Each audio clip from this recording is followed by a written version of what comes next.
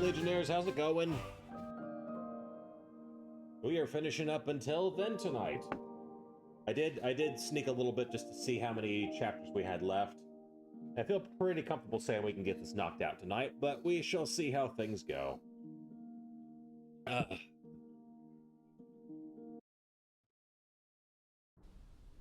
Oh, hey, Fester, how's it going?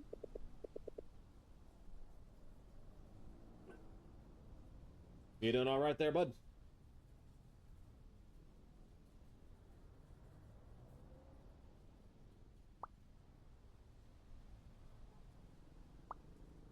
Not too bad, not too bad. As far as Mondays go, it's about as good as they're gonna get. But yeah, if you haven't checked already, you might want to look in the emote section there.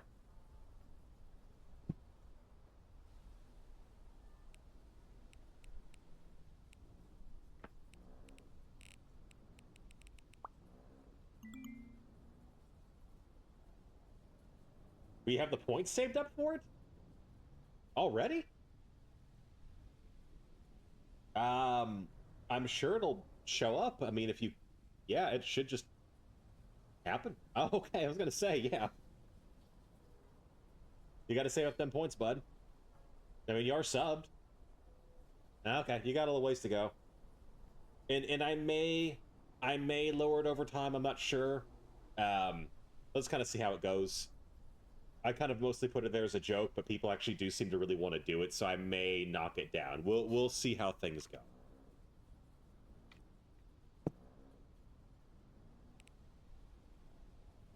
Yeah, I probably shouldn't, because it's not gonna be fun for me.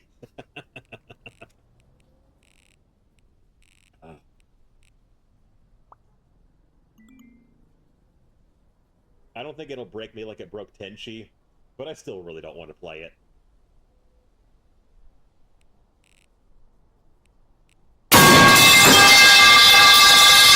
Okay, that got me. That actually got me pretty good there. There was a little jerking in my head. God damn it. But see, now you spent 500 points on that shit. I mean, if you want me to play Slop Guard, you gotta start saving up your points. Jesus Christ, man. Oh, shit. Hang on, we gotta check something here real quick. I want to make sure the volume looks good. Yeah, it looked good on my end. Just want to make sure. Yeah, okay. Nice. Oh yeah, I said it loud.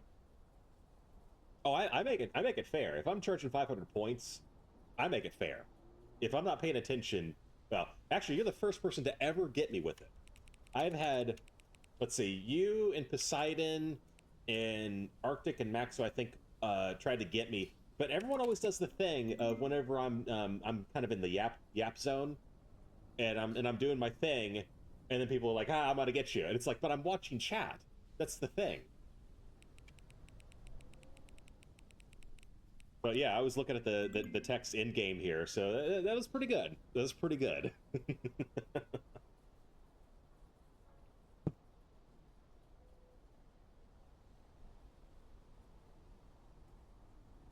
A Falernian grape? What?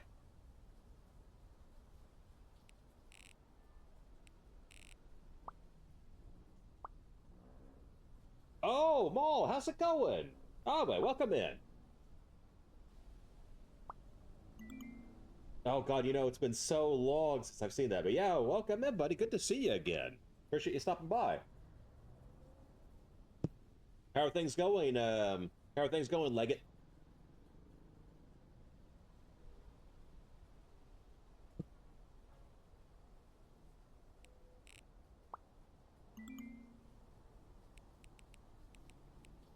I'll bet. Like I say, you've really been into doing the Phase Girl card game stuff. I've noticed you live doing that a few times. So I imagine that's you have like an actual. He was a consul of Rome. Thank you, Zeri. Thank you for respecting the title of consul. But yeah, I thought that was really cool.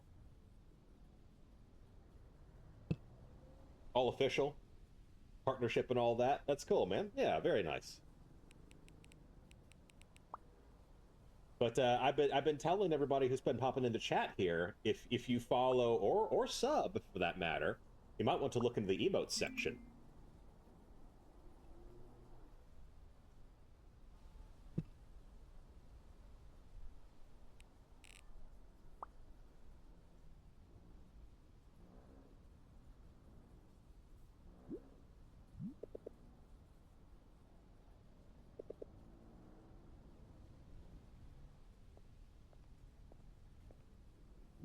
Yes, there you see it. You see it. Yeah, yeah. I unfortunately the animated emotes are going to be a while out just because that is a shit ton of work for my artist. Um, yeah, but yeah, we got the Cerveza Cristal. That one I put together myself. Um, but yeah, all the Haas characters were made by my model artist. Yeah, they're fun. I think people appreciate them for sure, Maul. Like it's just a nice little thing to have for your viewers. But yeah, I do have plans for animated emotes, but that's going to be way down the line just as far as her work schedule goes, and money because they're way more expensive than yeah. Oh, Zare's going nuts. Zare's going nuts with them. But yeah, I want to do that, and I'm going to have some more channel redeems for things like switching out the color, the color of my uniform, and putting on my helmet. Also going to have a scuff helmet, which I'm sure you guys will use quite a bit there. And a little odds and ends. There might be a familiar. Oh, I watched that one. Yeah, I did that one already. Might be a certain familiar for those of you who were familiar with me before I did my rebrand to Hostilian. You know my animal of choice might be showing up there.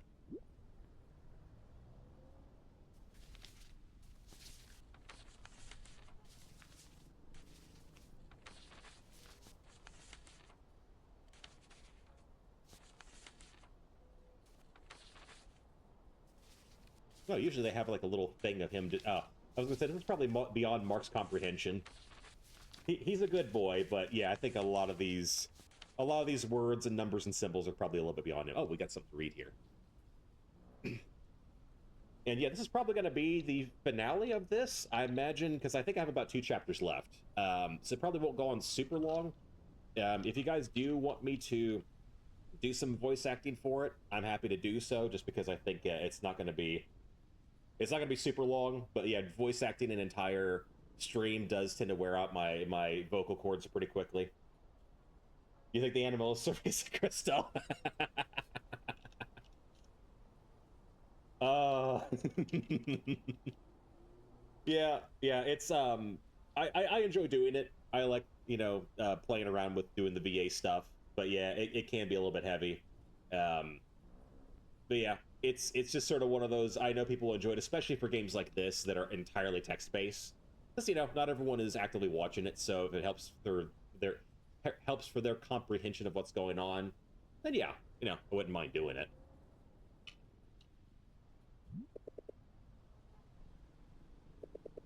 And then you have the ones where I'm not taking it as seriously. And I'm sure a few of you were there for the stream that I did with, well, the 2 streams I've done with um, Blue Fox Riani and let's see, we had Virus and Hero and Corlith, and yeah, I think that was everybody there, unless I'm forgetting somebody, in which case I'll feel like an asshole. But yeah, we did the Doki Doki stream where we had fun with it.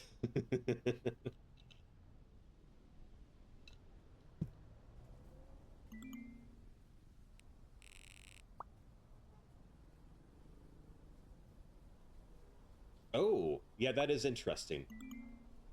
There's for those of you who aren't familiar with this game, it's well, to try and aptly describe it as possible, there's a lot of time fuckery going around, and every time the timeline resets, things get way, way worse. And so we're trying to figure out the commonality of like the various anomalies that happen that seem to reset the timeline or do weird, horrible, fucked up things. And yeah, that's a question I've been having: is what do the Hilltop Cafe and the hospital have in common? Kind of. Kind of Groundhog Day. Um, because the characters don't really, well, Nicole and Mark, the guy here, they both started out only having sensations of deja vu, but not having memories. And then as time went along and more resets happened, they became aware of the resets happening and their connection. But most everybody else doesn't really have any notion of it.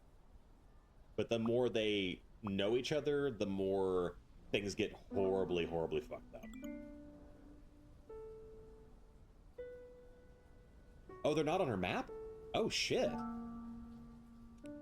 Whoa.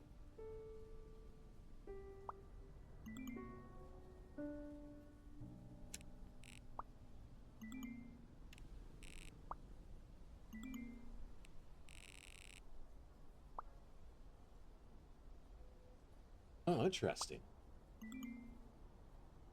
Yeah, they certainly violently collapse. Or they just disappear. Alright, chat, what are we doing here? 1, realities collapse. Or 2, wave functions collapse. Always the subtle distinctions.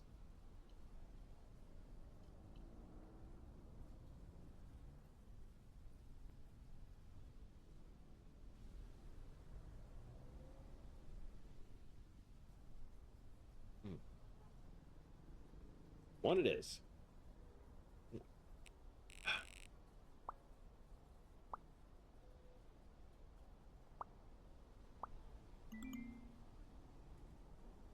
Yeah, is that what she meant by something? The entire reality's collapsing? Yeah. Yeah, it's something. Something's definitely happening there. Hmm.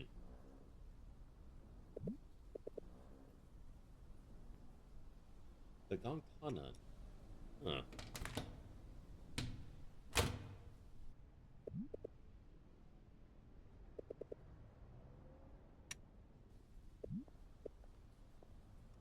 Wait, what?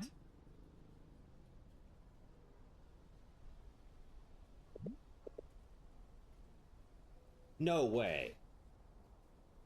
Well, okay, so she and I are doing the presentation of this reality? Jesus. And she's actually friendly towards me. Or kind of. She's not being a total bitch. She's not being Jessica Caulfield. My art is not meant to be liked. It's not meant to be appreciated. It's supposed to stand on its own.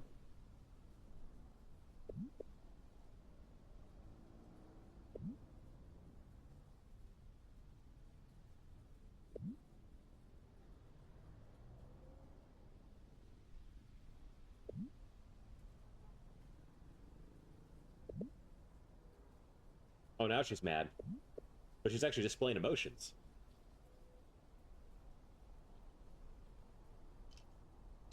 She was a aloof artist bitch before.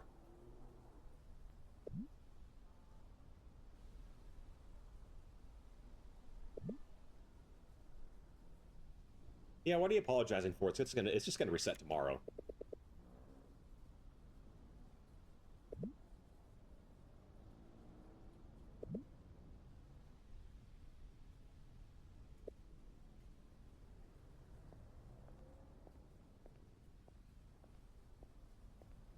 But yeah, it does kind of bring up that thing of like,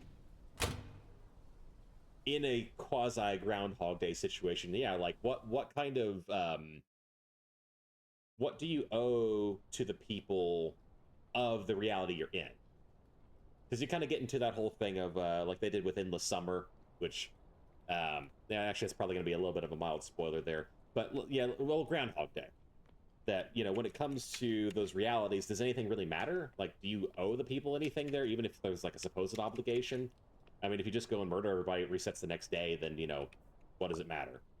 But like, ultimately, I don't know. It's interesting. You kind of get to, of course, like the really dark side of those stories is, yeah, you just go on a killing spree, and it doesn't matter because you reset the next day.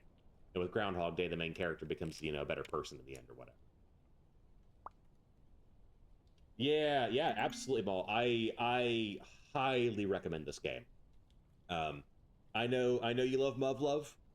I know we've talked about that before, and it's definitely not quite the same thing. But as far as a narratively rich visual novel, I mean, this is a visual novel with like a little bit of, walking around in mini games, but essentially a visual novel. Ah, dude, it is unreal. It's a 10 out of 10. And I really do mean that. Yeah, man, I had a few moments. There was a few moments in this game so far that just were like, oh, hey, do you want to be punched in the gut? Oh, too late.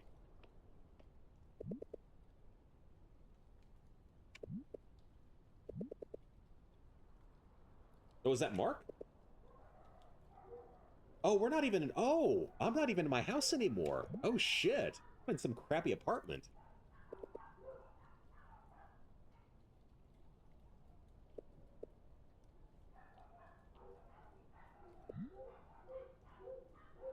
Interesting. Wait, if we're in some shithole apartment,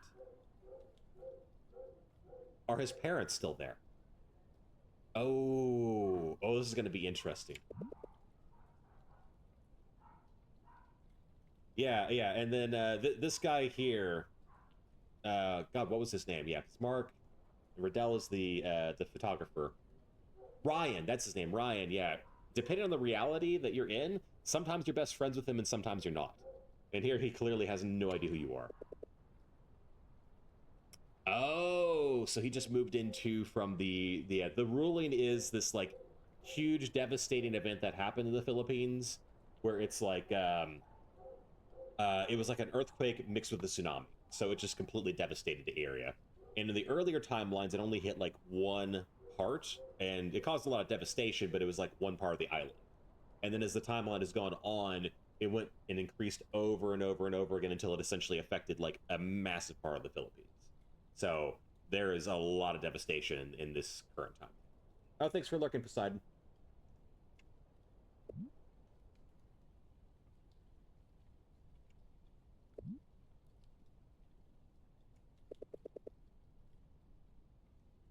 Hmm.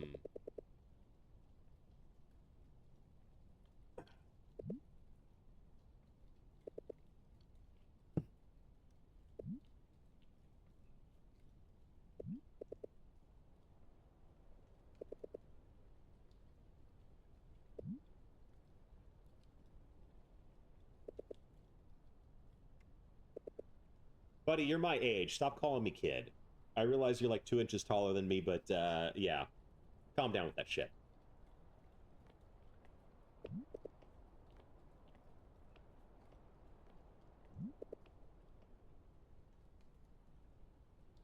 Interesting.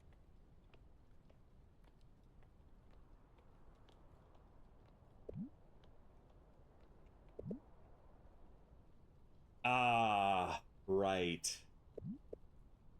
So, Mark, Nicole, who are very much in the category of actually, I don't know what to call them. Not star-crossed lovers. That's not right. They definitely have a very strong relationship over the timelines, and they do like they grew to remember each other kind of deal. And in the first timeline, they actually got married and had a family, and it was all lovey-dovey and all that.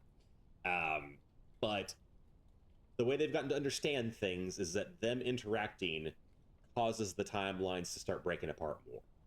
So there was a very, very painful scene the last time of them agreeing never to see each other again, and it was quite awful to watch.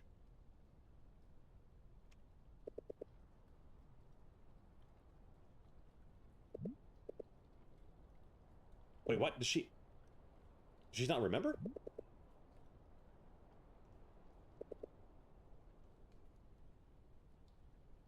Oh,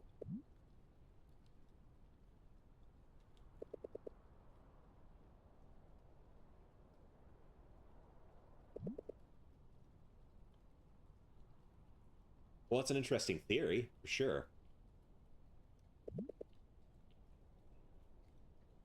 I mean, you got to try something.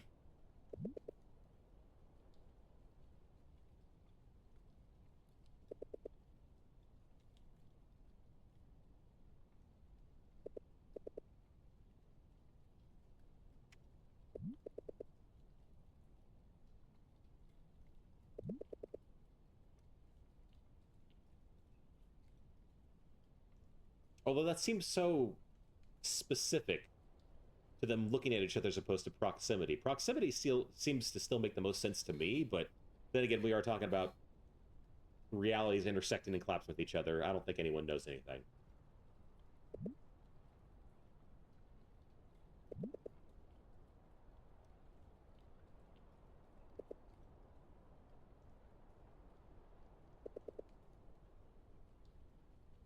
Oh. Oh, well, that's a little bit different. Hmm.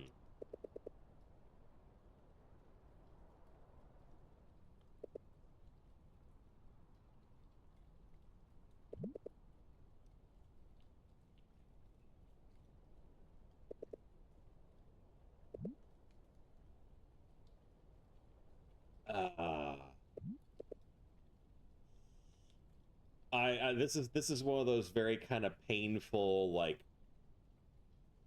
difficult situations, yeah, of we have no idea what we're actually doing, but we have to find a way to solve this, and the only way to solve it is to make it worse.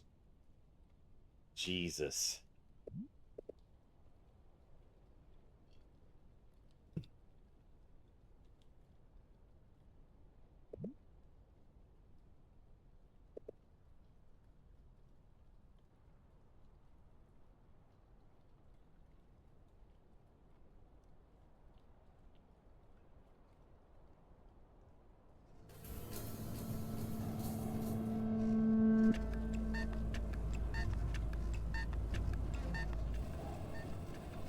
Oh, interesting.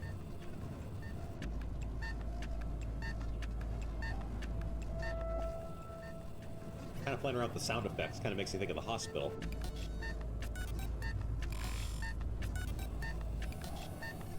Like the heart rate beeping machines, whatever they call those.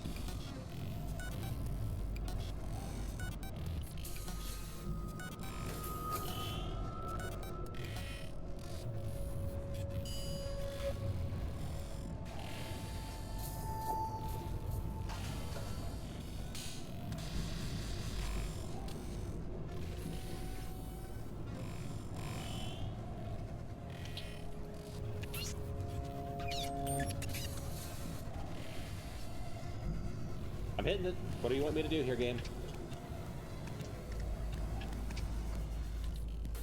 Game? I'm hitting the button.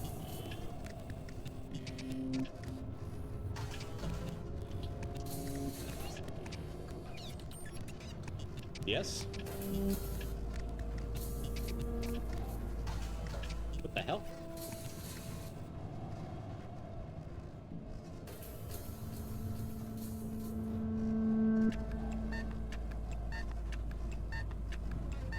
What the hell? Okay, that seemed to do it.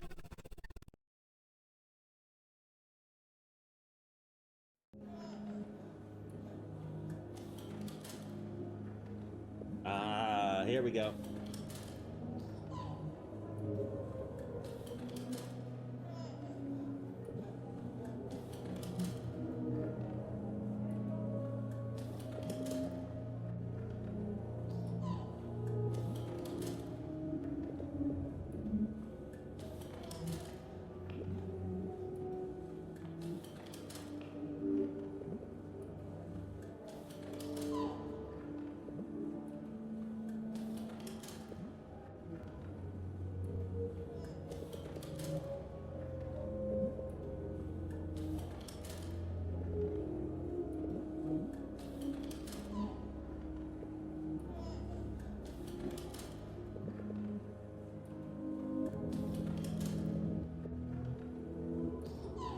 Oh, okay.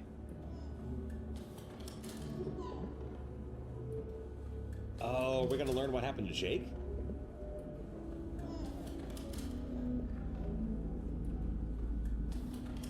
Because they always just sort of imply, like, oh, yeah, he just sort of disappeared. Is his dad just skipping town with his son? Oh, shit.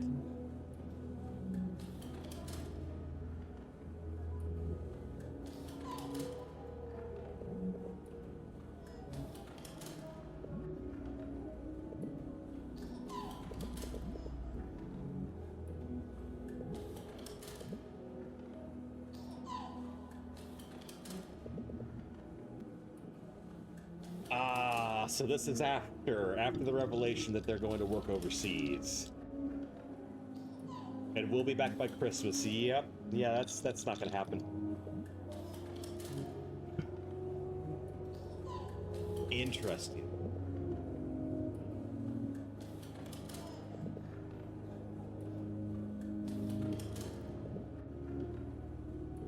Oh, he's doing the edgy boy shuffle now. That's where he learned it.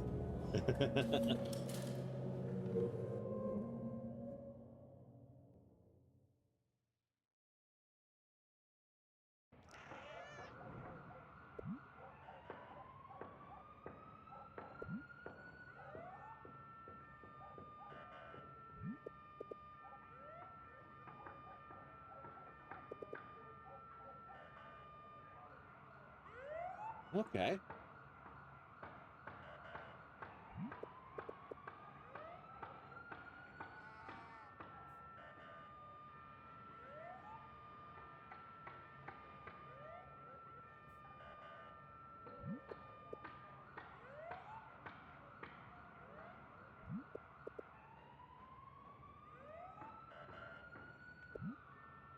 Oh, Dad's back.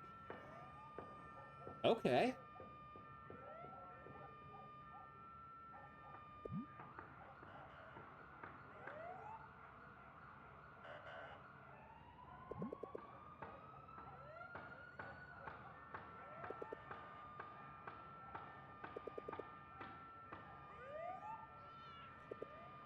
Jesus.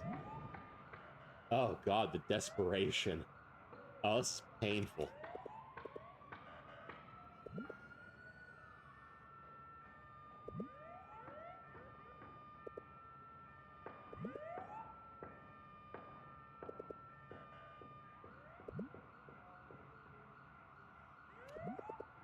Uh...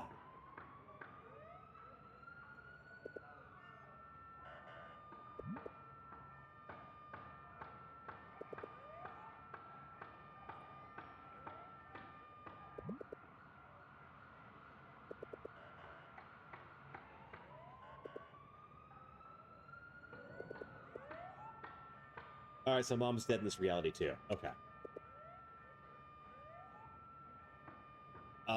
Yeah, that must be just... Oh, the brutality for the dad.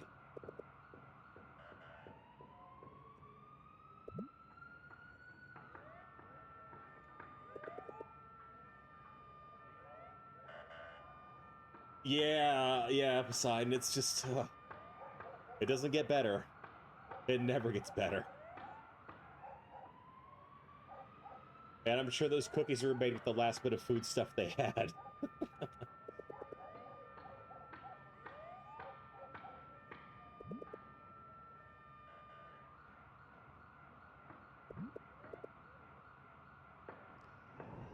I don't know, Dad. We have to ration out those cookies.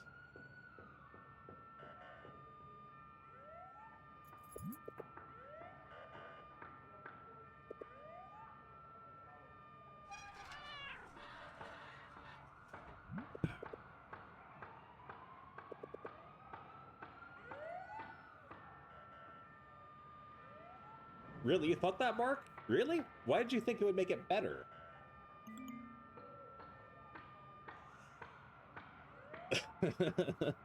I thought you guys were aware it was going to make it worse. All right, one, where are you? And two, are you okay?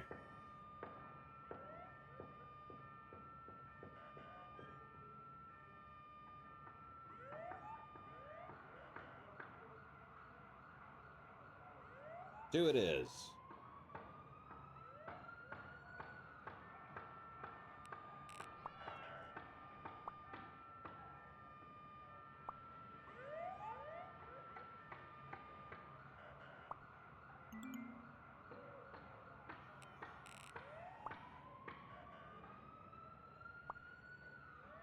All right, you have a good one, Mo.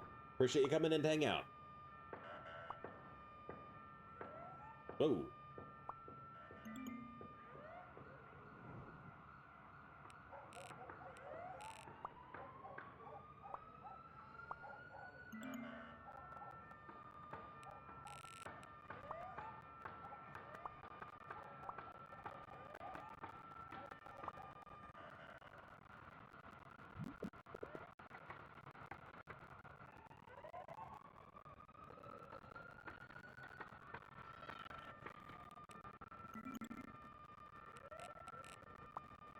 All right, 1, is there a book report? Or 2, I'll be late today. Wait, that's not what we're asking her. Huh. Okay.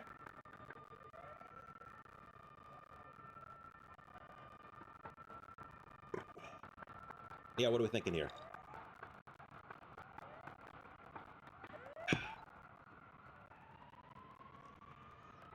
Yeah, that's a good point. Well, yeah, that'll get a reaction out of her.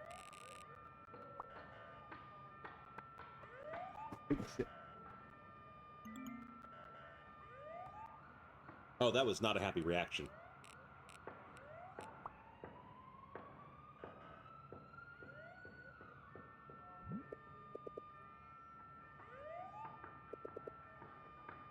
Oh, she's just gone.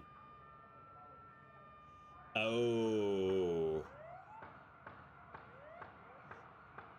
Oh, we are... Oh. This is not good. Yeah, rip.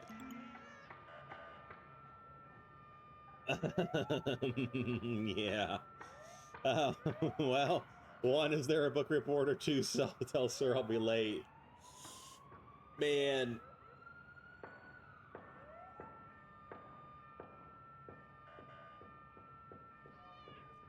Yeah. Oh, Jesus.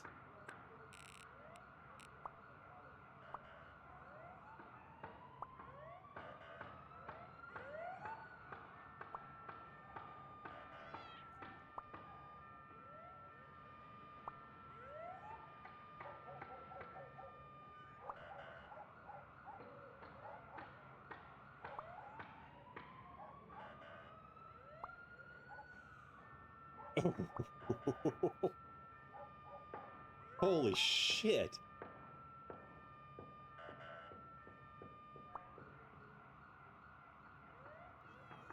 Damn.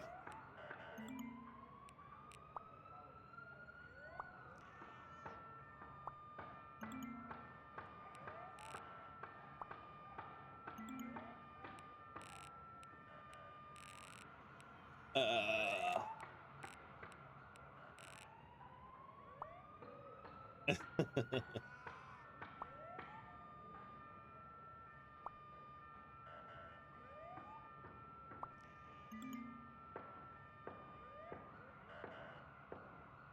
Oh, I wonder what's happened with Riddell. Is he like a quadruple amputee now?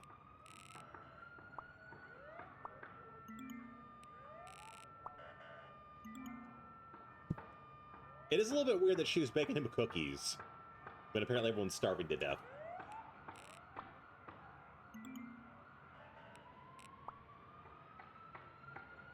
Hmm.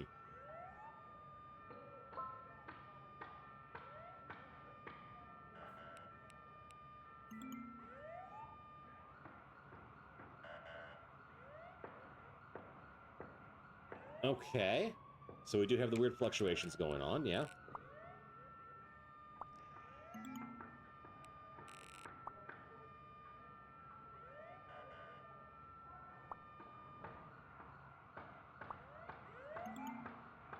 Yeah, it's definitely your guys' doing.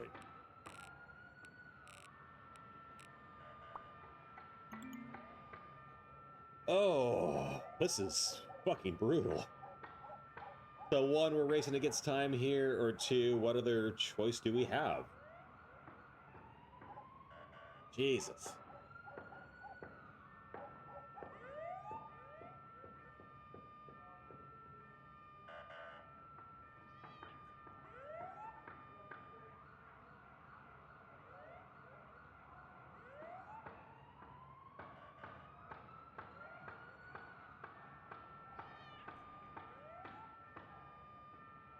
What it is.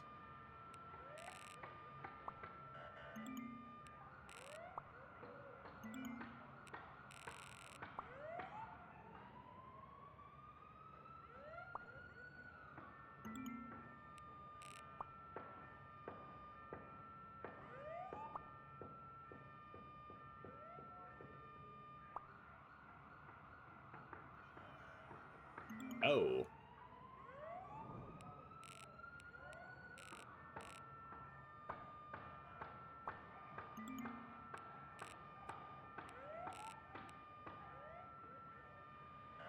That was a flashback to the first timeline, where Kathy got isekai'd.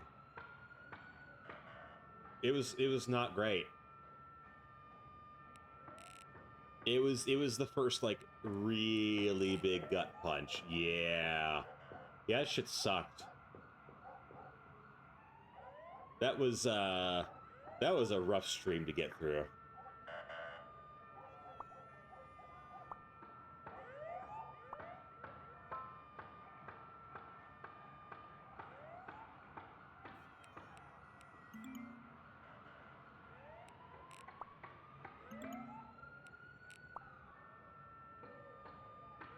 Man.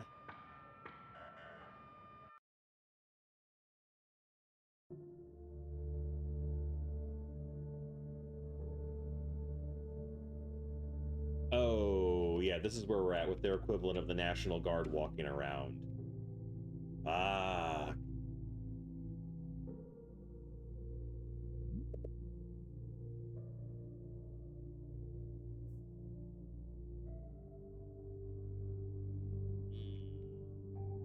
All right.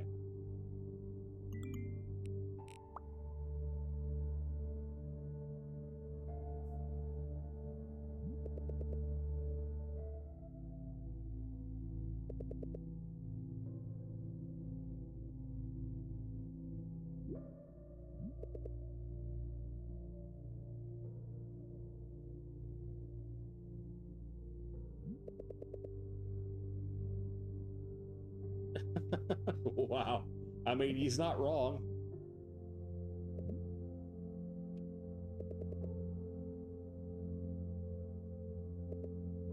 Yeah, it's rough. It's rough, Poseidon.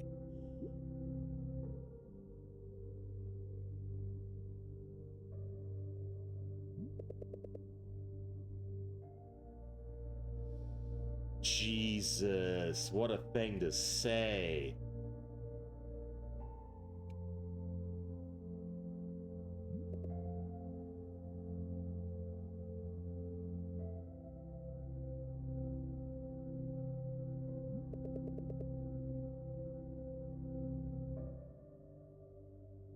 God damn, man.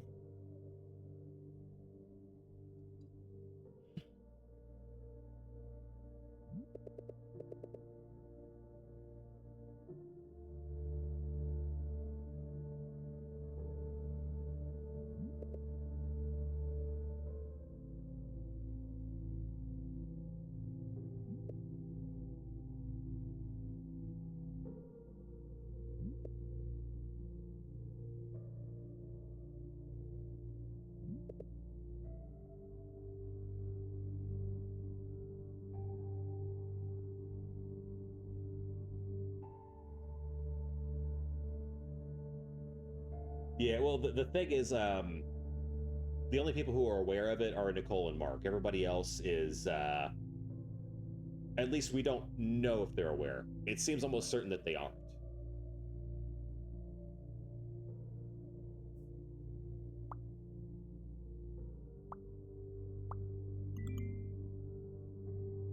Yeah, yeah. I think it'd be a very different situation if everyone was aware of there being alternate timelines. We were replying or ignoring her. One, yeah, I think it's the right decision.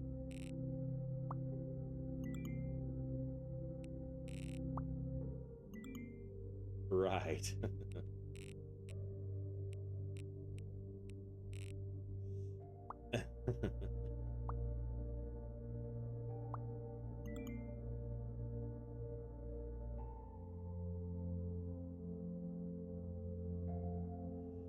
Yeah, I think people would just go insane if he sort of knew that this was happening. At least with Mark and Nicole, they're figuring things out, and yeah, it's making it worse. But for everybody else, it's just sort of like, well, this is life. Life just went to shit.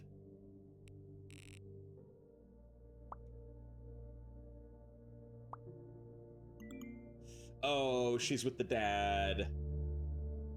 Oh, man.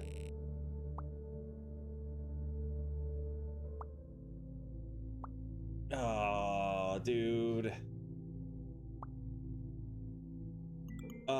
This is fucking miserable. God.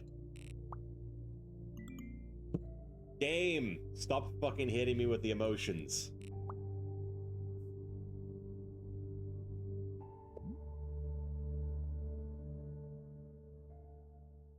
Oh.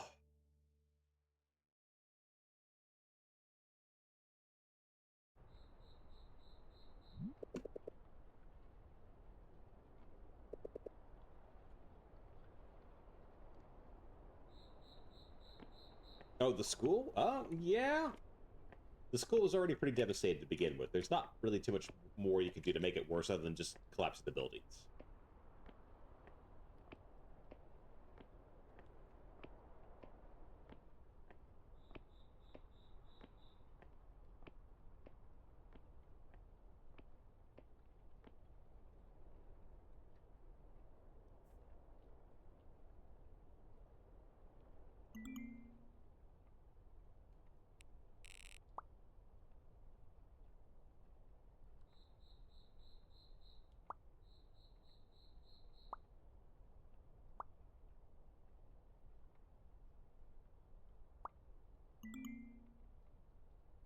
They kind of did.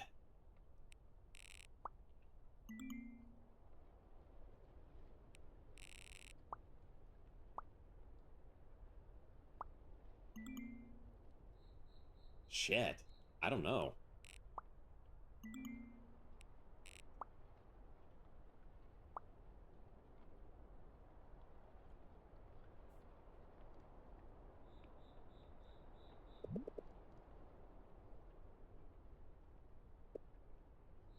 I mean, I guess you're not failing with what you're doing, but Jesus.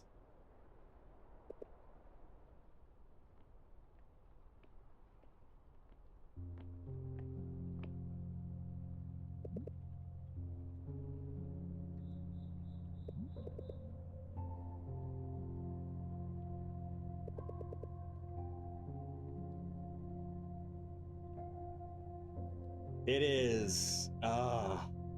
It's a tough question, too.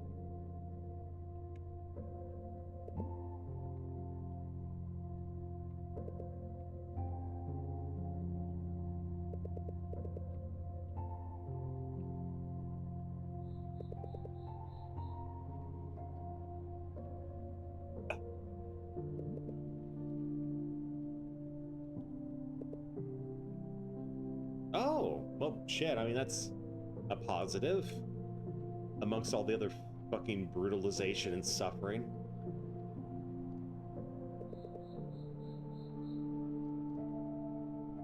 Yeah, right.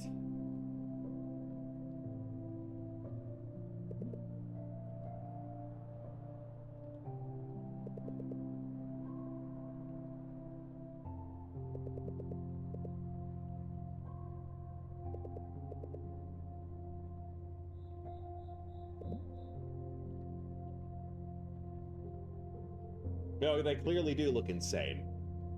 The reaction to Mark's text to the group chat was pretty strong. It was very much a what the fuck is wrong with you? Oh, yeah. Like, that's gotta be hellish to try and reorient yourself to a world that gets worse and worse every time of like, what is even normal at that point? Damn.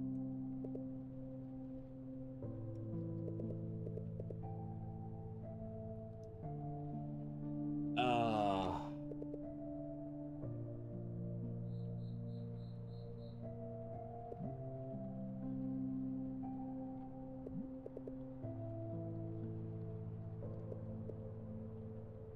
yeah, okay, she remembers. Yep. Yeah.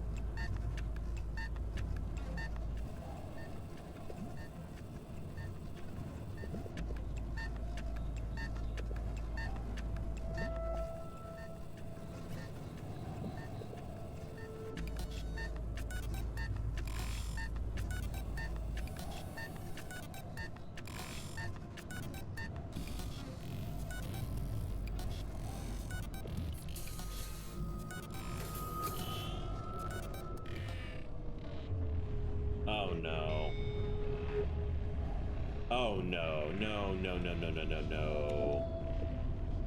Don't you fucking dare. Don't you fucking dare, game. Don't. Don't.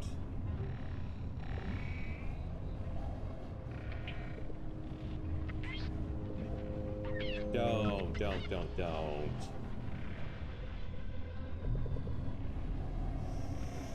Oh, man.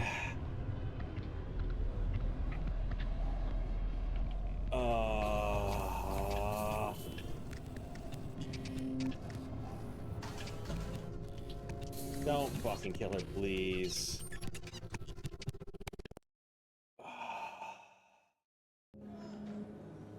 Does you know if she... Oh, this is where we're at. Okay.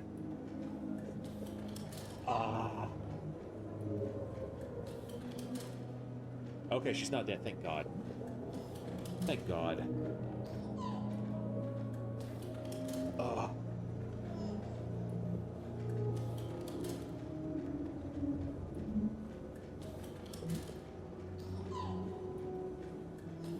But I get the feeling if they have to do it again, that will be the case.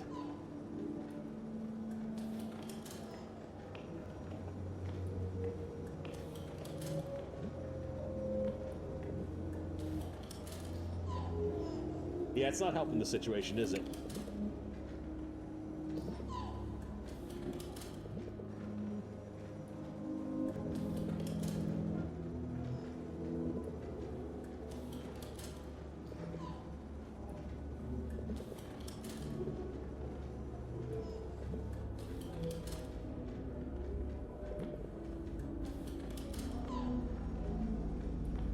Oh.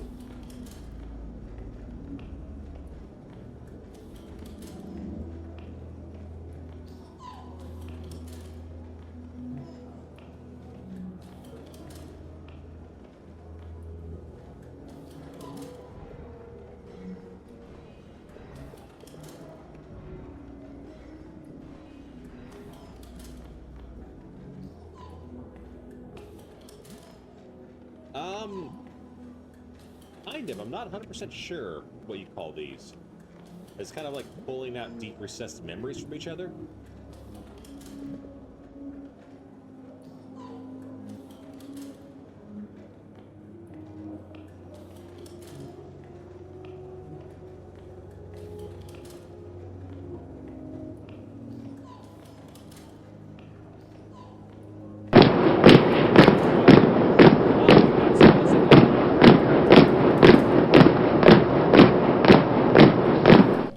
Welcome in.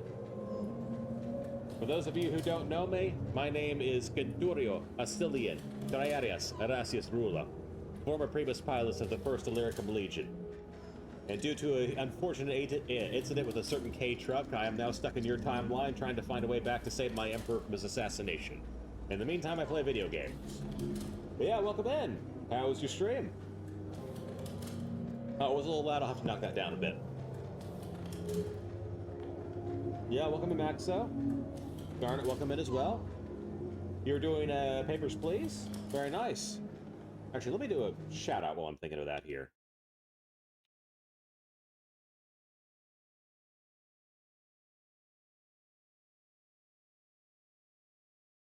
There we go. Kalisa bint Sinan Al-Jilani, Citadel. Bonkin Elden Ring, yeah. Max is a bad dad. Bad dad, yeah. Yeah, I was gonna say, it said that you're playing Papers, Please.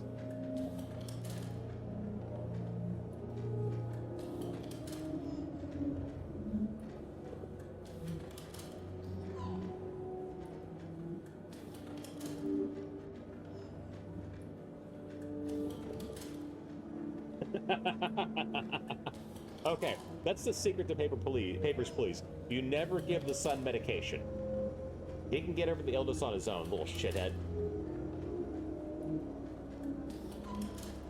Oh, is this the secret stepmommy that Maxo has on the side? Because I mean, you got to keep stepmommy happy. Uncle E.G. trying to escape. Oh, amazing. Oh, God. Yeah, I was gonna say, that Elden Ring stream you did, that was, God, that was so much fun. That was an absolute blast. But yeah, I would have loved to have seen you play Papers, Please. That would be an experience. I'm glad you taught me how to shoot, Daddy. Jesus Christ.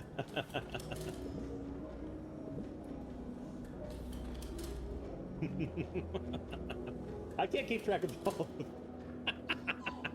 I can't keep track of all the family relationships we got going on. This family tree is more of a circle. Well, to be fair, it's good to starve children once in a while. Lets them know who's in charge. They have to be aware that the parents know best. And sometimes that means when the kids run their mouth, you don't give them food for a while. I love how you guys just brought your argument over from your stream over to here. I'm just like, I'm just the observer on the side of the street with the family arguing, just sitting there staring, watching, like, wow, this family's really fucked up. But it's fun.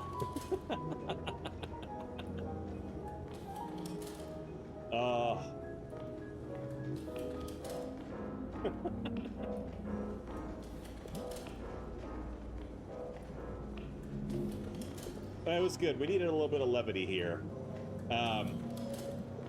It's hard to... Yeah, we were, Wait, he's teaching her this reality? Jesus. Yeah, we're towards the end of this game, actually. I think I'll get it finished tonight, but I'm playing Until Then, which I've described as a happy, sad Filipino visual novel game. Although it's more on the brutally depressing side now. And has a lot to do with kind of time fuckery and like alternate timelines kind of colliding and shit like that. And the main characters, the two main characters have become aware of the situation and are trying to fix it, but it just gets worse and worse each time. And shit's getting heavy. It's getting very heavy. So I think we need a little levity to kind of help things here.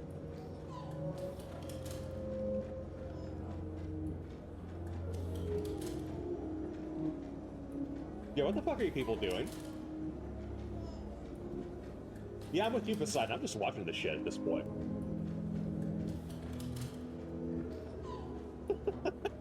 This is amazing. This is absolutely amazing. Holy shit.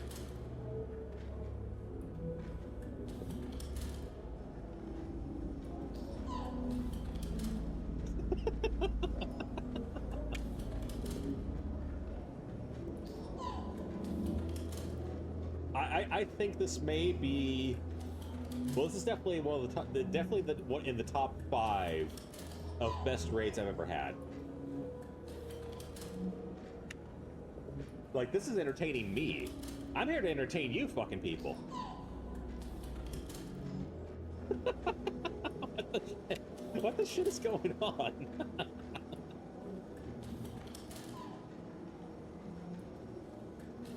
Oh, right, Nicole. So we get a...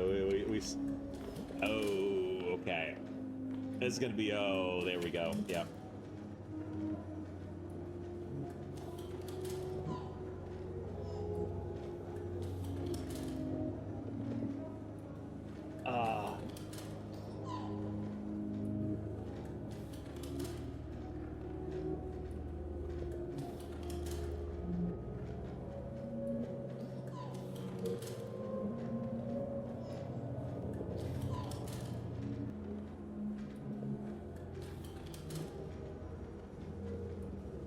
Jesus Christ.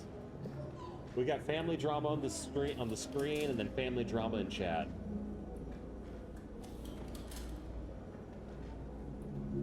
Unfortunately, Poseidon, there's no eating popcorn emote. But I do, for those of you who just came in here. Jesus Christ. Well, if you want to check out, I did get new. I did get emotes today. I just implemented them. My artist came through earlier today, so I got them put in. So have fun with those. There are some ones that might work for this situation. Give them a shot. Take a look.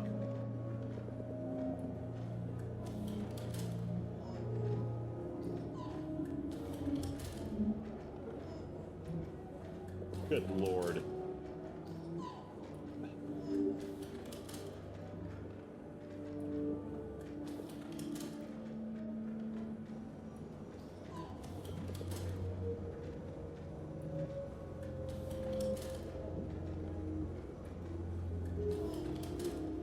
Yeah, as you should, Poseidon. You can help me keep track of all this shit.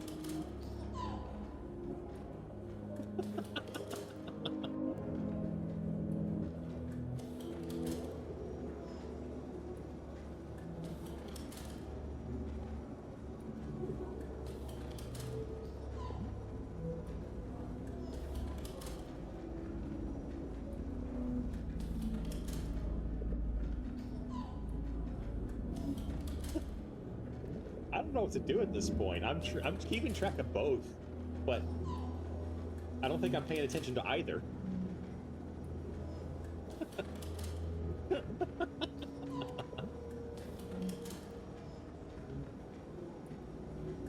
Yeah, true. Living in the city is bad for kids' health. Let them live in the country. I'm with EG on this one. I mean, I am biased. I'm a country boy at heart, but yeah.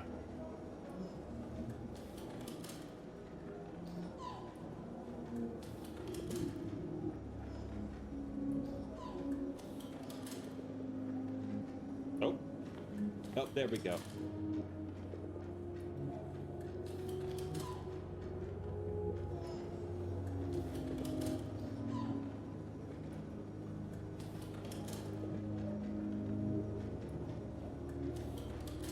But Maxo, what about the glory of Cobra Stan?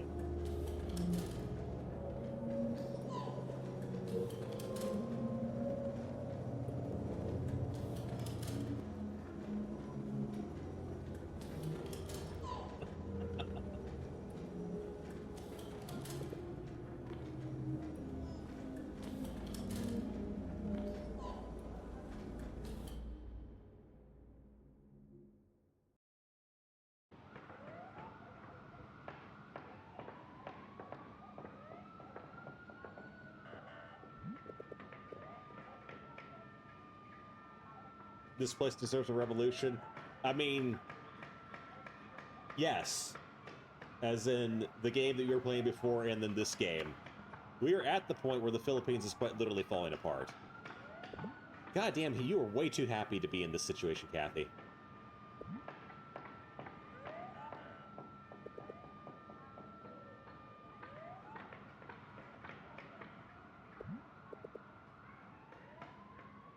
Damn, she's got another bandage.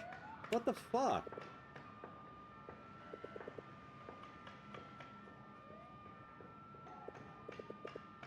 She always has the bandage on her nose, but now she's got one on her cheek. God damn. I mean, I feel pretty comfortable spoiling things at this point because we are at the end of the game, but Kathy's a good girl. She's one of the best, one of my favorite characters in, like, anything. And she has a terrible home life. Like, there's a reason that she wears long sleeve shirts and never wears short sleeve. And she's got a bandage on the nose, and now she has one on her cheek.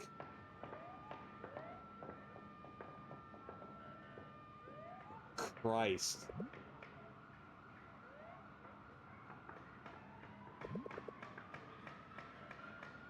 I don't know what to do with you people.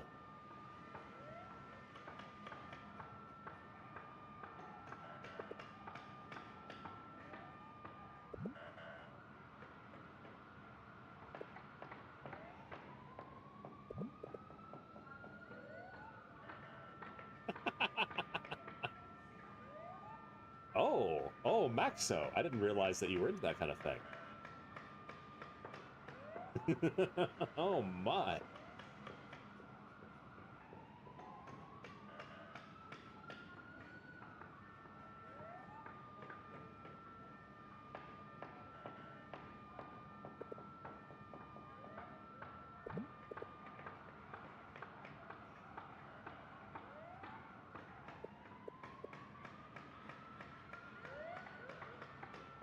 Yeah, in trouble. Yeah, sure. Let's call it that.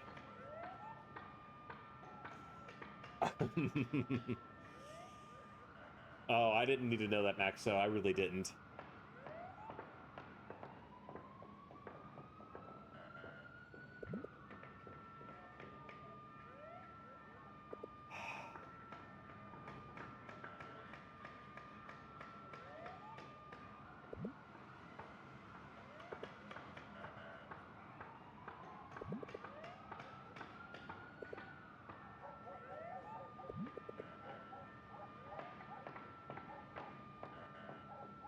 Yeah, I'm with you, Noodles. What the fuck?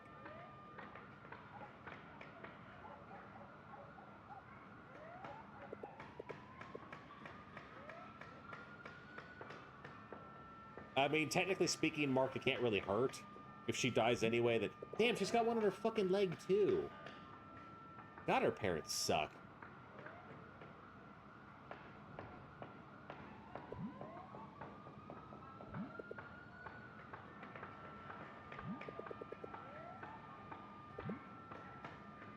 Oh, is this...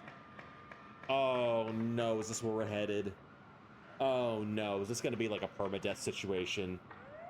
No. Don't you fucking do this to me, game. Don't you fucking dare kill her permanently.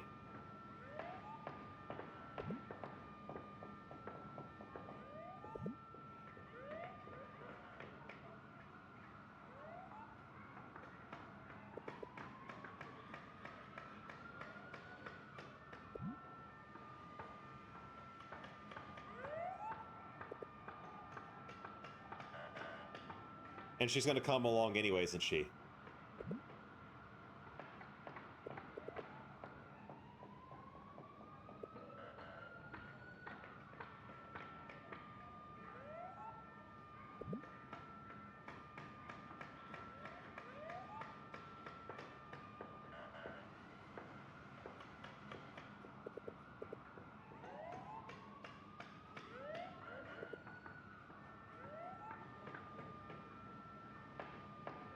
Poseidon, if you're still there, I think this has to be the most, like, advanced telenova Spanish soap opera ever.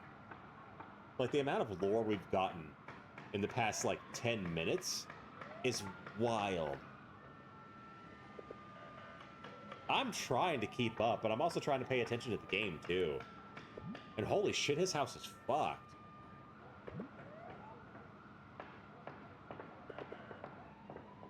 Yeah.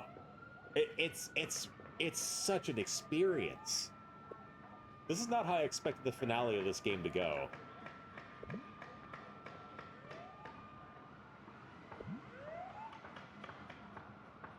Jesus Christ. Oh, he didn't take the cookies. That was Kathy's entire food ration for a week. But yeah,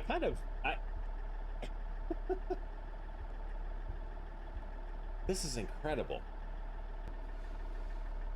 I am going to...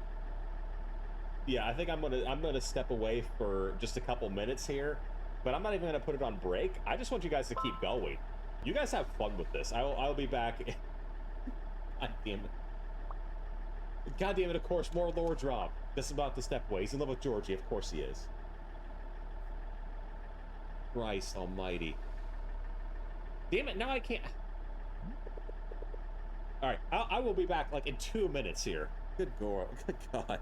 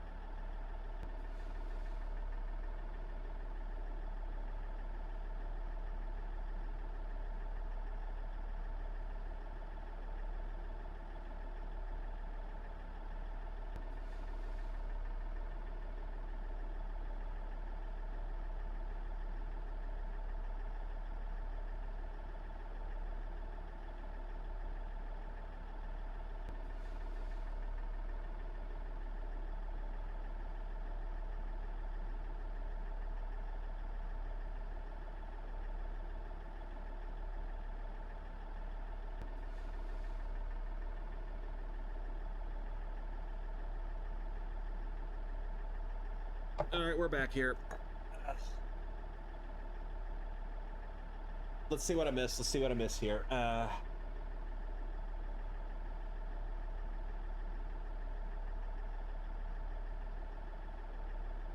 What the shit?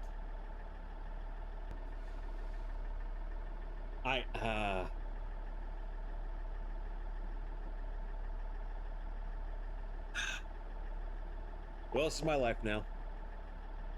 This is where my life ended up.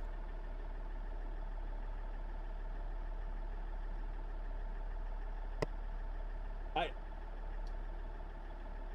have to wonder if this is like pre-planned. Did you guys talk about this ahead of time? Of like, yeah, we're gonna go to Haas stream and do this like really sophisticated soap opera roleplay just to fuck with them. God damn.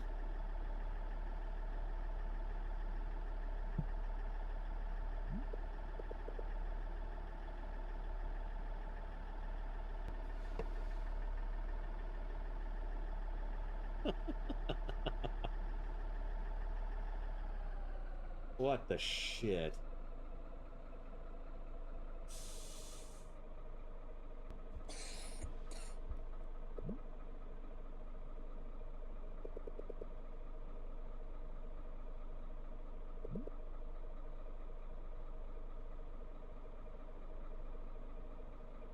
Yeah, the roads just stopped working. Get the fuck out. Walk the rest of the way, dumbass.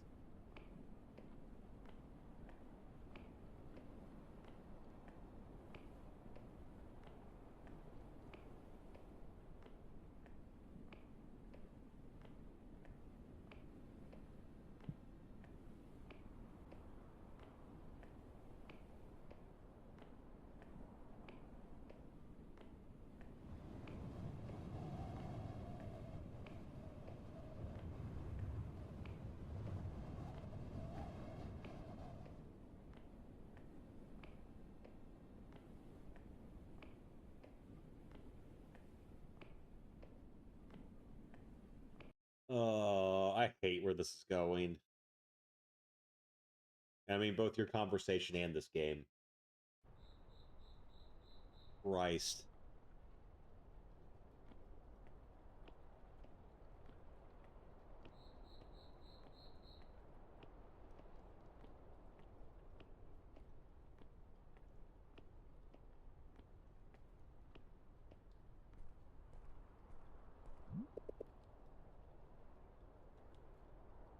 We went to the church last time? I thought we went to her house.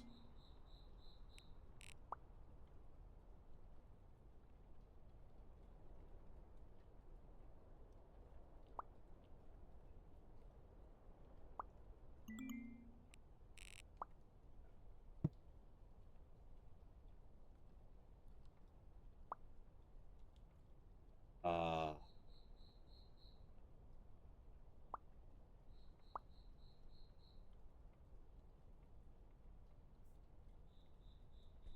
Oh, interesting.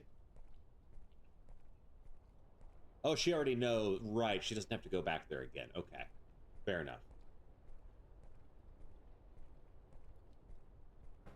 Yeah, Poseidon, I'm kind of with you on that. It's just like, at least it sort of helps to lessen what we both know is about to happen. It makes it a little bit easier. It's like the Doki Doki playthrough that Rhea and the rest of us did. Yeah, we're just like, hey, let's take this awful, miserable game and make it funny. It kind of works in its own way.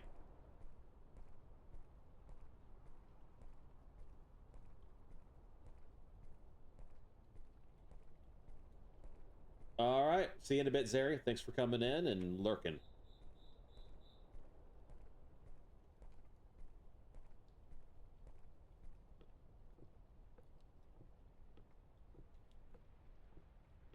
I'm gonna have to find some way to like actually promote this stream. Like whenever I make it a YouTube video, because goddamn, this is incredible.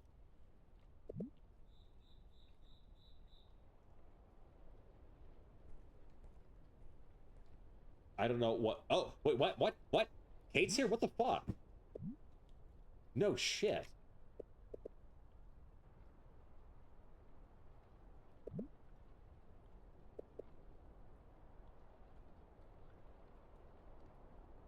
Oh, yeah. Yeah, because I always save my streams, and then I post them to YouTube, but yeah, they just never get, like, a whole lot of traction, which, you know, it is what it is. But this one I do actually want some traction on, because this is fucking hilarious.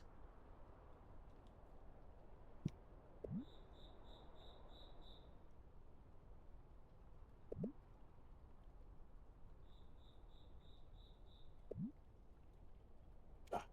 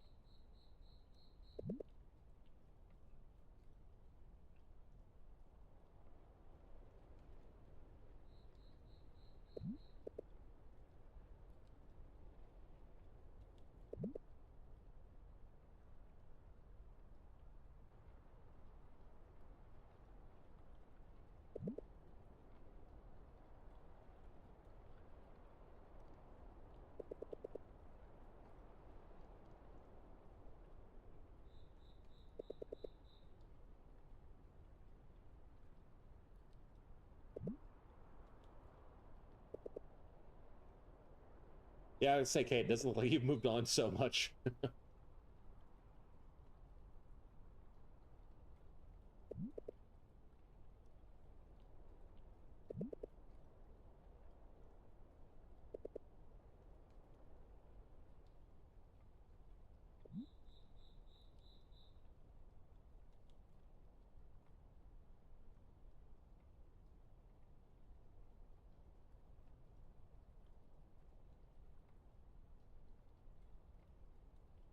Oh, yeah, I mean, since I have the chat automatically show up on the stream, I figured we're probably good there.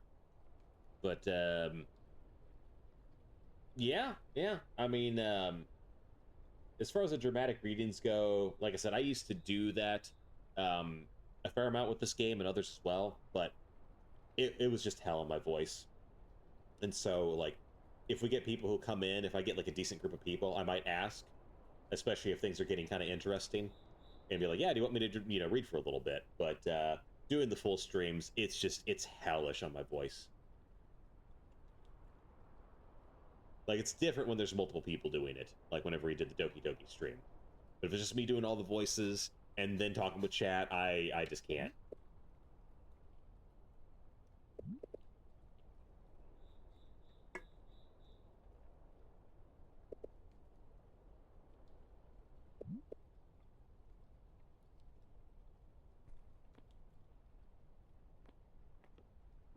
Oh, this? Oh, right. Um, that's a good point.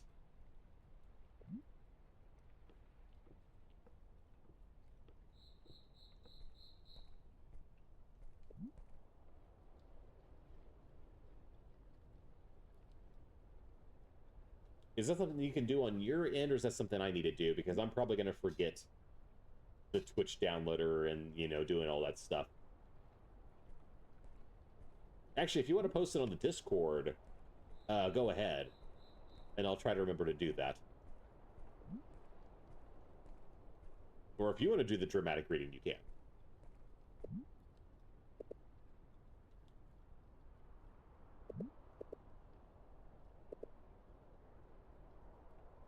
And now they're killing each other. Christ.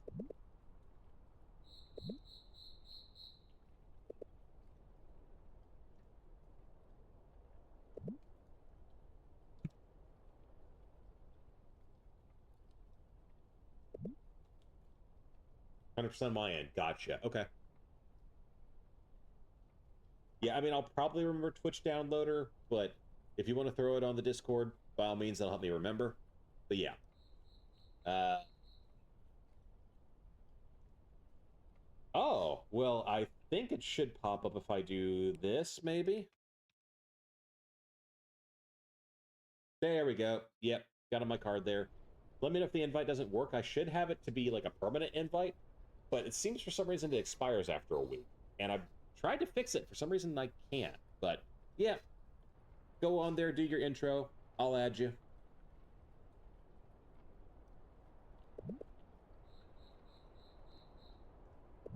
Oh no, please tell me she's not gonna fucking die here.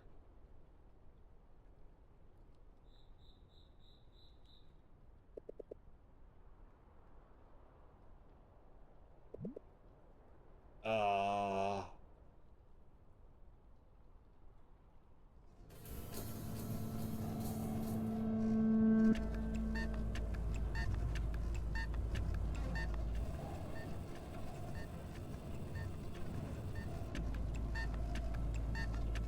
Whoa, there's Kate, what the fuck? Oh, shit.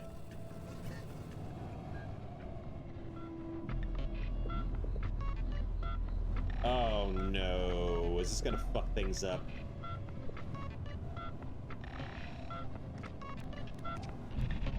God damn it, no, don't you fucking dare.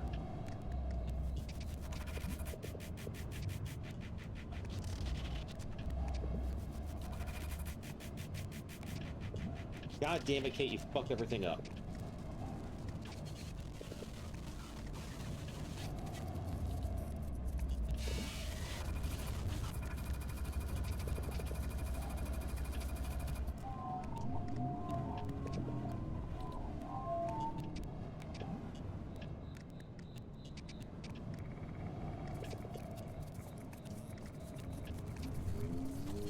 This RP is getting ridiculous.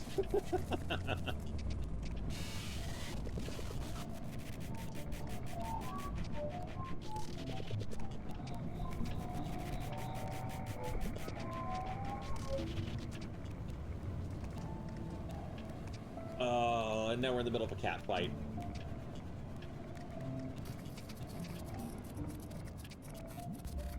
Nicole, get your ass over here. Yeah, it's getting worse, isn't it, Poseidon? Fuck.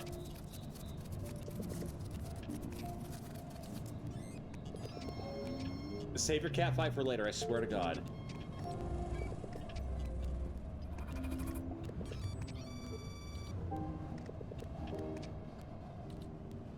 Yeah, I don't know how this is going to turn out here. Either it's not going to be good.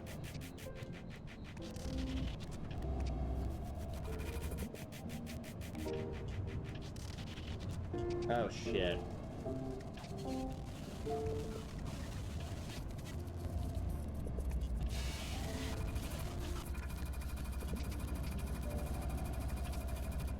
Hey, not now.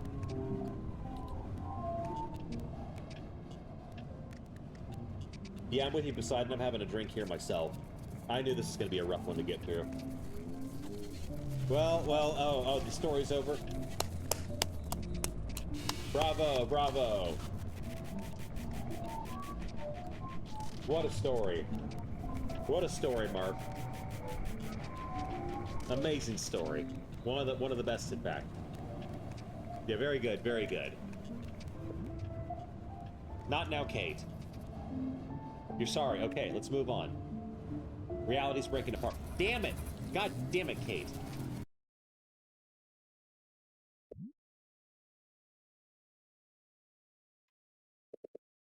And you didn't plan this. Jesus, of course not.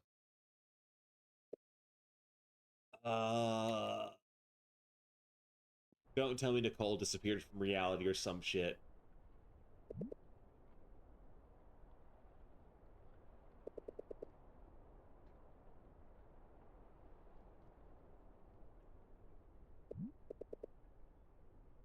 Oh, this does not look good.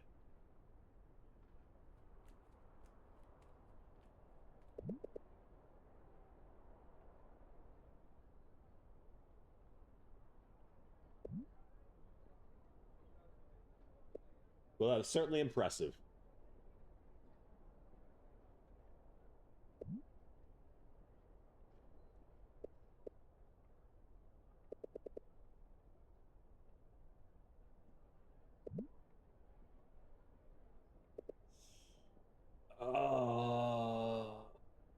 She's not wearing any bandages, right? Hmm.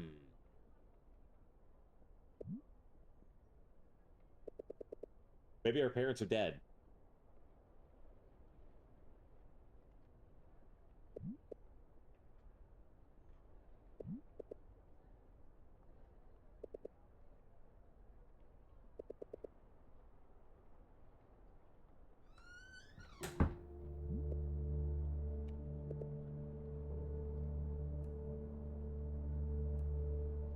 God.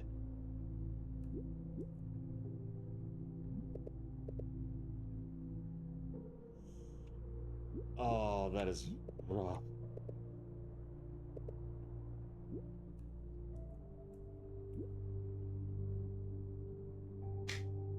So what happened here? I think I gave a little bit of an explanation before, but this is a visual novel game set in the Philippines, which I refer to as Happy Sad. It is now just miserably sad. But the two main characters, Mark and Nicole, they have kind of a connection that sort of transcends the various timelines, but they didn't kind of realize it at first. But every subsequent timeline gets worse and worse. And it's very clear now that things are kind of near the end. There was a natural disaster that happened in the first timeline called the Ruling, which was sort of a combo of a earthquake and tsunami that only hit like one region of the Philippines.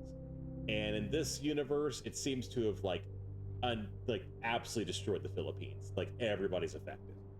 And so they're just trying to find a way to fix the horrific situation this timeline is in as best as they can. And they're two dumb, like, high school students. They're trying their best, but it's not working out so well. And they had a smart kid before who was helping them out. She was very much like a prodigy, scientific-minded person, but she died a few timelines ago and it never respawned. Never did anything with RE0. I could see that being the case, yeah. Yeah, definitely a lot of timeline fuckery. And incredibly depressing, miserably sad moments in the game, for sure.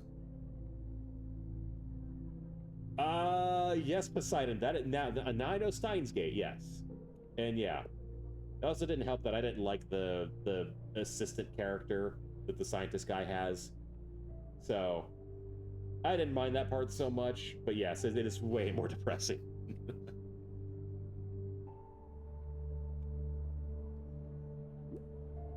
But the more the timelines go, the more people just die and don't come back.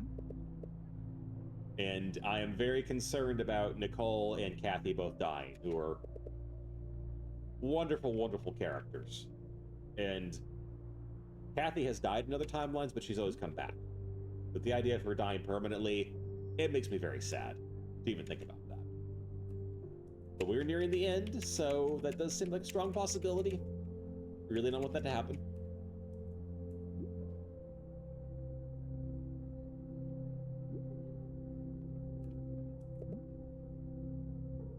And that's Kathy.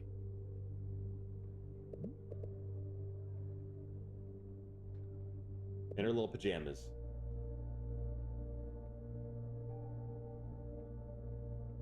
Okay, yeah, let me know whenever you write your intro there. I just have that to kind of prevent bots and people who are just going to be there to make trouble. Yeah, if you have the same name as your Twitch handle, we're good. But just, make sure you identify yourself. Yes, it does, Maxo. Good news, cigarette juice. Thank you for the nicotine that I need. I kind of want to smoke a cigar at this point. Damn. We're reaching that point. I actually really do kind of want to have one right now.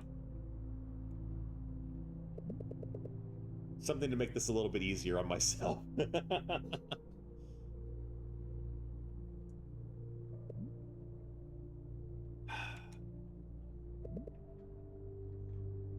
Actually, fuck it. Yes, I will. This won't take me long. I'll be back in 1 second here.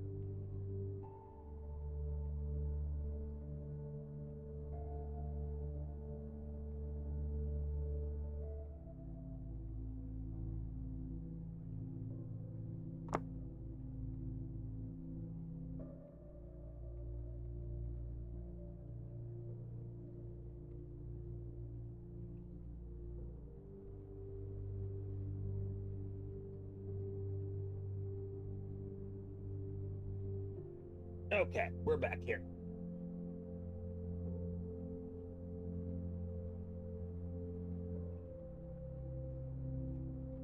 Okay, sounds good, Poseidon. I will get that. 1 second here. Let me get you added.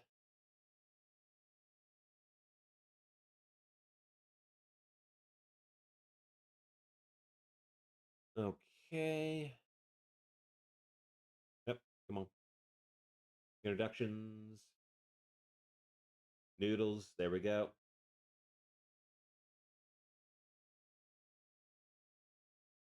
Roll. All right, Noodles, I got you added. You're good to go there.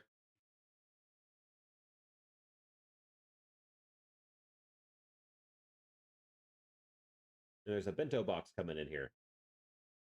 I'm assuming that's you, Poseidon. So while you're doing that, I'm going to get my cigar cut. Ah.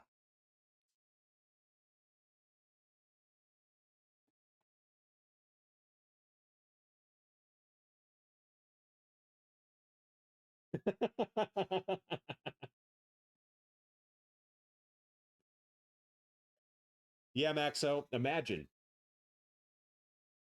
Imagine, huh?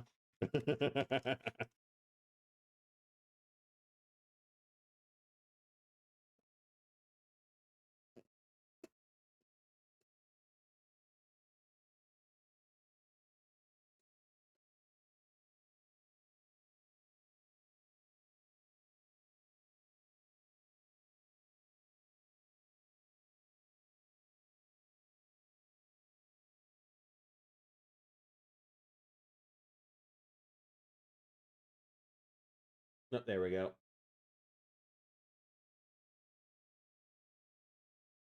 Bento's still typing there. Give him a second. Actually, I have I'm kind of curious here. A little bit of housekeeping on my side.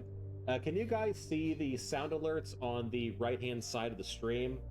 The one where you can pay bits to do the various sound alerts. I want to make sure that was actually coming through. But you can. Okay, cool. Yeah. Excellent, excellent. Because I couldn't see it on my end, and it was driving me a little bit nuts.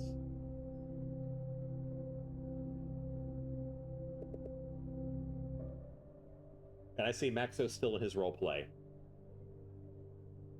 He said the story's over, but the role play keeps going.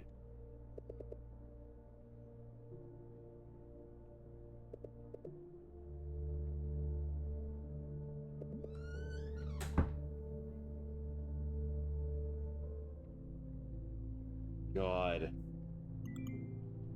No, no, no, no, no, no. Don't you fucking do it, game. Don't you fucking do it. I swear to God, if you killed her off. Don't you fucking dare.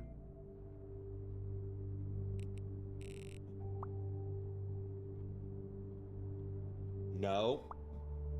No. Fuck you. No. Don't you goddamn dare. Oh, fuck.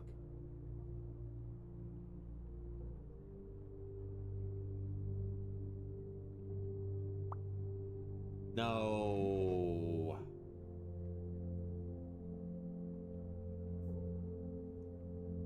Okay, well, you're offline. Okay, fine, fine.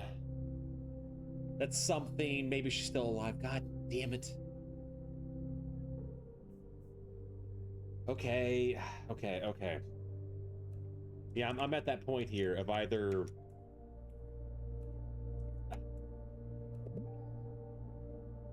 God, I hope she's okay. Jesus Christ.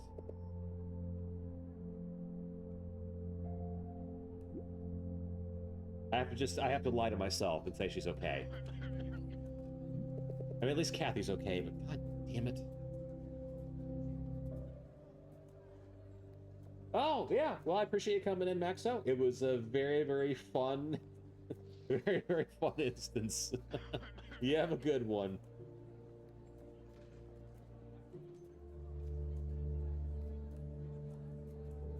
Jesus Christ.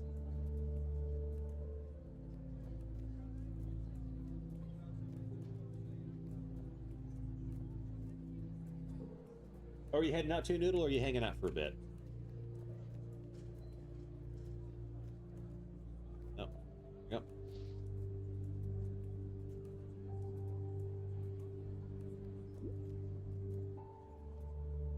Okay. Well, I appreciate you coming in as well. Well, it might be horribly desperate, but we can still have a little fun.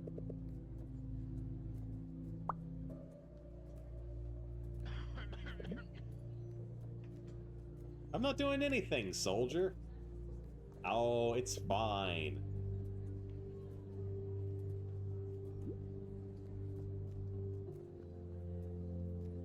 Yeah, thank you, Noodle. It certainly was an experience. We'll see what happens with that.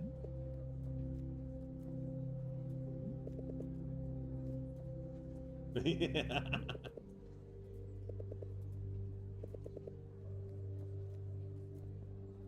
Must have graduated high school pre-ruling. Jesus.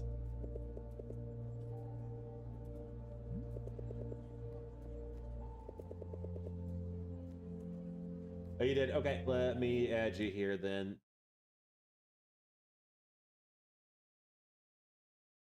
Okay. There you go. You're in. Good to go. But yeah, if anything you want to post there, just throw it in main.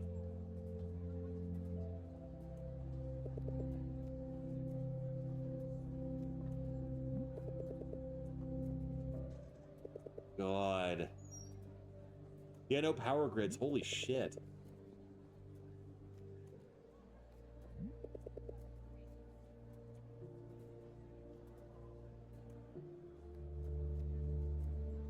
My God.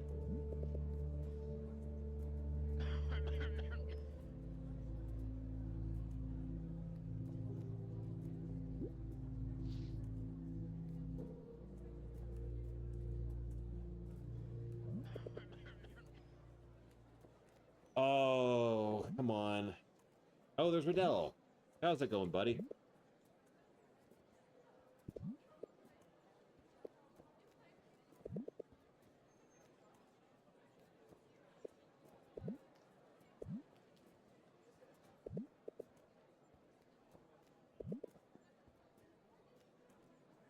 Hmm. Oh. Oh, wow. Oh. His fucking pride and joy. Damn, man.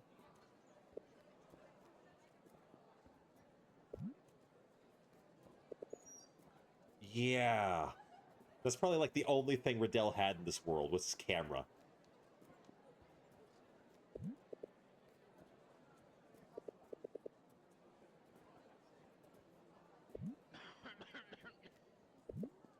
No.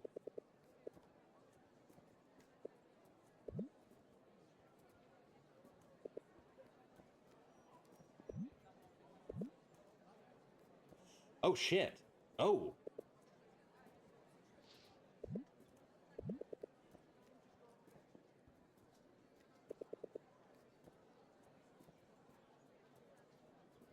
Oh.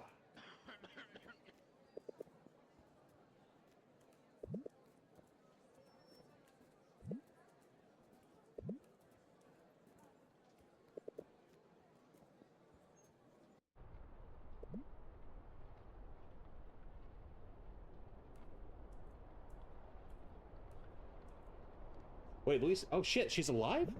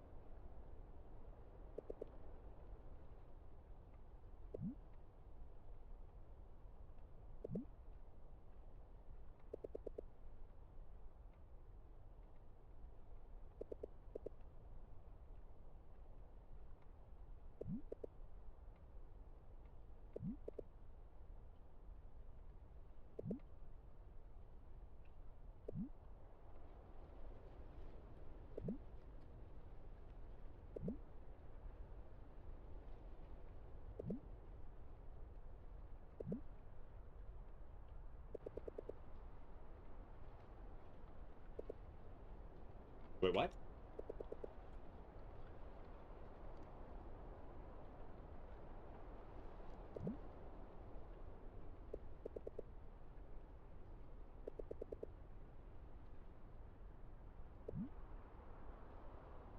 Oh, so she's open to the idea. Okay.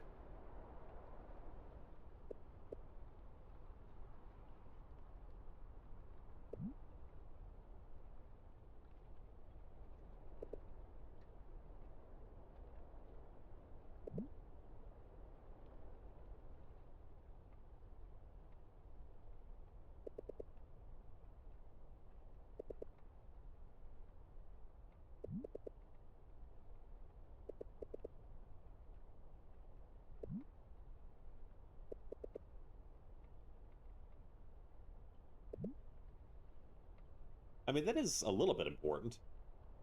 Just tell her. It was like 10 minutes ago.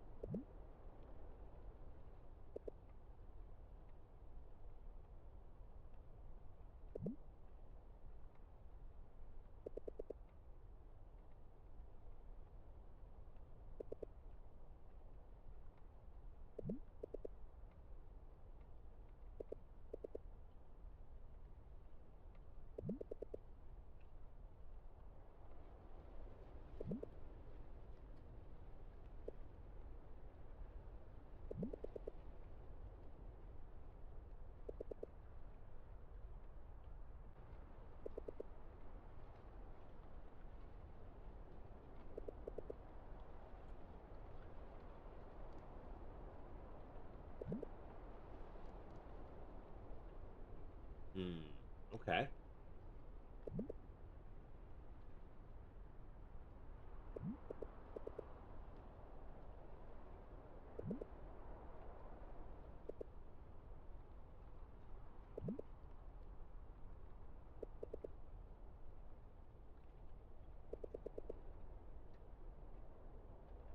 Oh. Oh, okay. Interesting. Oh, maybe Kathy's previous injuries weren't from the family. They were, hmm. They were just from day to day life. Because, yeah, her parents did seem to be less assholish as the timelines went along. Interesting. Okay. Huh. Well, then it does kind of make sense in a way because certainly the first timeline was all about emotional distance.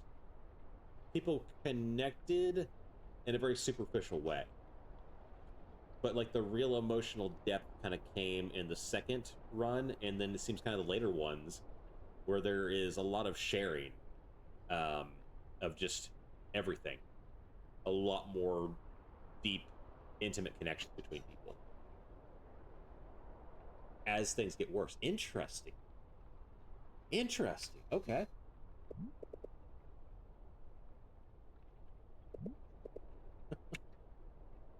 Huh. Yeah, because Luis and Mark are always more neutral.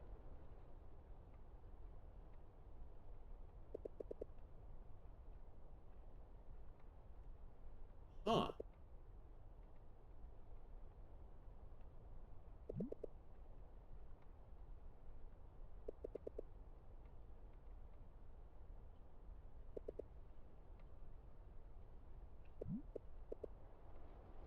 I don't really give a shit if it's clean or not. I mean, you just kind of need electricity at this point. I don't really care about the greenhouse gases. That kind of feels like the least of our concern right now.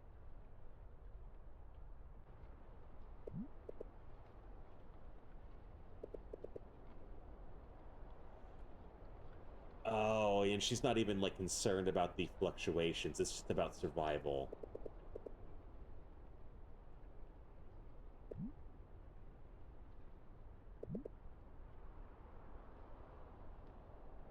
Jesus, what a fucking quote.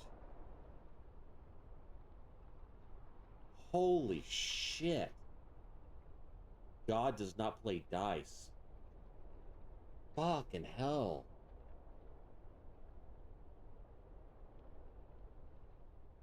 Yeah, we're in the category of I'm getting a screenshot of that. God damn. Nope, nope. But what's the command for that? Oh, there we go.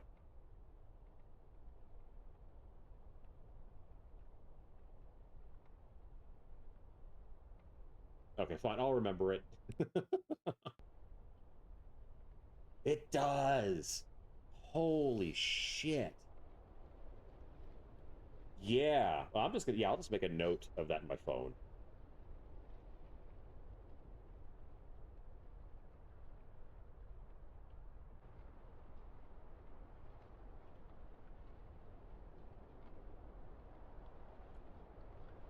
There we go.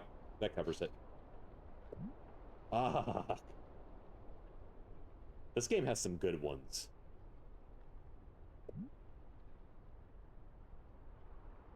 Oh, it's Einstein? Oh. Interesting. Huh? I thought that was entirely novel.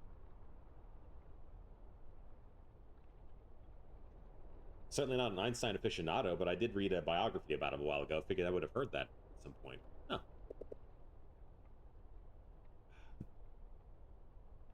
Still a damn good one.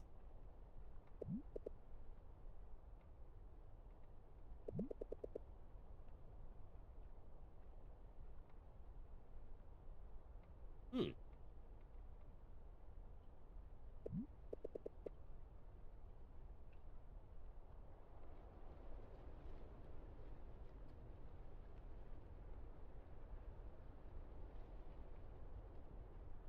Yeah, that sort of feels like that's one of those like that's in the quote category of like Fermi when Enrico Fermi made the he kind of accidentally invented the Fermi paradox, where he said, if there's extraterrestrial life, then where is everybody? And that kind of became the question of like, why isn't there extraterrestrial life? And people kind of explored that as a concept. Um, and his quote was just sort of a joke that he had with his students of like, well, if there is extraterrestrial life, where is everybody? And I feel like that is a profound enough quote that I figured that people would be like all over it because everyone loves Einstein. Like he is like the pop science figure next to Neil deGrasse Tyson, unfortunately. Ugh. But he is kind of like the famous scientist. Probably like as far as the modern day ones, probably like Feynman after that, and then probably Enrico Fermi, um, and then a few others. But yeah, oh, Carl Sagan. Of course, I'm forgetting Sagan. Sagan's probably next to Einstein first, and then probably. No, I don't. Honestly, I really don't. He is a man who he feels the need to kind of project himself into spaces that he has no idea what he's talking about. Like his whole thing is astronomy, which is fine. But he likes to go on Twitter and talk about all these things where it's just like, well, I'm right about this, and the people who are like actually in the field correct him, and he's like, well, no, you're dumb and wrong, kind of deal. Um, it has that he has that thing of like a lot of people who get kind of famous do of I need to have a hot take about a thing, and it's like it's okay to not know stuff, but and he also has a really bad habit of interrupting people when he does interviews. Like it kind of comes off as he's like the smartest person in the room. Yeah, that's the problem I have with him is that he has a very unchecked ego.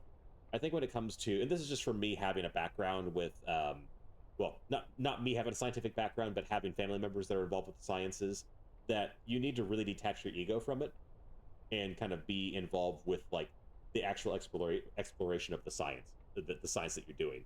And once you start chasing fame, it can be very much to the detriment of you and the field that you're in.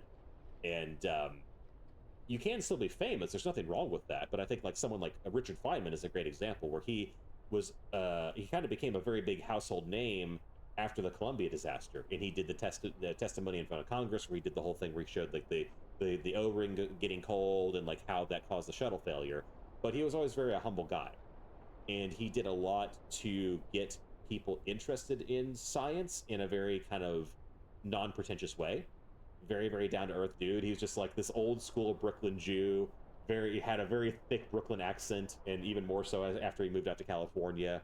And then like someone like Carl Sagan, had his TV show, but he always came down as very down-to-earth. But I really dislike Neil's ego. It's great if people got into science because of him, but I find him to be someone who's very, very into himself.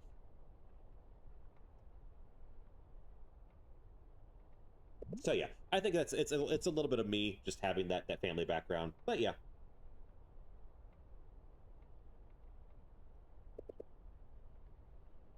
Yeah, yeah.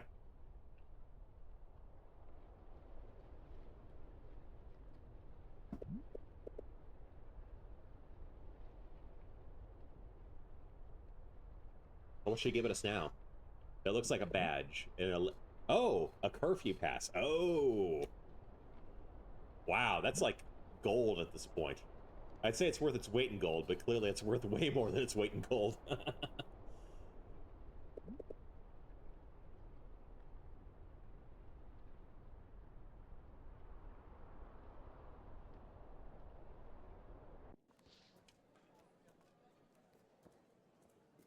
Hmm.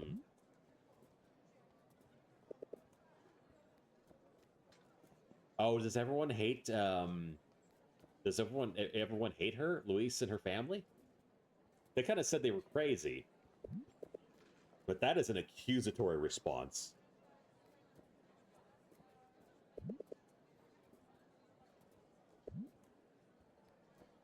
Jesus.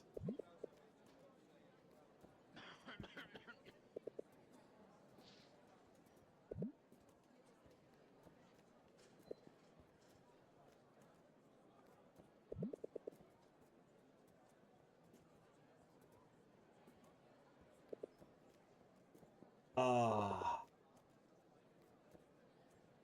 Why'd you let your dad do that? I don't like the way this is being framed. I really don't like the way this is being framed. That implies that his dad shouldn't be doing that in the first place. So what happened to dad? I'm assuming there's a missing limb involved, probably a leg. Oh, well. Ah, right. Oh, so her family is they're still pieces of shit, but her brother's a good guy.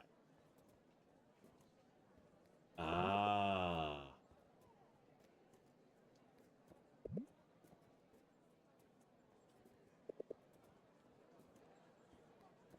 Oh, damn. She's gonna make him cookies, isn't she? Yep. Yep. And this is I was joking before of like, oh, that's her only food for the month. But like now it actually kind of is. Damn. Damn. Ah.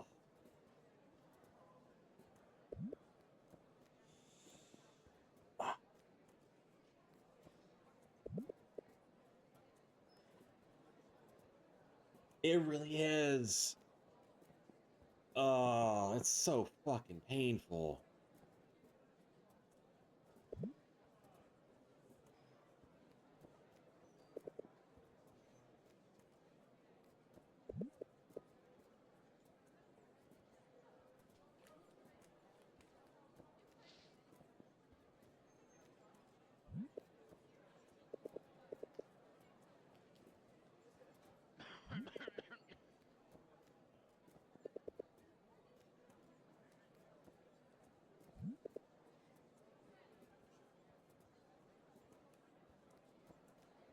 I mean, I have to assume that Nicole is still alive, so this cycle can continue, but...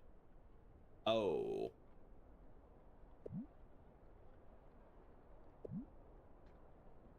Right.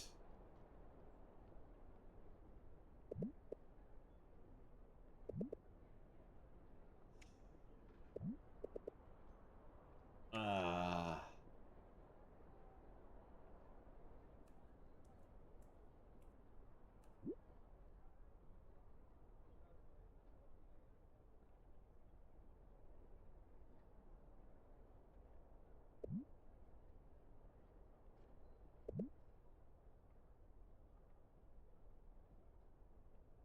mm.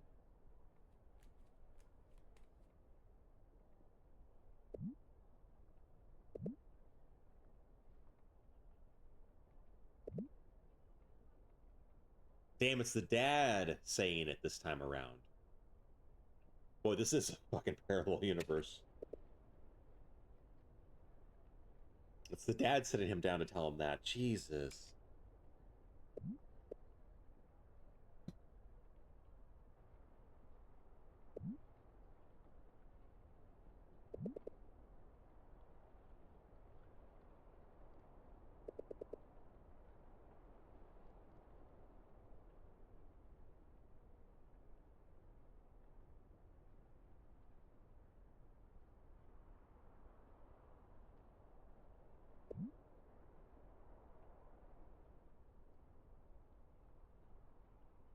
Yeah.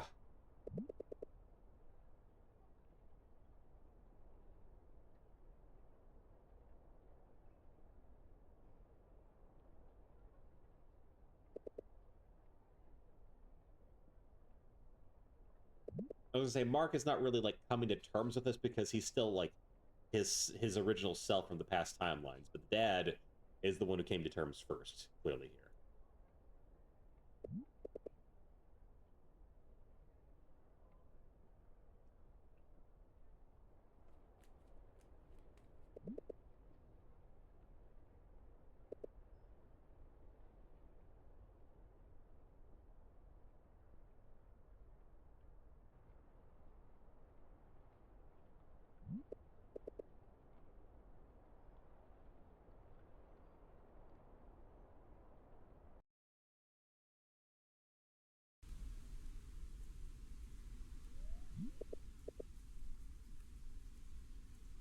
Uh right. This one.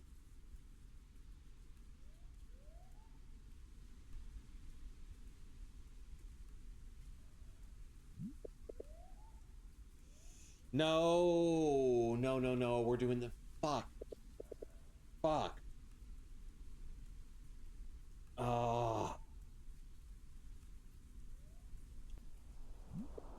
No, she's getting replaced with Kathy, then she fuck. Fuck. No, I don't think so. Fuck. Please nobody be here. I know there's rocks in the road, but there's still gonna be fucking truck coon, isn't there? Jesus. Alright, there's no one there. There's rocks in the road, but somehow truck coon's gonna come through and kill her. It just fuck.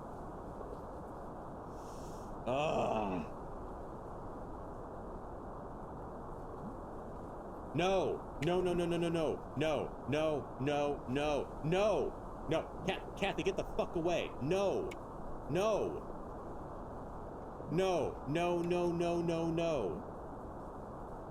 Oh, no. Don't you fucking dare. Jesus Christ. Oh, no, no, no, no, no, no, no. Oh, please, please, no. Oh, come on. Don't fucking do this to me. Don't you fucking dare, game. Oh, god damn it. God damn it. Oh, come on. Come on.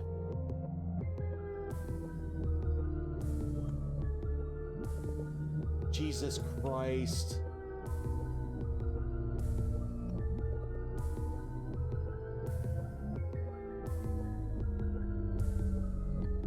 Oh, this is so fucking painful.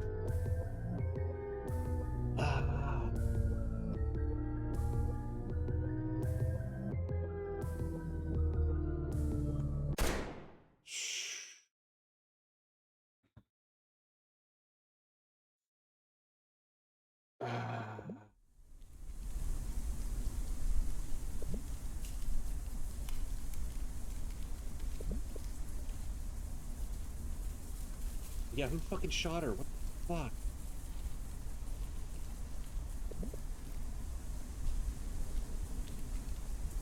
Oh, okay. Okay. Okay.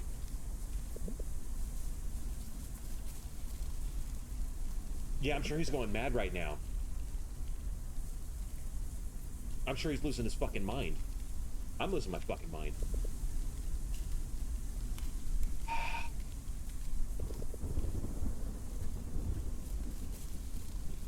Christ.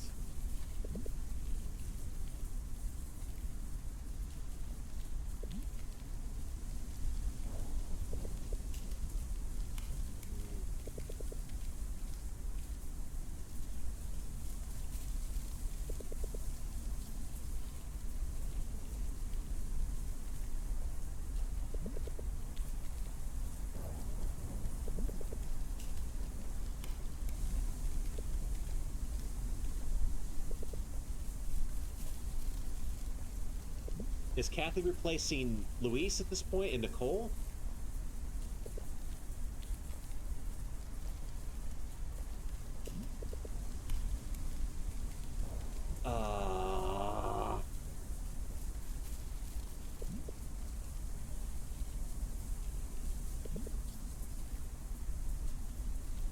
Maybe. I don't know at this point.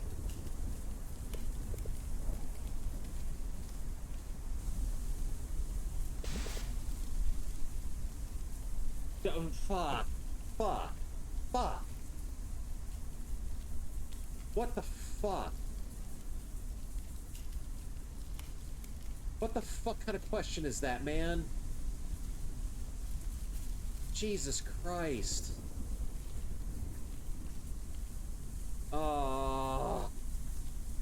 Bandage back, yep.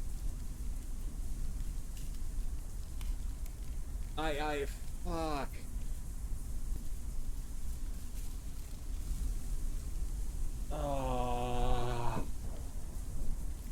This is so fucking cruel. God. Mark, I'm still here, aren't I? Game. How fucking cruel can you be?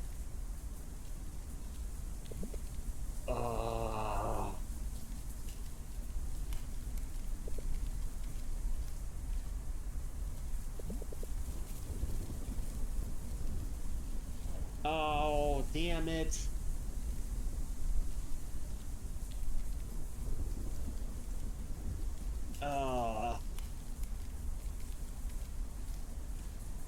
This is gonna take me forever to get through it at this point.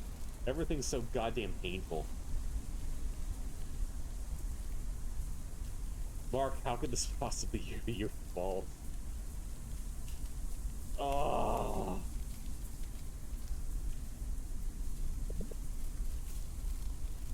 I don't know how to say.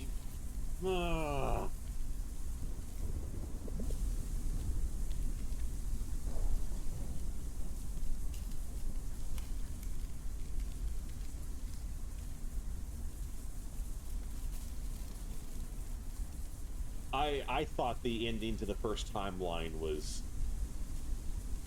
horrible. I get the feeling this is going to be far worse.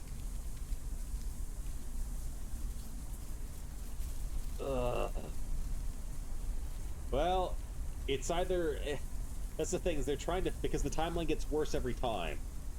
So they're trying to fix it. Just either accept the reality of it's just like, okay, the world's just fucked, it is what it is, or try and fix it. Neither are good choices. Ugh. Jesus. Jesus. Uh,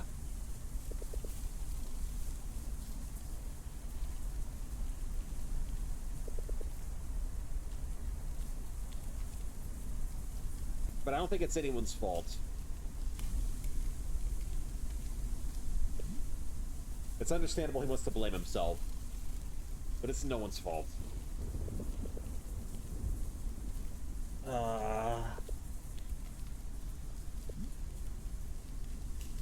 Yeah, it's a question of whether it's fate or happenstance or intent or what.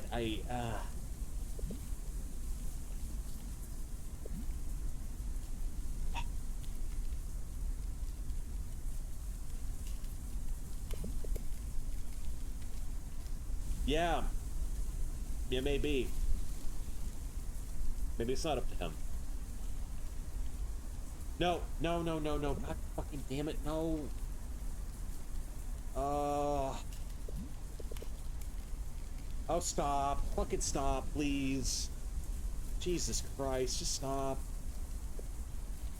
Oh. Fuck.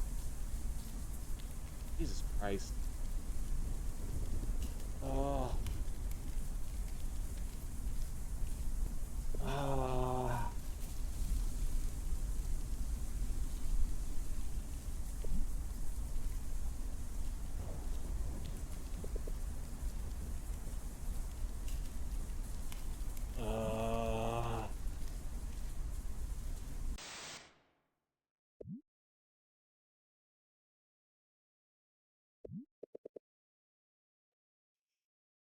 Oh, this is where we're at.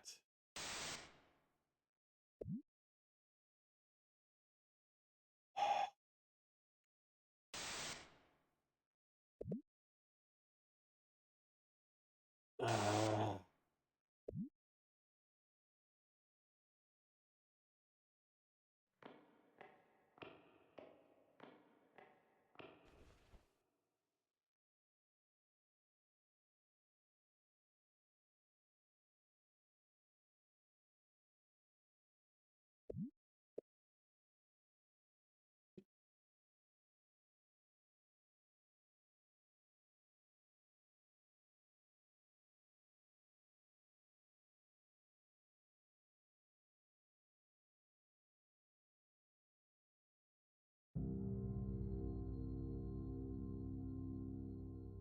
oh, well, Nicole's still there at least, thank God.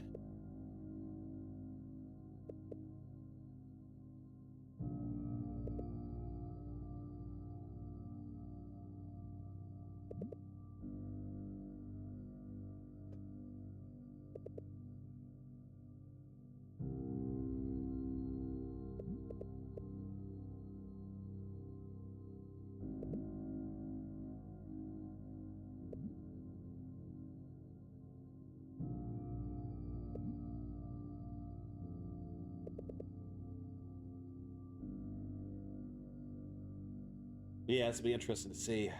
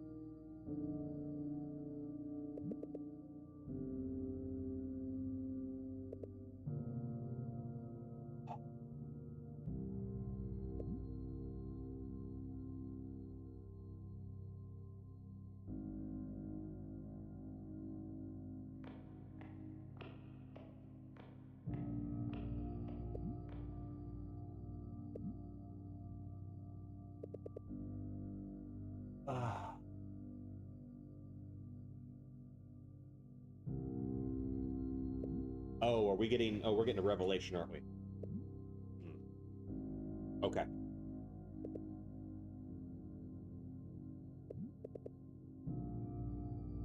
Oh, Oh, so he's not being... Well, maybe he's not being honest about his dad, like, pulling him away. Maybe?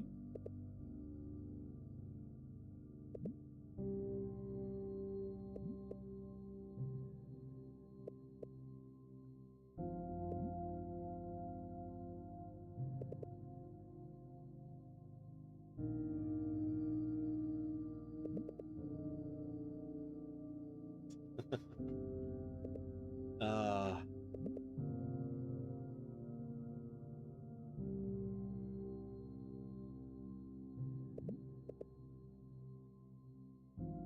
Yeah, I don't recommend that kid.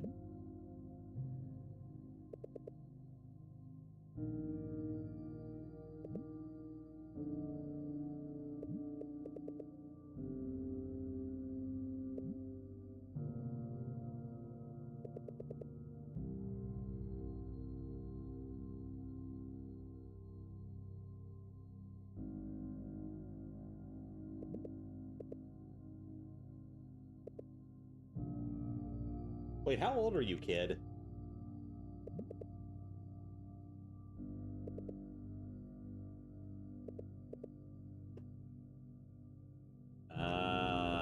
So that's how we got to them doing the overseas work.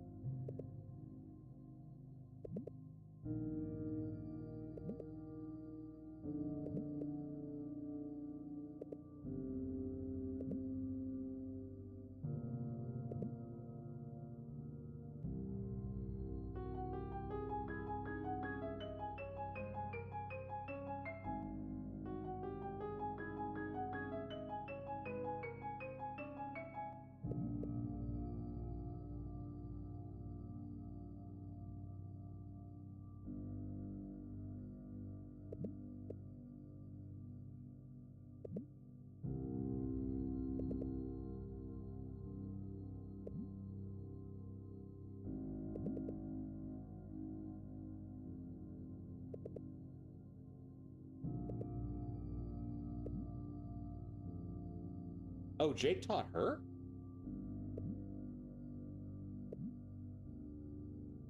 Or was he just sort of like friendly guidance?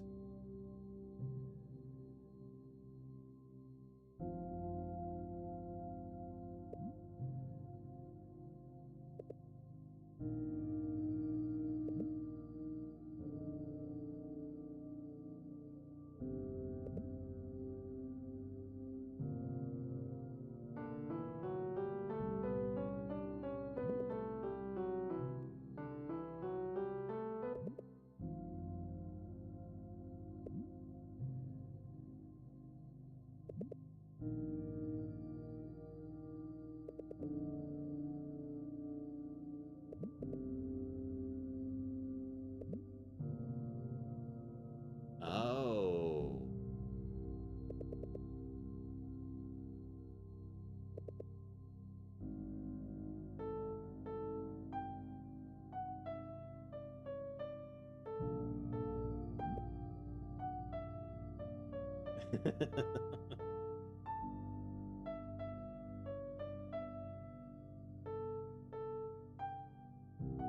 Well, I guess you got to do a better job, Nicole.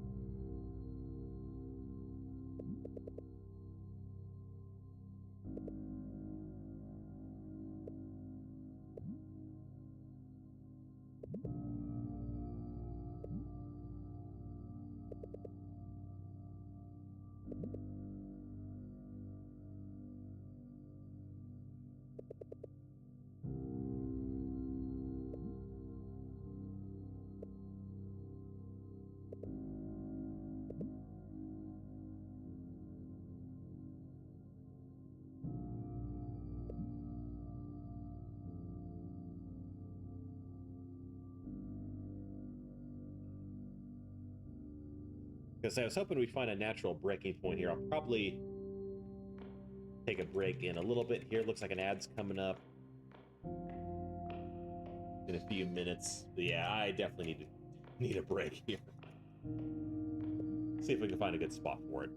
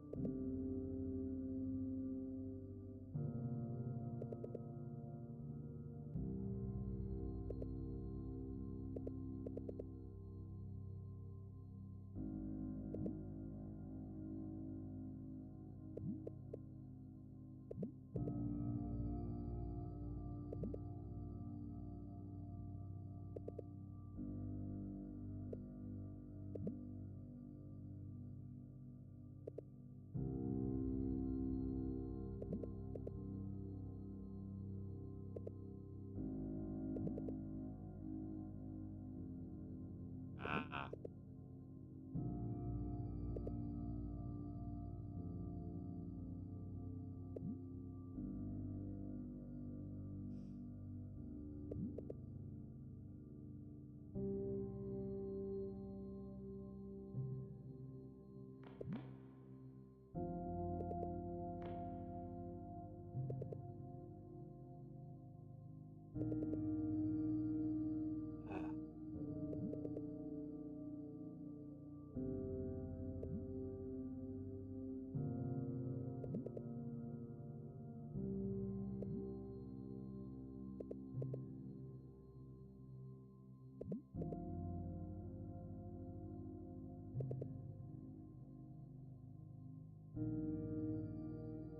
Yeah, we're definitely having like revelations of the characters, but Mark is seeing Nicole's revelations and she's seeing his. Like deep backstory kind of shit.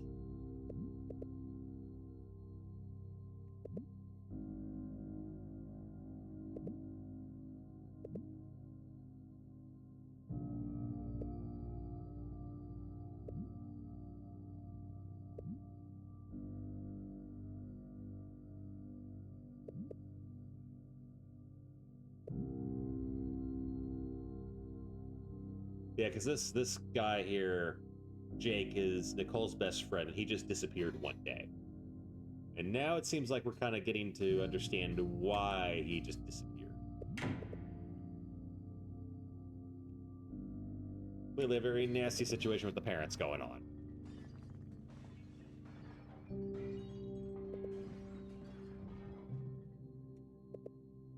Ah, poor dude.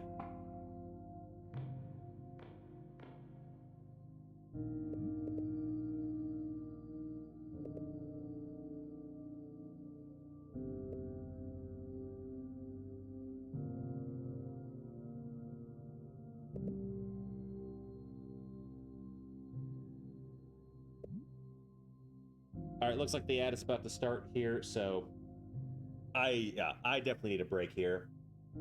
I will see you guys in a few minutes. Be right back.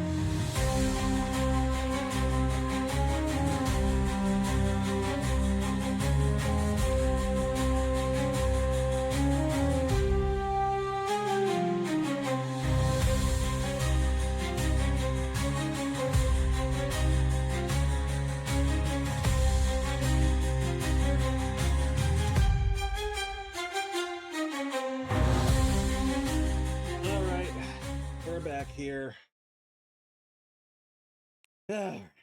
Oh.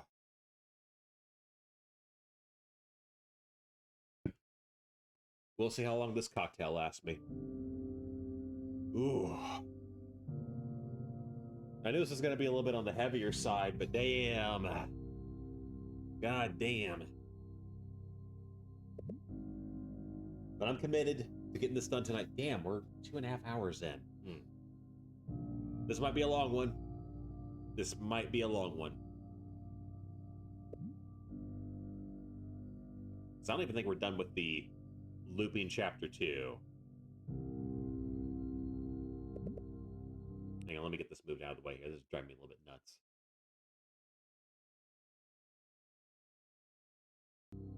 There we go.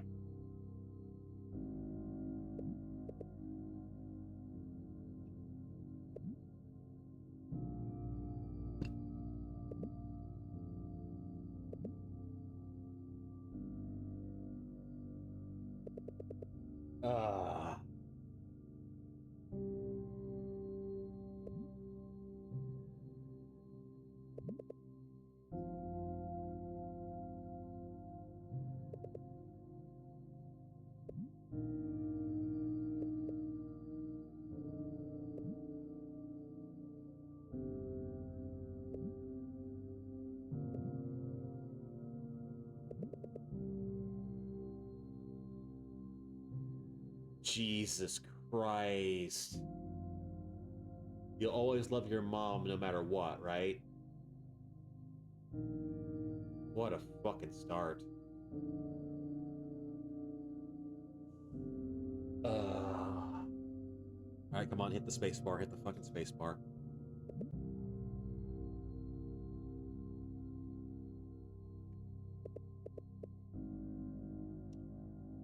We're together always. Damn it.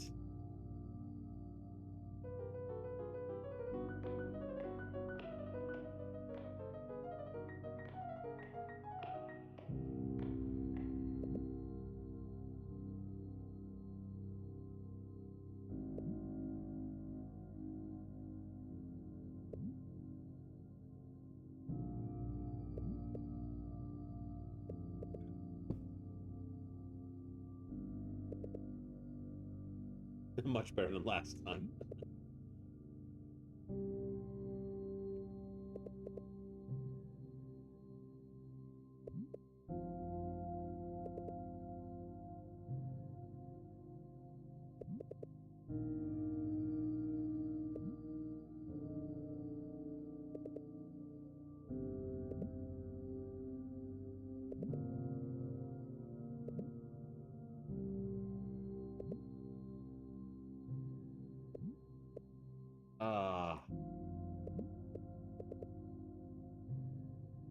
Oh, a short trip, huh?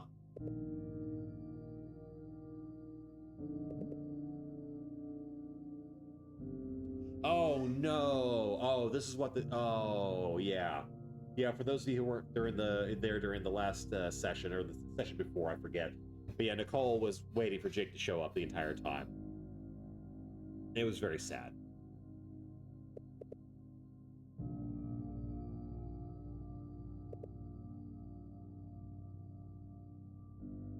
So he just didn't have the heart to tell her that his mom kind of just swiped him away.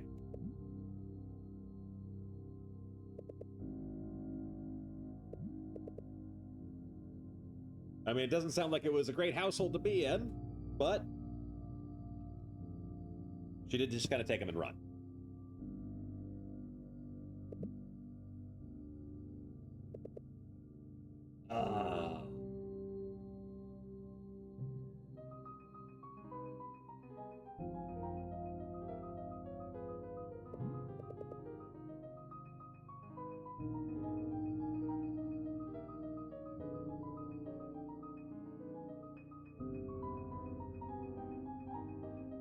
And he can't say it.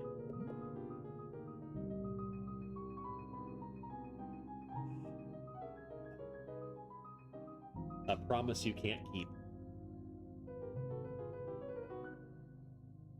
Wait, oh no. Oh. Oh no, we're heading the direction I think we are.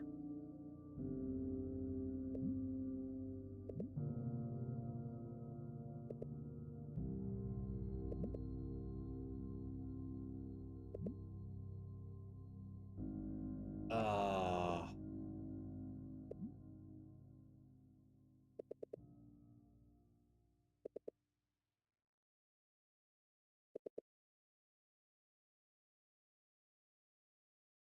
yep, here we are. This is the moment. Jake doesn't show up, and she's doing her best.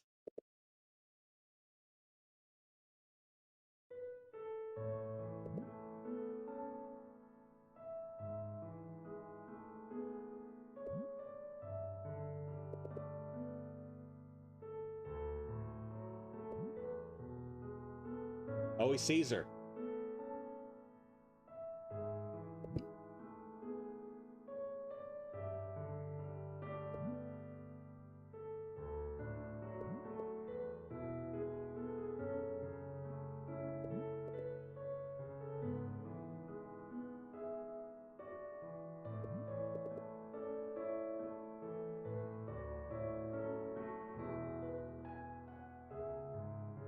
Oh, the static. It's just painful to look at.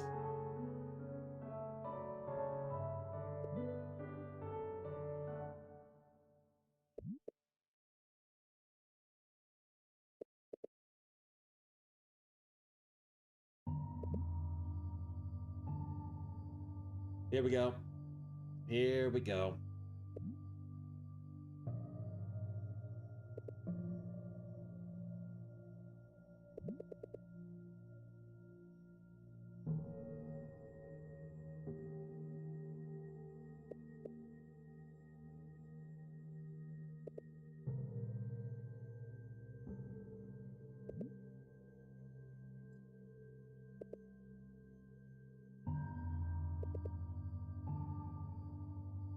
Yeah, once or twice a year.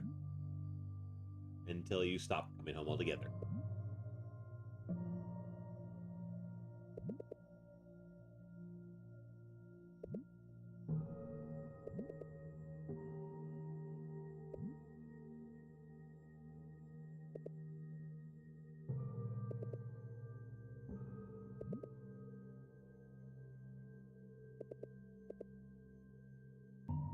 Oh, God, that is... Jesus.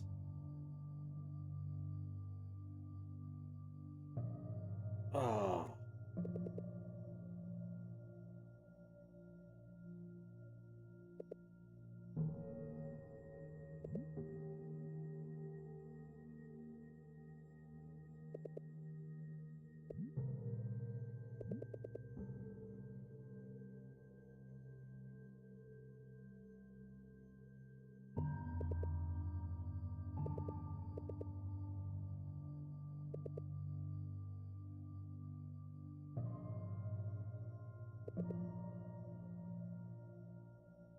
I mean, that is the dream of every parent.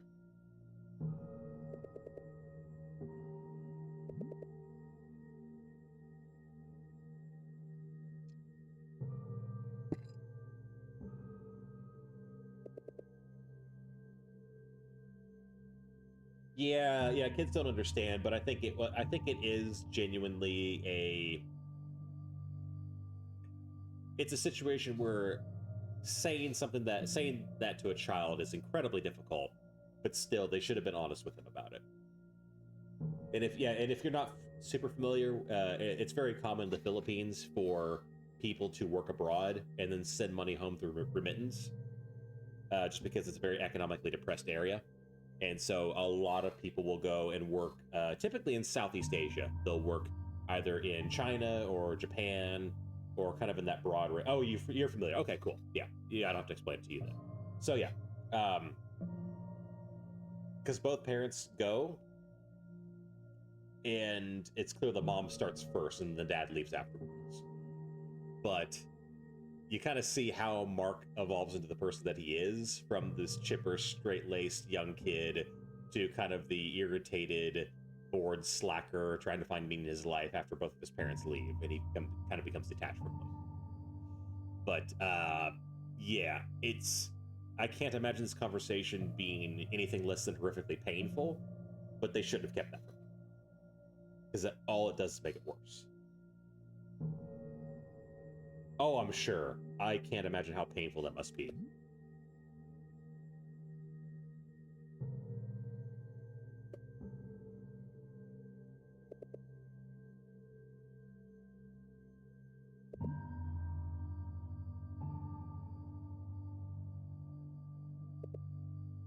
Ooh.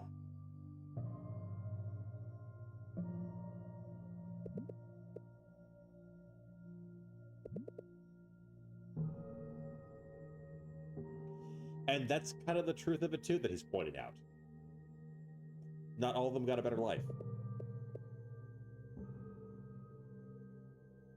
And it's a matter of what is it worth in the end? Success for the hope of your child having a better future, or you being around for your child to grow up? And that's a tough call.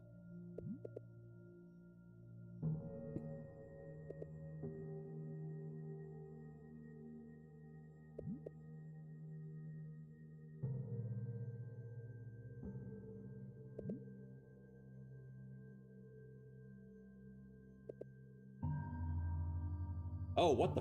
Oh. Whoa, okay. So the mom and Jake just left Kate and the dad. Oh, shit. That's damn. That's fucking rough, yeah. Shit.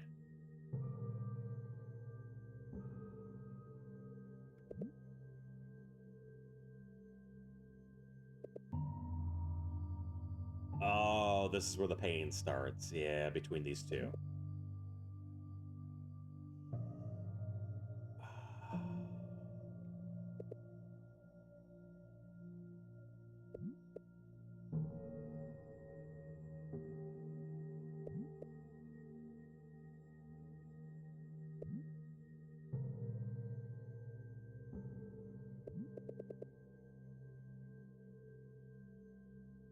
Jesus, that's fucking cruel. They're kids, but damn.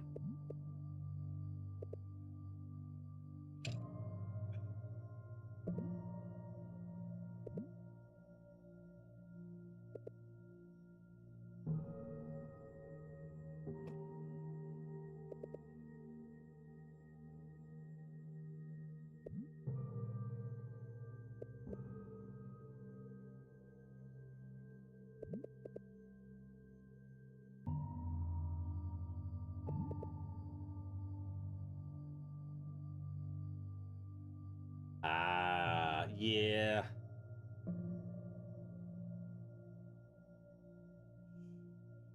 Yeah.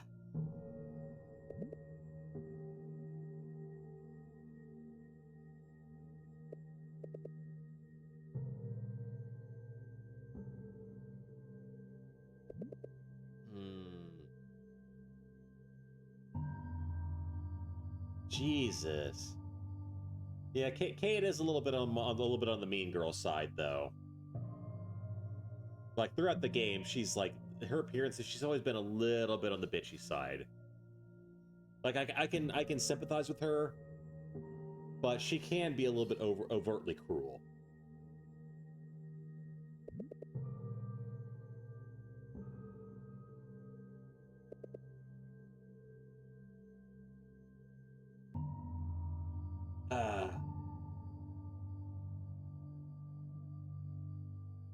Well, that explains why Nicole just sort of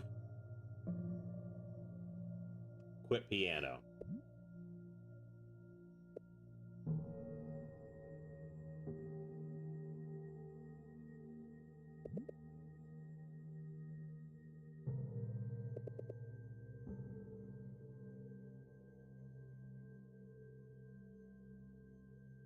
Yeah, I think that's a personality type thing for me. Whenever I've been in pain, when I've had my hardships in life, I've tried not to do that explicitly because I feel shitty enough and I don't want to hurt others.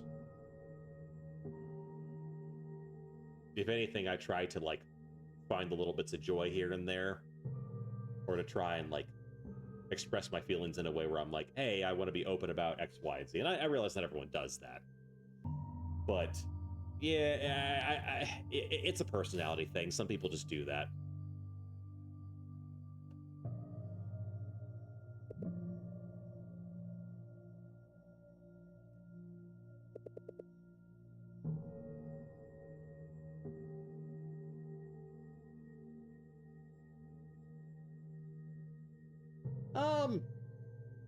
Yeah, there's a nature nurture argument there.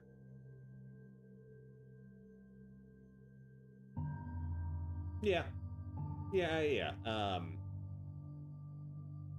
think some of it comes with growth for sure. The older you get, the more you kind of have that worldly view and a sort of understanding of like how to sort of dial in and dial out your own emotions, and to kind of realize that like being angry or outwardly lashing at people only makes things worse. And I think, yeah, definitely a younger person kind of thing for sure. When you're still developing as a person. Yeah. Oh, yeah, absolutely. It's fucked either way. Yeah. Oh, yeah.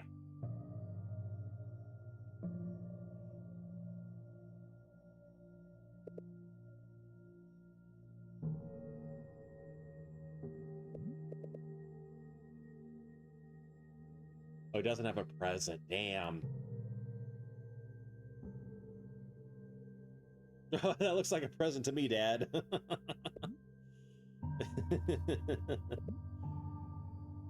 Oh. Game. Yeah, just come in from the back and then stab me in the kidney with a knife. Fuck.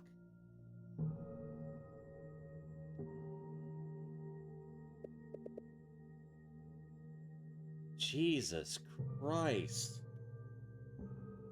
Fucking blindside me way worse than any fucking jump scare redeem I've had. Oh. Ah.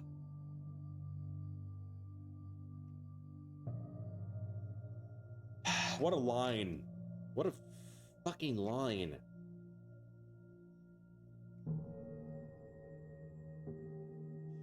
Mark, won't you ever forgive her?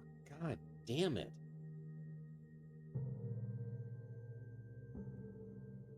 Oh, yeah. Yeah. Ah.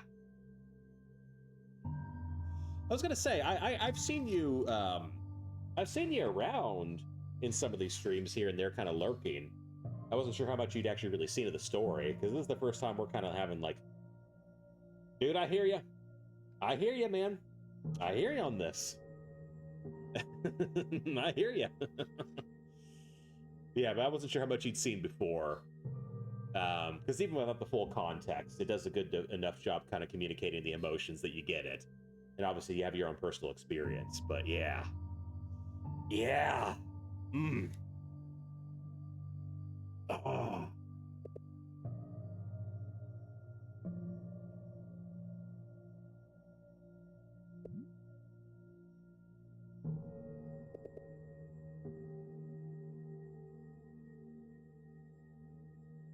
Ah, gotcha.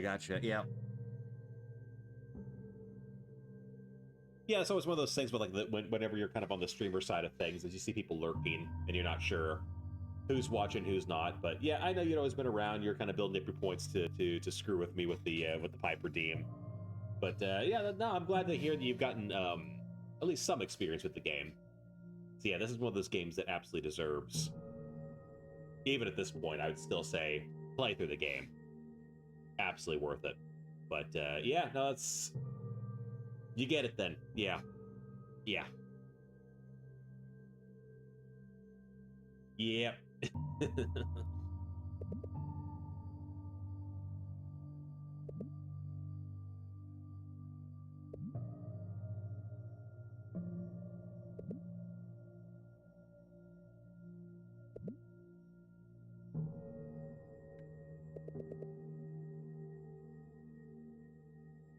Yeah, for private investigator, that's a kind of an iffy situation.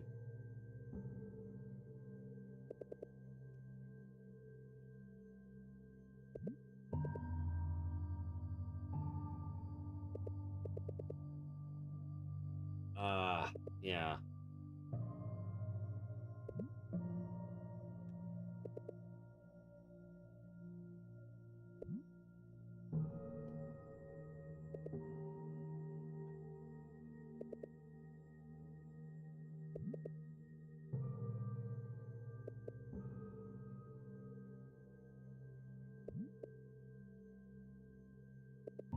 God, you could just feel the emotional distance.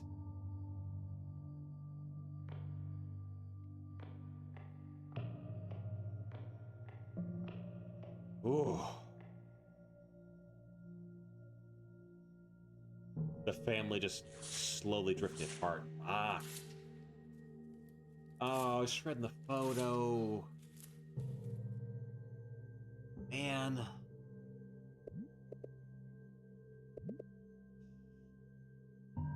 Oh my god, the fucking juxtaposition of the two.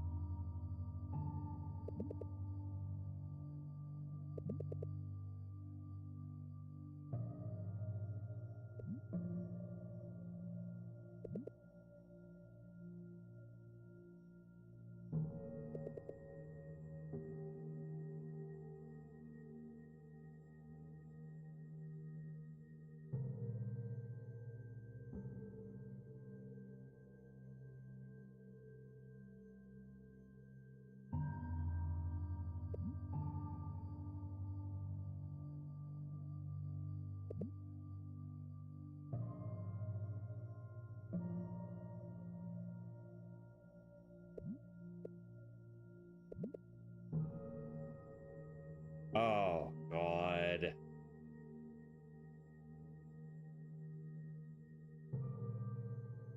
Mm.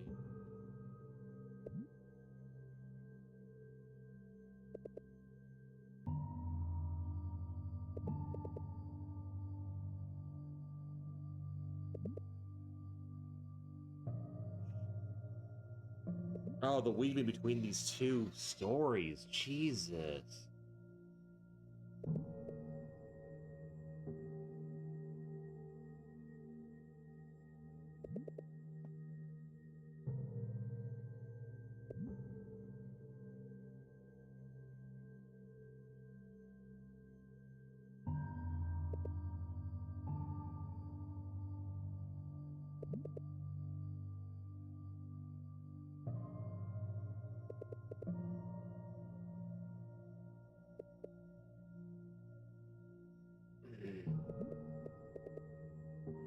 It really is.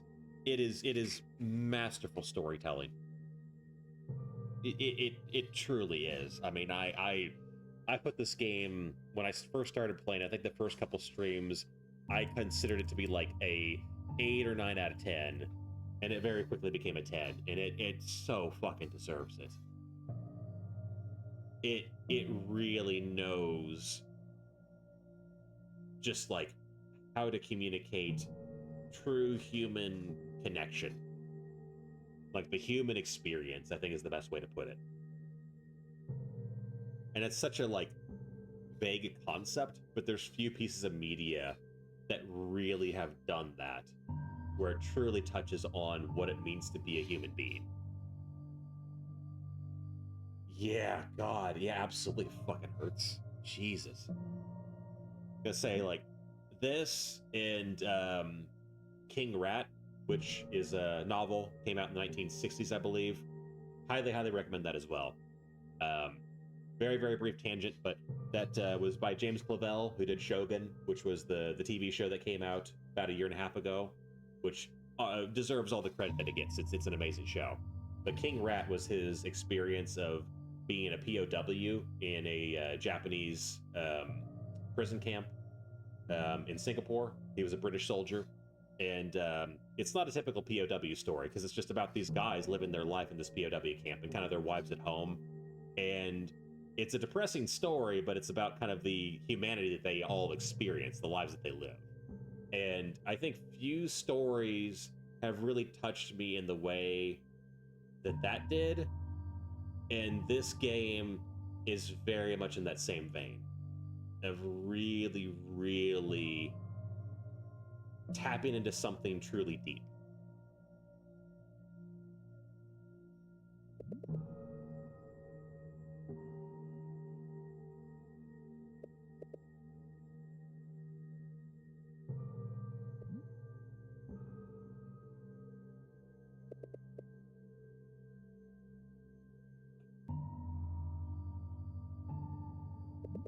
Christ.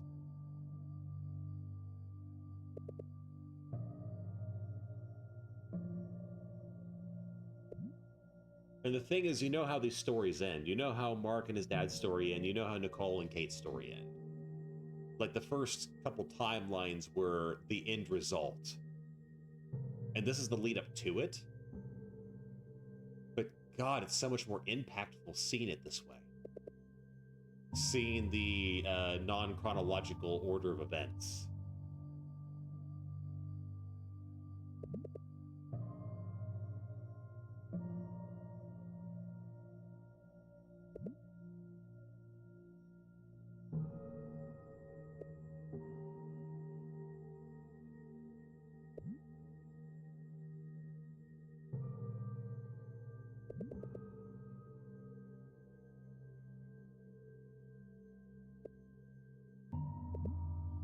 Hmm. Good God. Good God.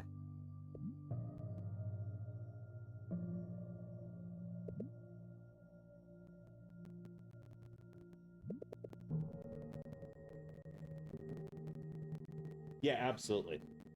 Yeah, it's another level of depth to it. And that's one thing that I will say that King Rat had the advantage of as being a novel. So you can necessarily force the audience to create their own visuals. But whenever you have a game or a TV show or a movie, you have to necessarily add those visual elements and integrate those into the storytelling. So certainly no shade against King Rat because it is still my all-time favorite novel. But there is a little bit of the burden taking off of the author in the sense that if you are willing to be receptive to it, you'll create your own visuals. But whenever you're doing the visual aspect and the audio, everything that a book is not, which is TV show, movie, video game, all having those additional elements, you are responsible for it at that point, and you have to make them work. And there's a lot of great media out there for sure, but when you're hitting this level of emotional depth, you have to be so on point. You can't let anything flub.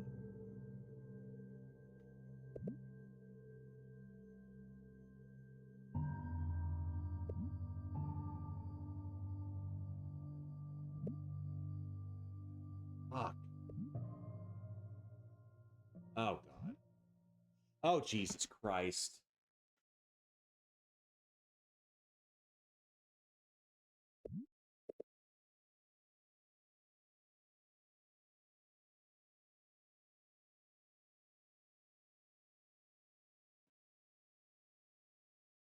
Uh, you need a second.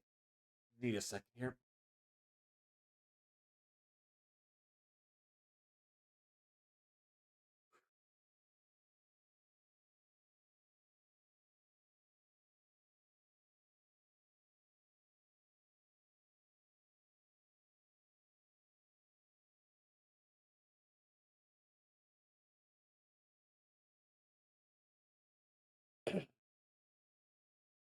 Yeah, I was not prepared for this.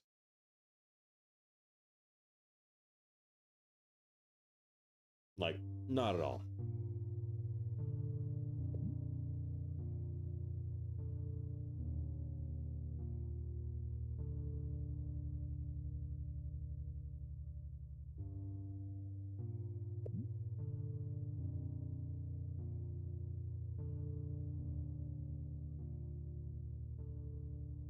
Oh, god damn.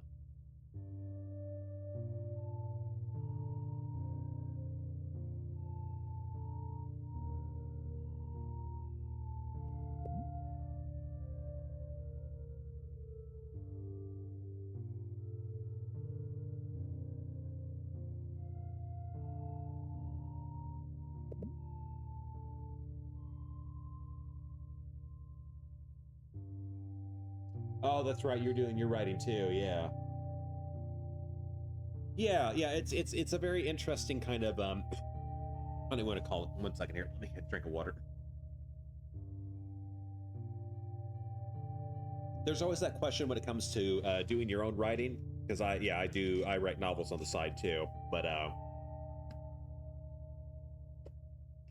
there's always that question of what you include and what you don't include.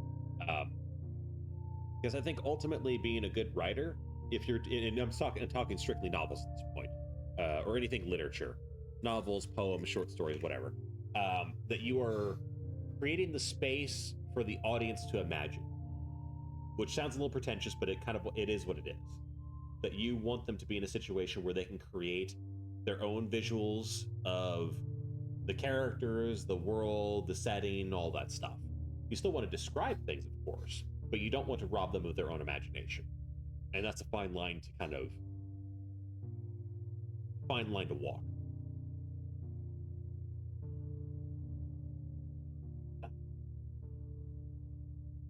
But yes, very, very tough.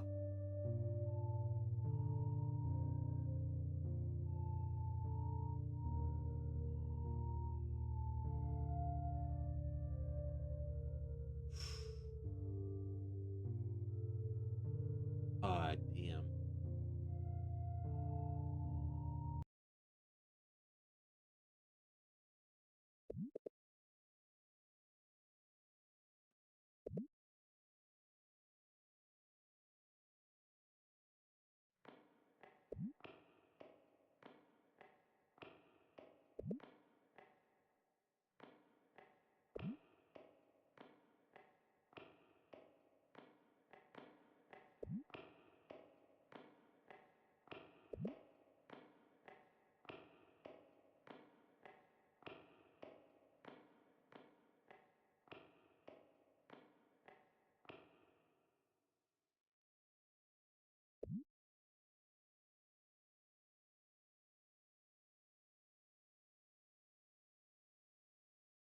Yeah, I think when it comes to character descriptions, it really sort of depends on what you want to communicate. But yeah, absolutely. I'm with you on that too. That's sort of my strong suit is like developing the world and the kind of geography and politics and whatnot.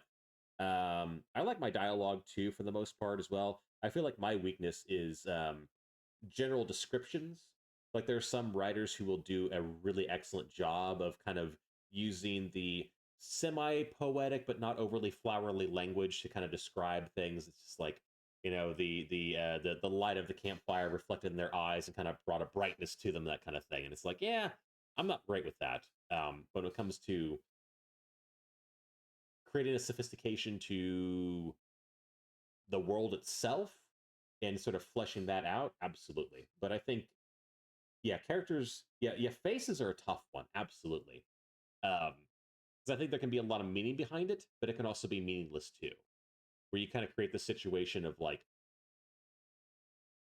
I find it's not that big of a deal when an author doesn't describe a character. Oftentimes, if the dialogue is sharp enough and you get a good feel from their actions, you almost don't need it sometimes. But it also depends too.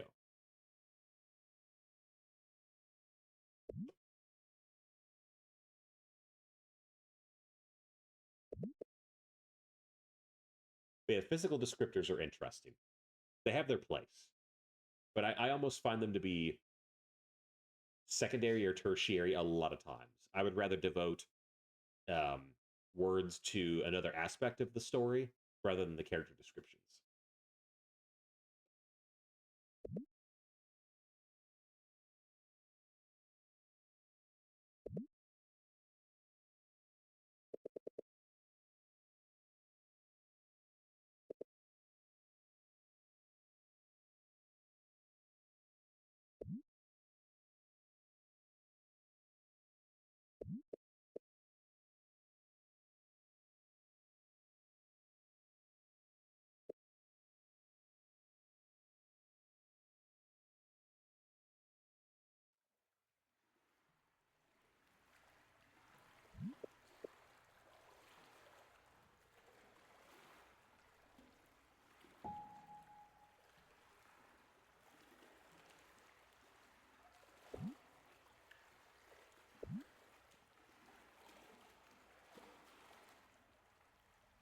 Oh.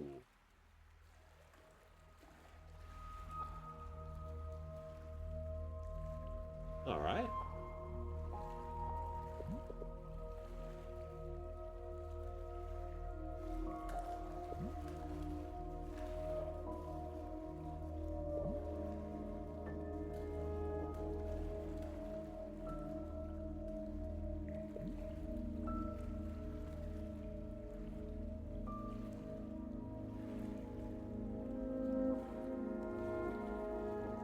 Yeah, there's a fair amount to discuss on that one there. Let's say, yeah, you do a novel. Yeah, or at least you've been working on a novel, right? I wanted to say that you had, because I've written a few novels, never really did anything with them. The publishing industry's kind of a huge fucking mess right now, anyway. But yeah, I think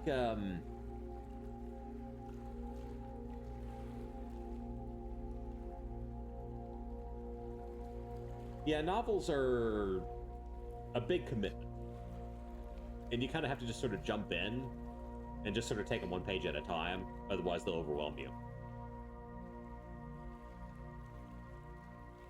Ah, okay. Yep.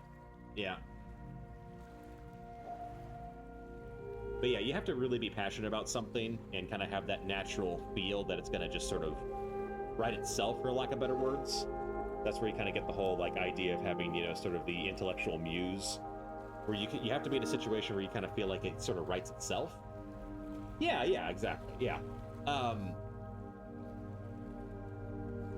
and it's okay to be a little bit self-deprecating as long as it's in good spirit. Because if you get too hard on yourself too, that's also not good. I definitely remember I made some jokes in my first novel. I had a character who was a really bad writer, and that was, I think, kind of taking out my own insecurities on the character, which was fine. It was the first novel. But you have to be... I don't necessarily say you have to be confident in your storytelling, but you have to appreciate the process and be comfortable with it. And understand that you do have a story to tell.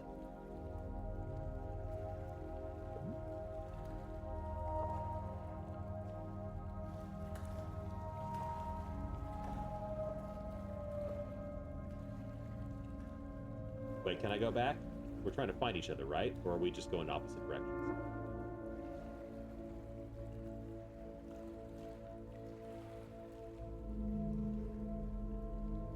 There we go.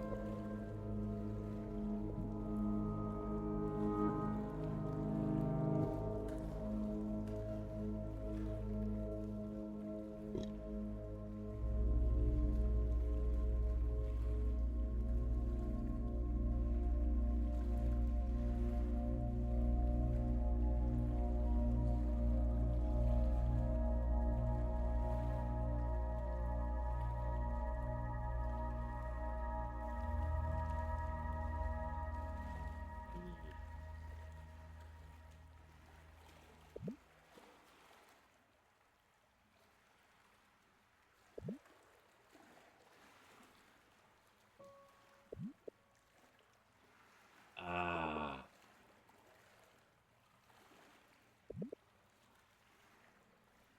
You know what to play, Mark.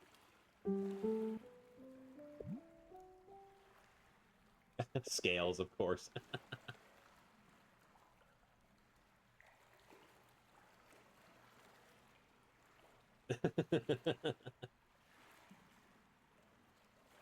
Hey, I mean, if you got something good out of it, I mean, I've had entire stories that came from just a whim. You know, and it evolved into something meaningful. But yeah, yeah. Um, I think some of the best ideas can come from something very small, and they can kind of evolve in their own way. But yeah, no, that's fair. I appreciate like the vindication. You do something to prove a point. And they both see each other as the missing person in their lives, Mom and Jake, as opposed to Mark and Nicole. Oh, oh, we're doing it. We're doing it.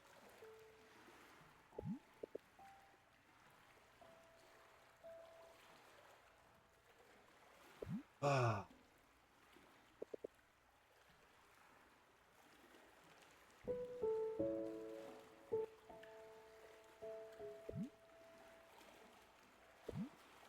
Oh yeah, and it is a process for sure. Um, I love writing, but I still have to like want to write. I have to sit down and actually write.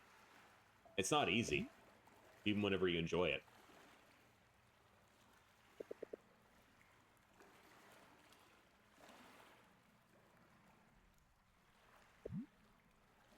Yeah.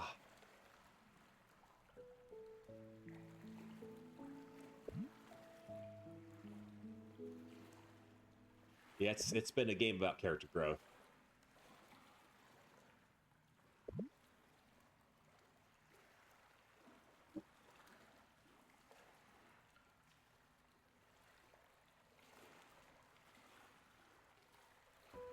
Oh.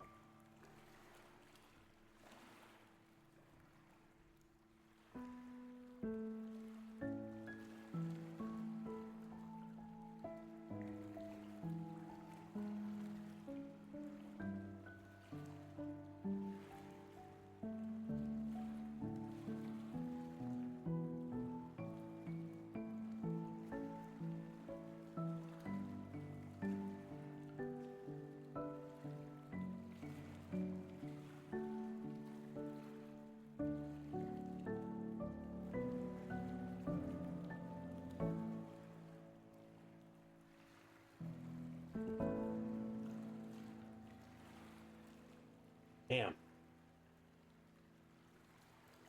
Oh yeah, absolutely. Yeah, I really enjoy these kind of conversations. I mean, it's fun to fuck around and shit talk and whatnot, but yeah, these are kind of the really great moments in these streams. They can just sort of talk about real shit with people, you know? Especially with a game like this, it is kind of a god damn it, lighter. Work for me here. It's kind of the perfect setup for it. But yeah, I mean, I'm very much in that category of I used to write a lot, and I started doing streaming, and that's sort of a little bit more of my focus and the in my off time. But I still write, I still edit.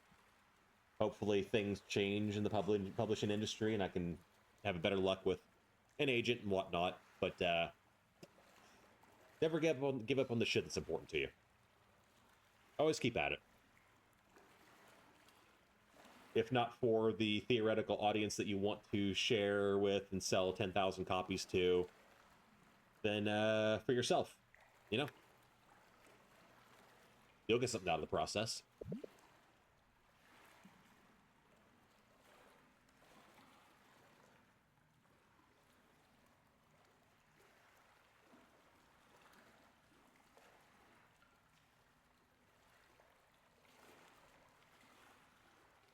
Mm.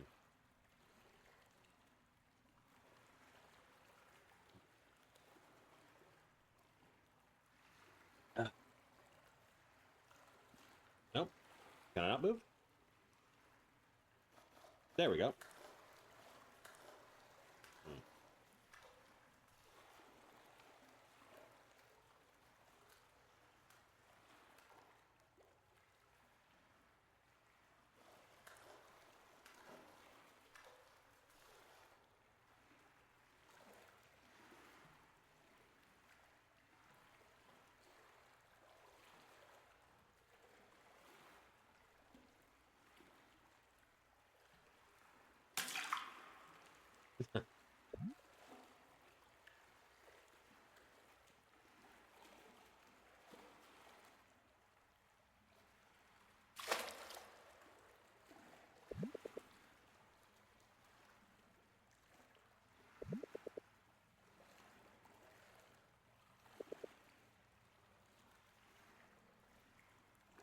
Hmm.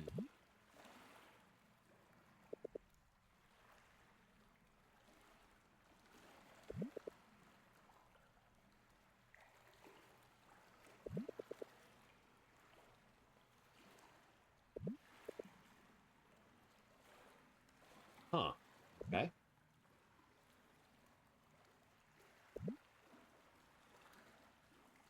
Ah, right.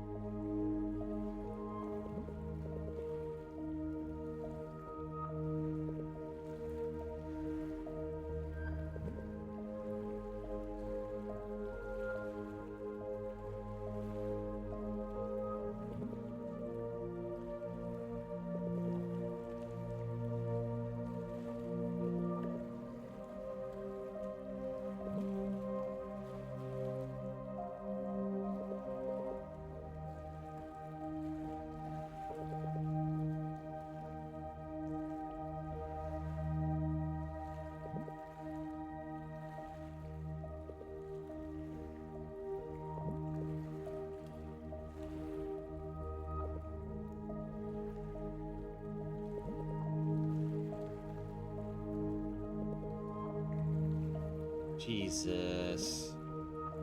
Jesus Christ. Yeah, goddamn. You can only see the world through your own eyes. Fucking, isn't that the truth?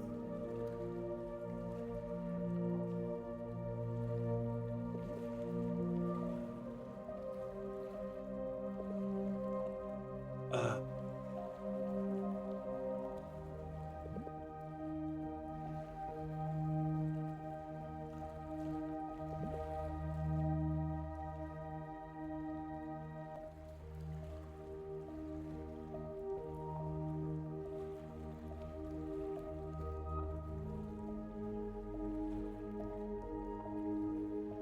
okay, yeah, you're familiar with it. Yeah.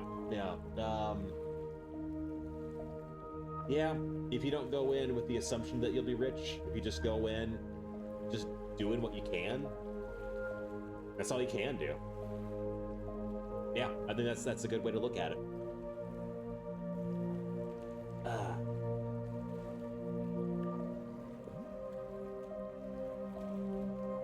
and fucking hell, the butterflies representing the mom and Jake. Just Jesus.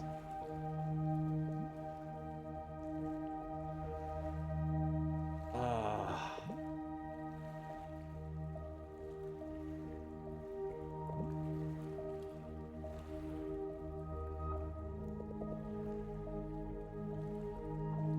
When you can't do anything, do what you can. Yeah. Fucking hell, that's a good one.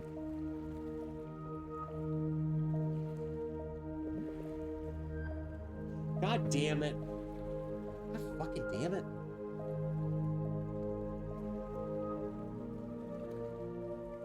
Jesus. Oh, that fucking hurts. God, that fucking hurts. Oh.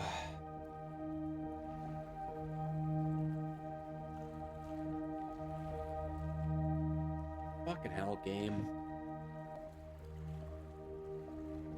Oh.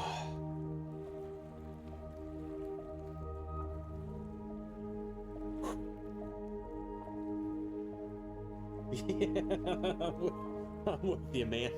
I I sort of I kind of knew this was gonna be the last ones because I sort of looked up like how many chapters were left. Um, and yeah, like I said, the end of the first timeline was really rough, but fuck. I wasn't expecting this. I knew it was gonna be tough, but God damn it. Ah.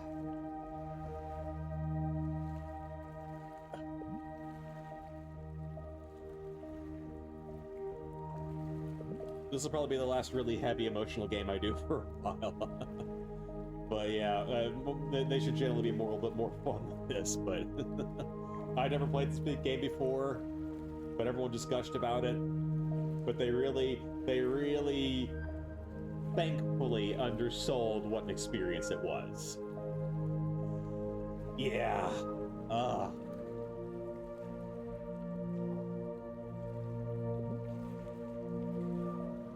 God.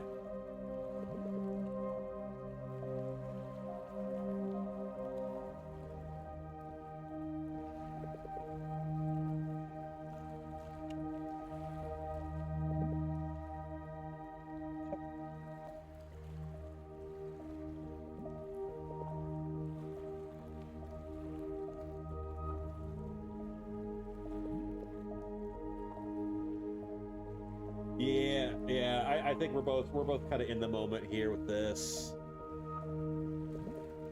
It's not what we expected, but I think my labeling of it is appropriate. It's still happy sad. I figured at a certain point I should change the stream name to Miserably Depressing Filipino Knit Visual Novel, but there's still a lot of heart to this.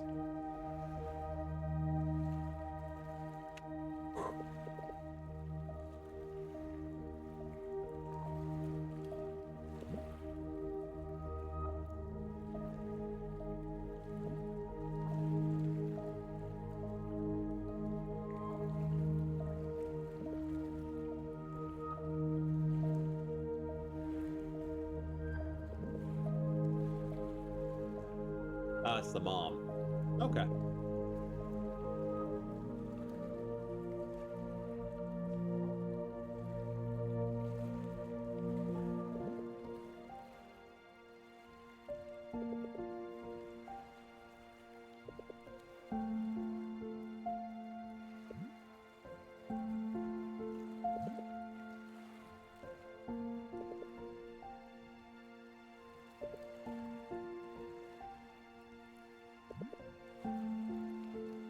Joyful melancholy. Yep. Yeah, I think this is a good descriptor for it.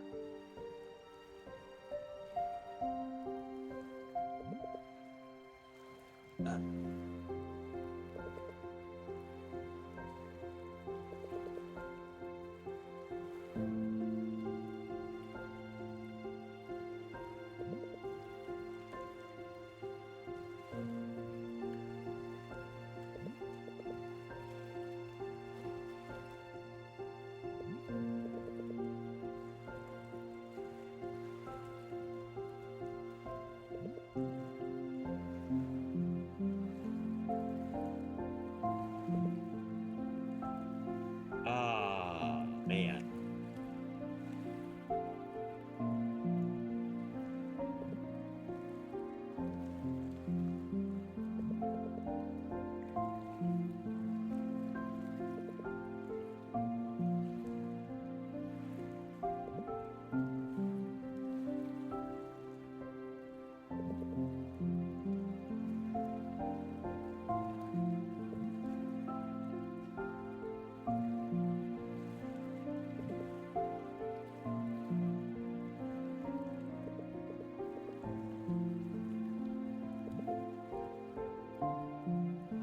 Yep. Yep.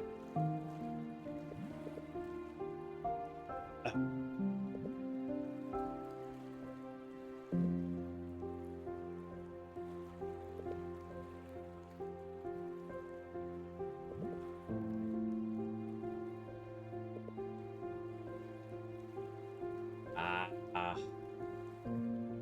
That's where you're at with it. Yeah, yeah.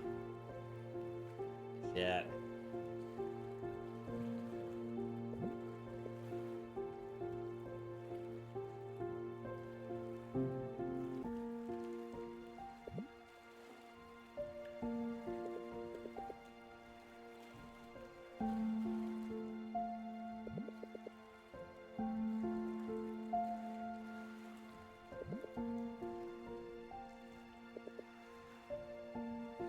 Yep.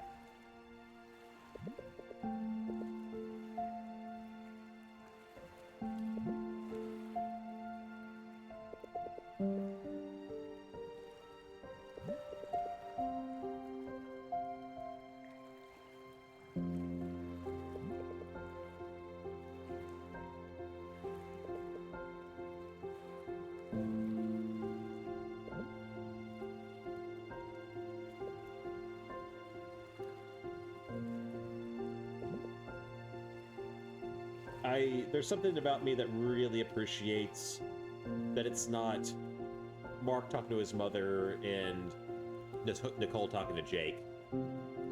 It's the other person talking to them. Because like that would be the thing you would expect. But it's them, it's Nicole and Mark understanding each other and understanding their life and what they went through.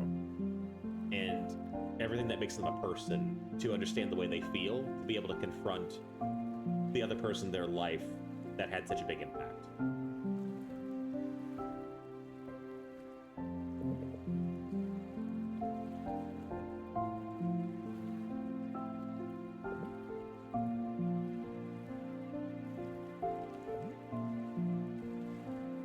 Yeah, it's a nice way to handle the narrative.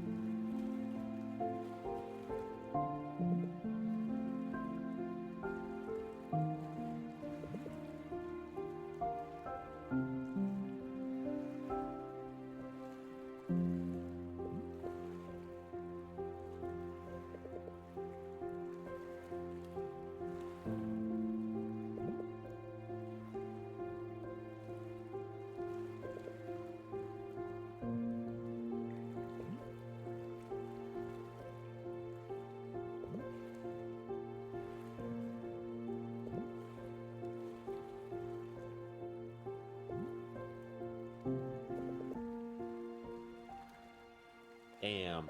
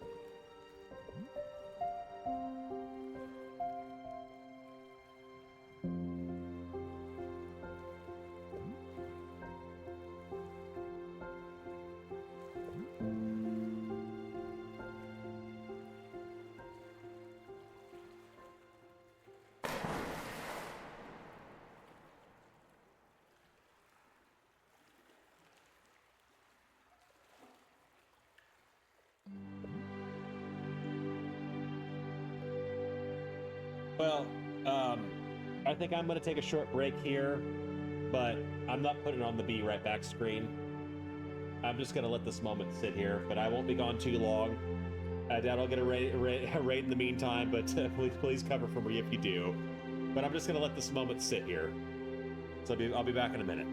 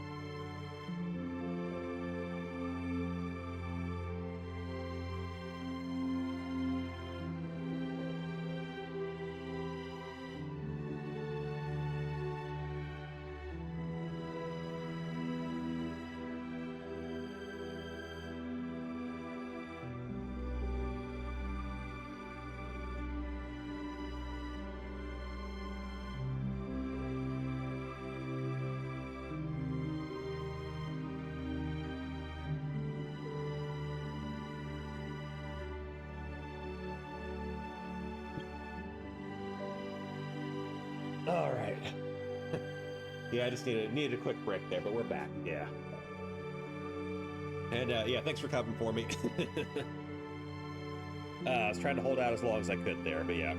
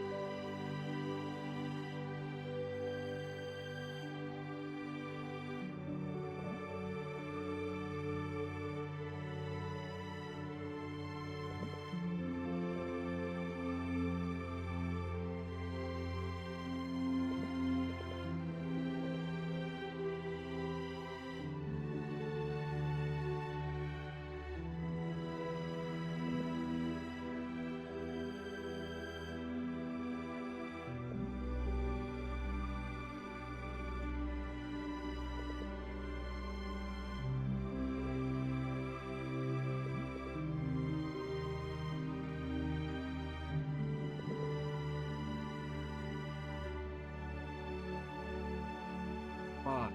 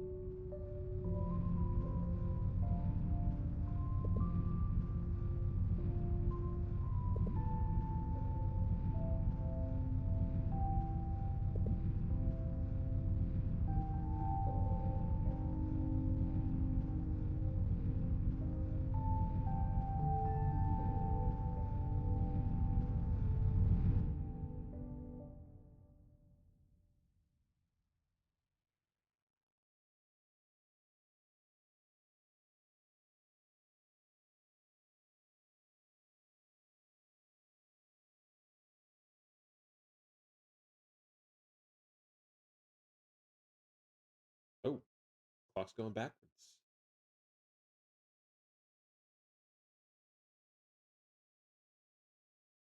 Yeah, I guess you guys can't see that on your screen.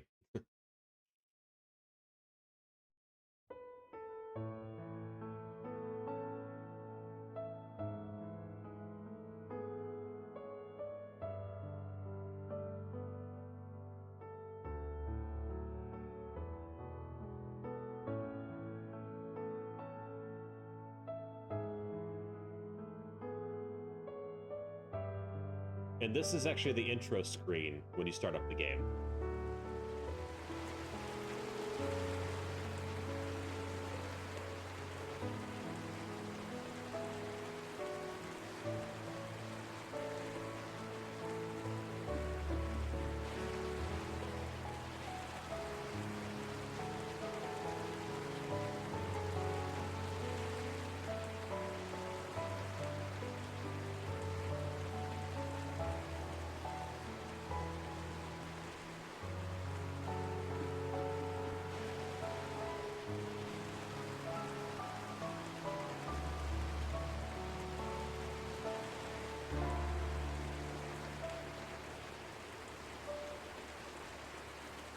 Oh, is this the moment?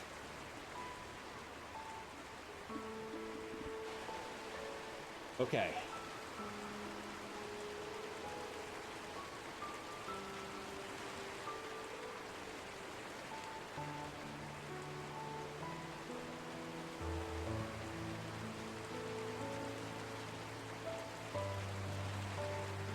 Oh, god damn.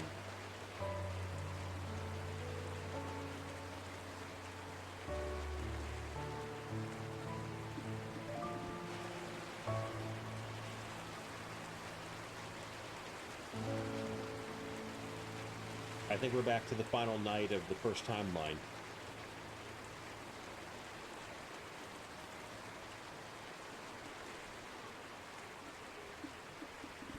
God, please let me be able to fix this.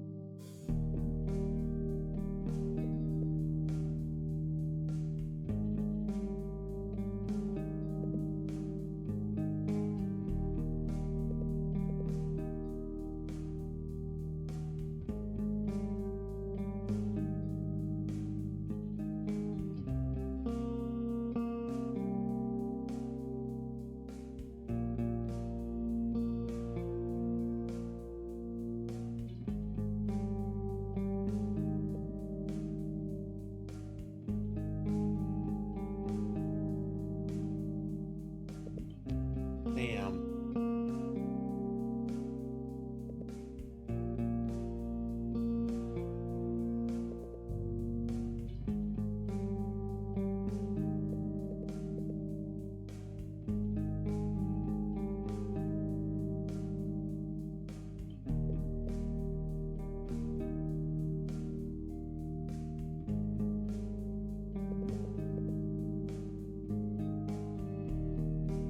Jesus.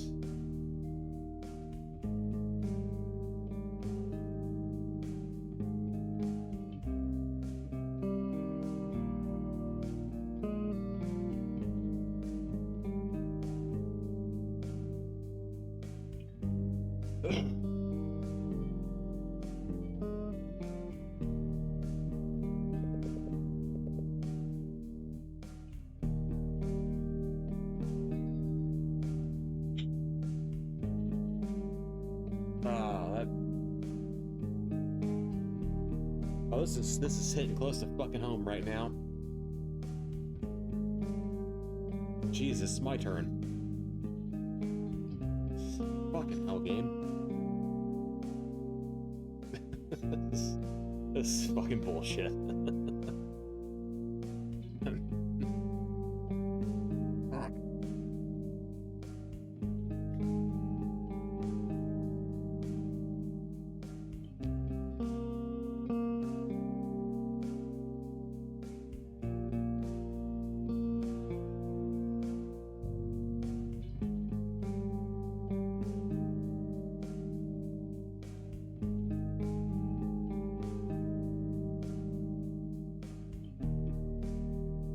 Yeah. Yeah, sorry, I kind of need it. Yeah, I just need a moment here.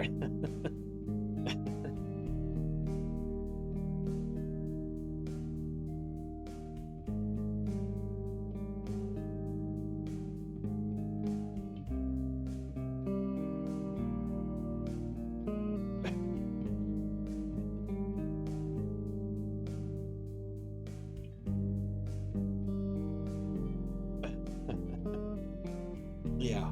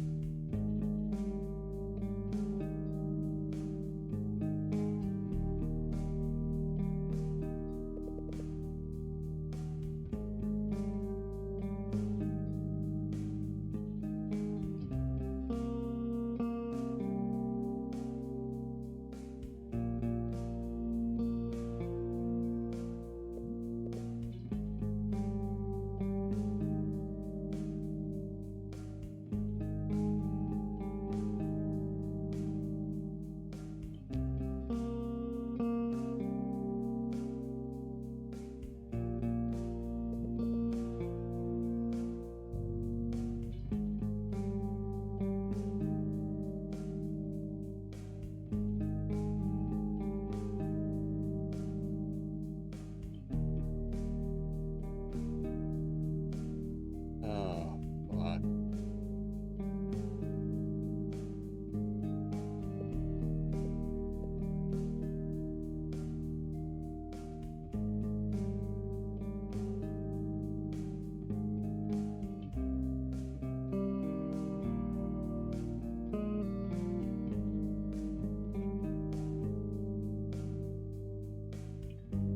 Hey, we Arctic, how's it going? Yeah.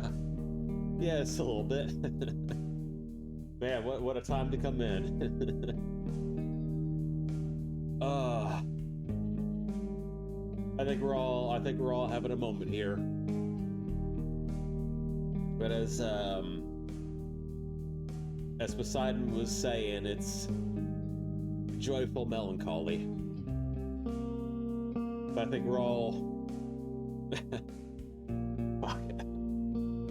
we're all getting hit a little bit close to home here. Yeah, as I've said before many times, and I'll say again, just go and play the game. I cannot possibly recommend it enough. I mean, it's like $20, and the reviews were like, hey, don't even wait for a sale, just buy it at full price, which, I mean, it's a bargain at 20, but yeah. Yeah. Honestly, you're not even like really... It's not even like really spoilery where you're at, even though we're at the ending. It's a story that kind of defies spoilers. Probably, yeah. Yeah. Jesus. I didn't think it would get to me like this, and I think everybody in chat didn't think it was gonna be that case. But yes, it's probably be number 3 for you. It is a story of the human experience. But yeah. Yeah. Yeah.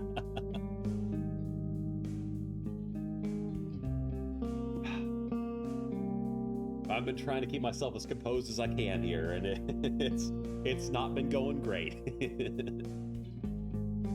Oh, really, it's the past, like, 5-10 minutes that really got me.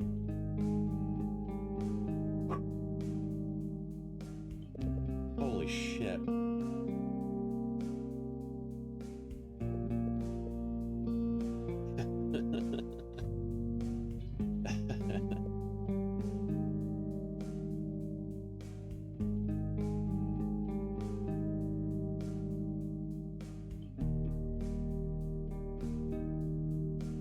That's the thing, I had people come into my stream, I think it was the second or third session I did, and they warned me.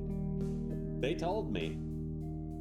It's like, oh, you did the first timeline. And what'd you think? I'm like, oh, yeah, it was rough. It was some hard feelings. They're like, oh, yeah, just wait.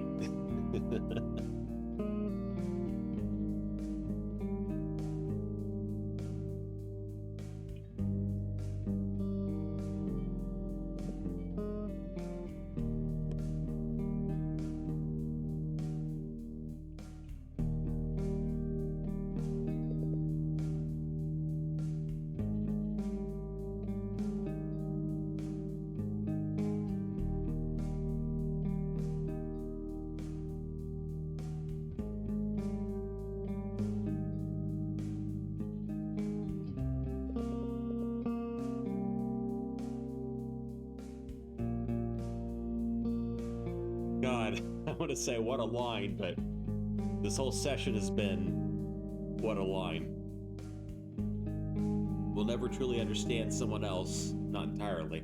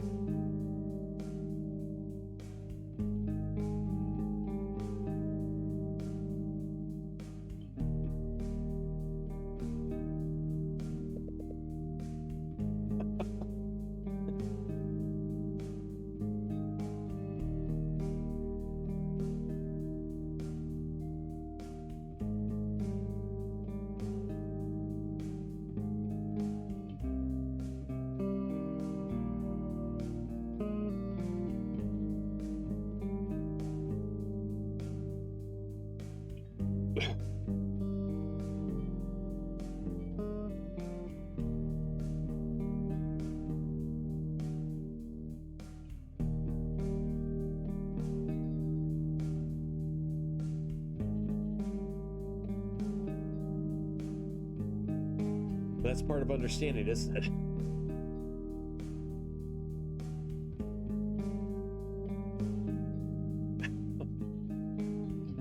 Christ. They must understand.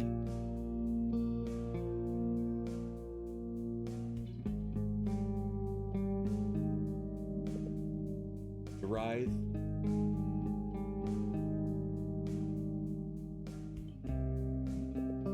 The struggle.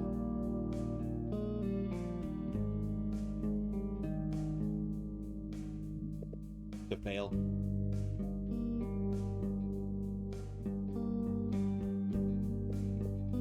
But still somehow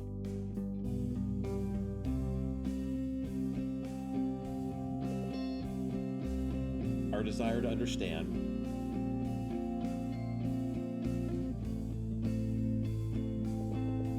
to connect, to belong,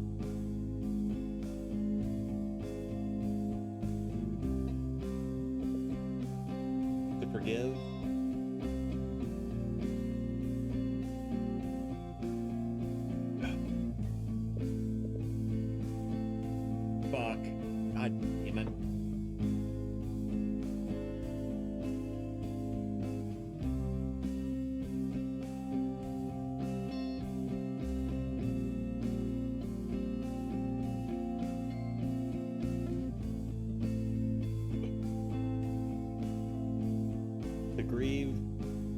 accept.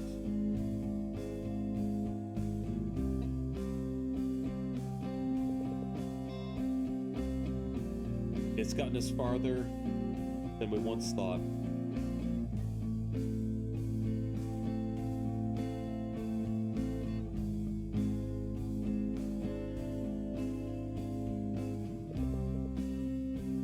We place trust in ourselves, in each other.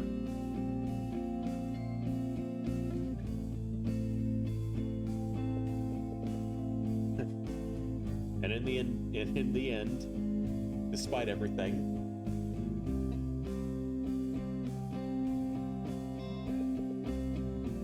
we keep trying. We play along.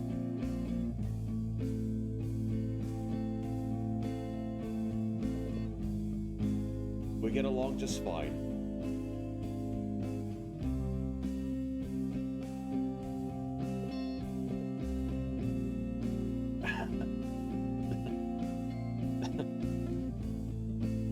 Jesus.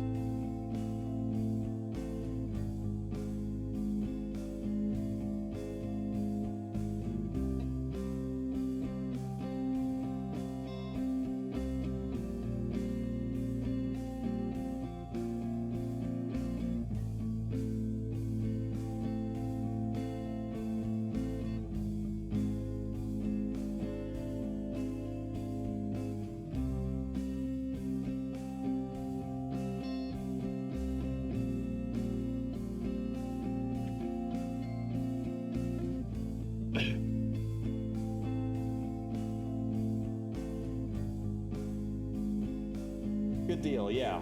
Yeah. If you ever stream it, I'm looking forward to watching you play it.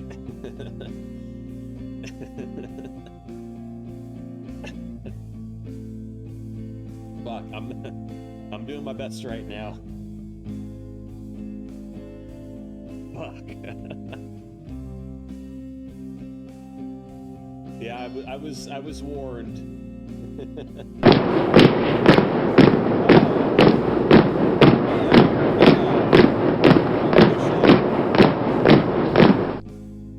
Yeah. Well, welcome in, Raiders. Damn. what a time to come in here. Holy shit. Welcome in, Rhea. Welcome in, Raiders. How's it going? Ooh, man. Yeah, what a time to arrive here. Hey. We're just wrapping up with Until Then, which has got to be one of the most emotional games I've ever played in my life here. You can ask everybody in chat here. We've gone through a roller coaster of emotions, but yep. And what a line it is. The world hasn't ended yet. But yeah, we're kind of wrapping up with this one here. But yeah, we'll probably be starting on something a little bit. Yeah, a little too late, but it's probably a good time for it, because it would have been very, very heavy to come in even a few minutes ago. But yeah, we'll play something a little bit more fun after this here. But yeah, damn. We got a few. We definitely had an emotional chat here. To the Moon, yeah, okay. I've actually played To the Moon, and I don't think it's the same people, as far as I know, but it definitely has that same feeling to it. The roll when you get 35, yep, yep. Well, you got to keep at this. Sorry, you can make me play it one of these days, but you got to keep at it. And yeah, I think that is kind of the end of the world at that point, once I have to play that game.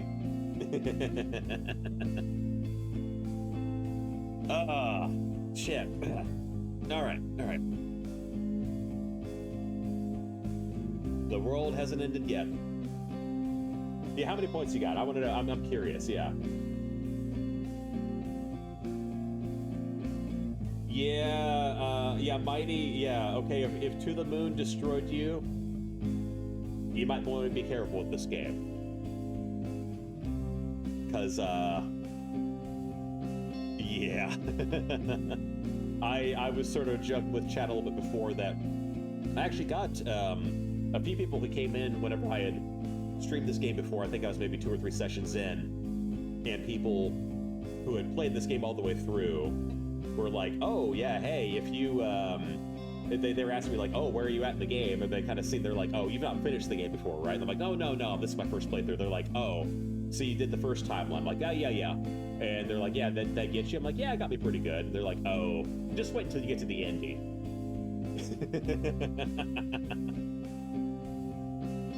Yeah, 7,700. Okay, you got a okay.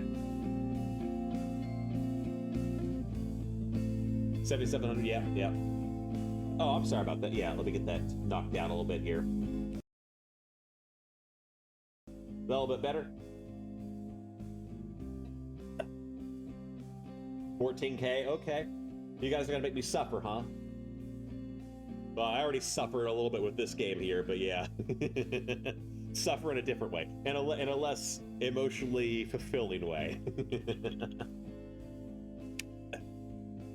I'm Commander Shepard, and this is my favorite store on the Citadel. Thank you for the follow. Much appreciated, Mighty, yeah. Okay, good to hear, yeah.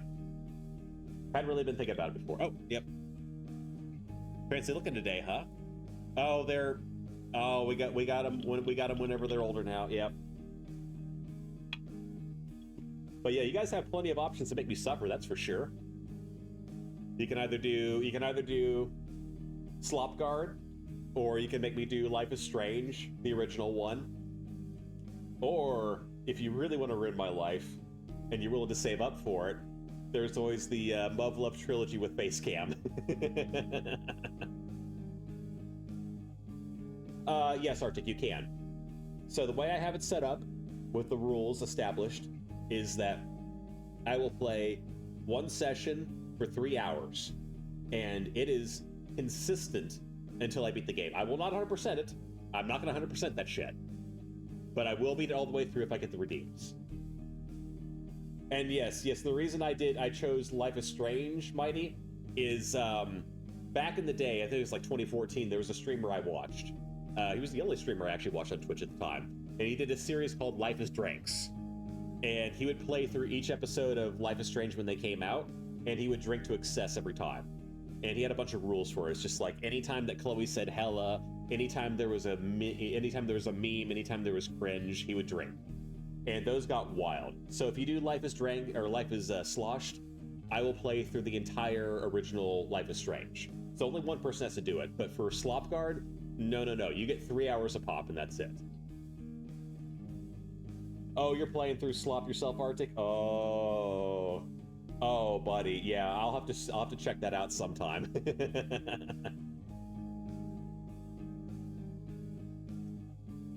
Reggie, that is a good question. I'll have to go back and watch his old highlight videos. I think it wasn't beer, because I'll be doing beer. I can't do shots. Oh, there's no way I could do shots for that game, but I could take some pretty heavy sips of beer. Yeah.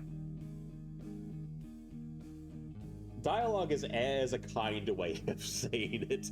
I think the dialogue is worse than eh.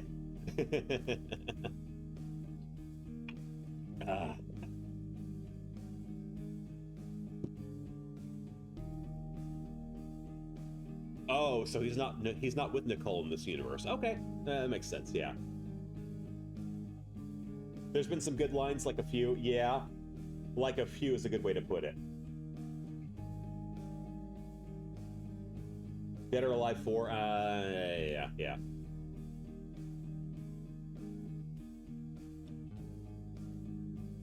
Yeah, see, yeah, you say you can finish the game in a month. Okay, fair. But why would you? I want to make chat pay for it if they want to do that shit.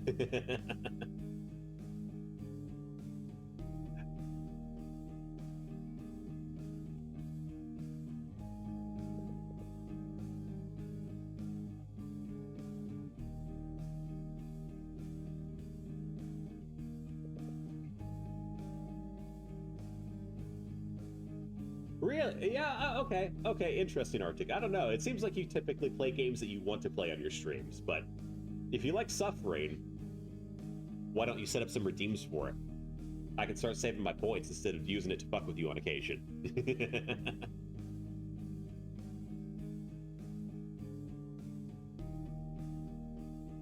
You broke your desk keyboard tray? No. Is it related to this game or something else? Oh shit. Oh, one of those deals on Arctic, yeah.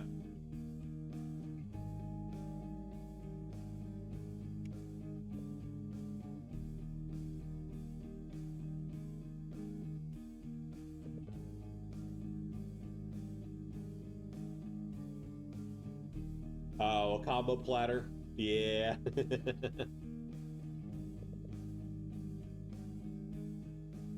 Yeah, I've never played a DA4 myself. I mean, I'm vaguely familiar with it, but yeah, I can't really comment on it in any meaningful way.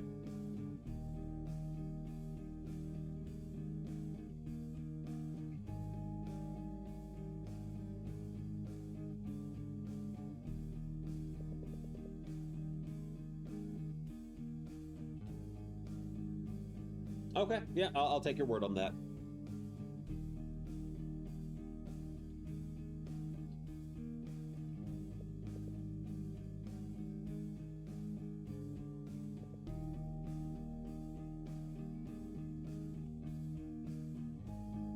Oh no, it has the modern writing to it. Oh, that's too bad. Oh, that's ugh.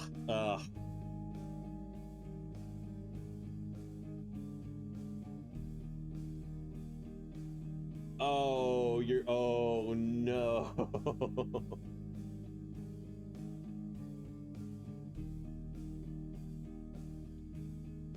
Oh, you're talking about, oh, I thought you were talking about DA4. Oh, you mean Veilguard.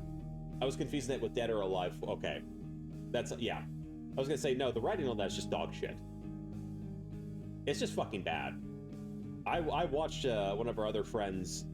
Yeah, okay. That's what confused me on that. Yeah. I was gonna say, the writing is not serviceable. If you tell me the writing is serviceable, we're gonna have a discussion on that. Because it's not. It is terrible. There are a handful of okay lines here and there, and then the Butcher is a really good character. Okay, good. We're in agreement on that, Asari. Okay, you had me a little bit concerned for a second there.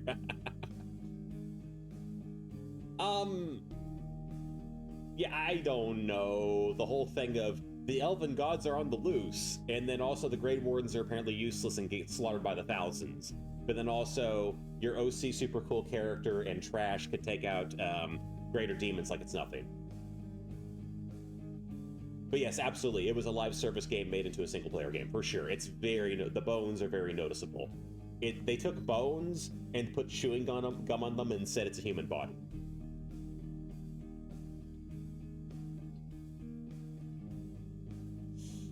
Yeah, even as someone who doesn't like understand the full, like, I've watched Rhea play through a good chunk of Origins, and I have like my own research into it. It's like, yeah, oh, this is a really cool story. And then like 2 and Inquisition seem like they're kind of yeah, but like Veilguard, having watched another streamer friend play through it with people in the audience who were fans of the original, they tore it apart.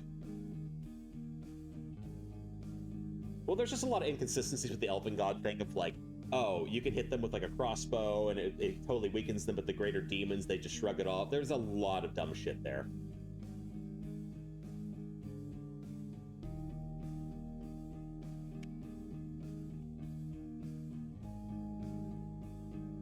Yeah. I think just pretending it doesn't exist is the best way to do it.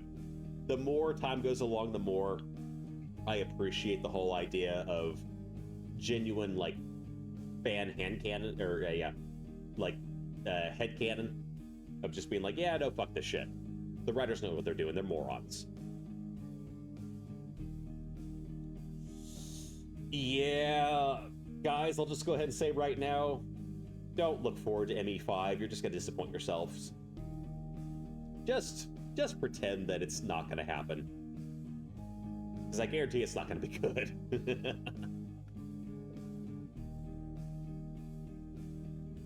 Arctic. Okay, you said it's your first one. Okay. Because it's not a good game. Andromeda's not good.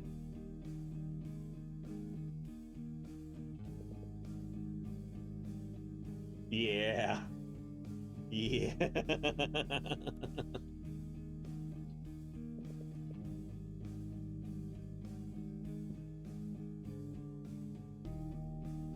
Yeah, I'm so sorry is the appropriate response there.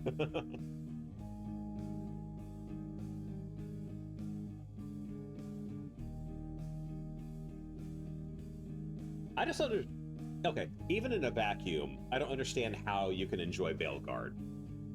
And thank you, Reggie.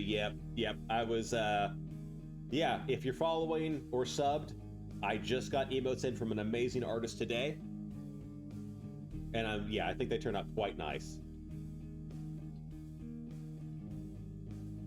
Well, yeah, it should have just ended with 3. And even then, I have a lot of problems with 3. I think that 3 was the ball being dropped at the end. There's a lot of good shit to it. A lot of things did pay off in the end, but then you had just the ridiculously stupid ending sequence. And just a lot of, like, it felt like they were trying to reach the Call of Duty audience with, like, James Vega and a lot of kind of the bro shit that was going on that got really annoying. So Mighty, that it's more complicated than that. The original ending was so fucking bad that the entire fan base, aside from a handful of people, outraged over it. And they created an extended ending where they basically kept everything that was bad, but then were like, okay, we'll explain why the bad ending is actually good. And people were kind of quelled by it, but not really. So it left a very bad taste in everyone's mouth, and then kind of the Andromeda thing, it just ruined, like, anyone who was a fan of the series was just done with Mass Effect at that point after Andromeda. And yeah, Vega, a human attempted interesting. See, I always saw James Vega as just being like Call of Duty dude bro type to kind of lure in that audience of like, hey, we got this big muscly dumbass, and he'll explain all the shit that you don't understand because, like, you didn't play through the first 2 games because you're too lazy to do it. And, I just found him to be a very uninteresting character.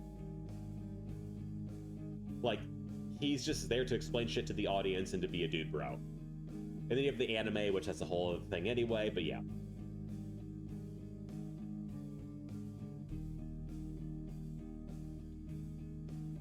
I can't disagree with you on that, Sari, yeah. But yeah, Mighty, I highly recommend you go back and play through the original trilogy and then just kind of stop there.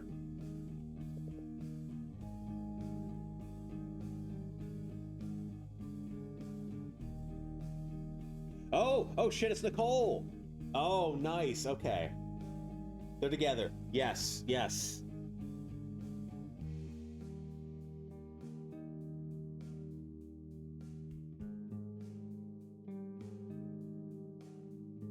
you're not wrong, Asara, yeah.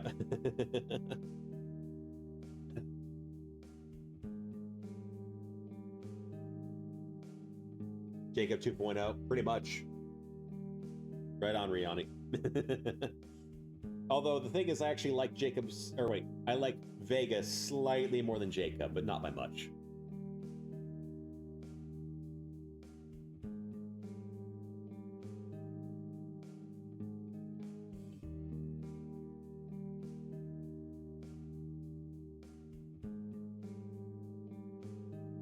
Oh, we got the black butterflies. Damn. God damn.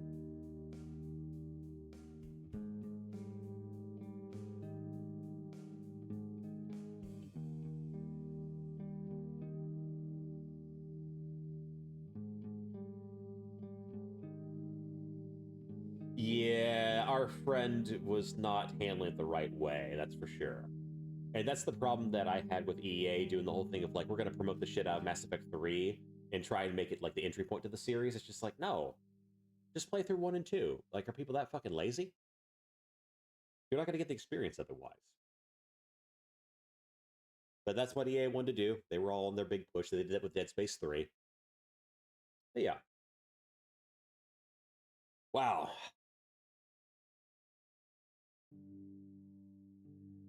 Wow. Yeah, what an experience. Holy shit.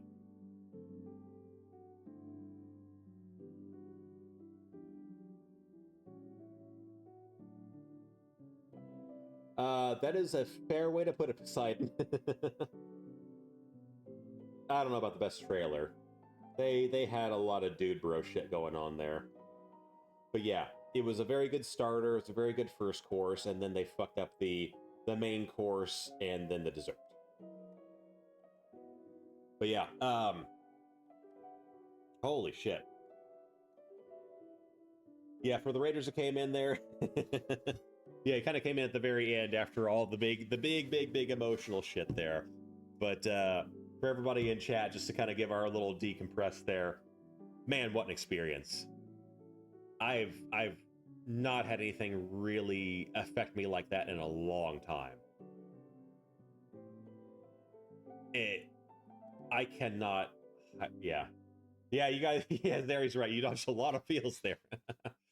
um, man, I can't recommend it enough. It's $20 on Steam, not on sale. Yeah, Raiders dodge everything. Wow, that was a short team. Wow, they're like. It seems like the credits are almost over. Yeah, yeah.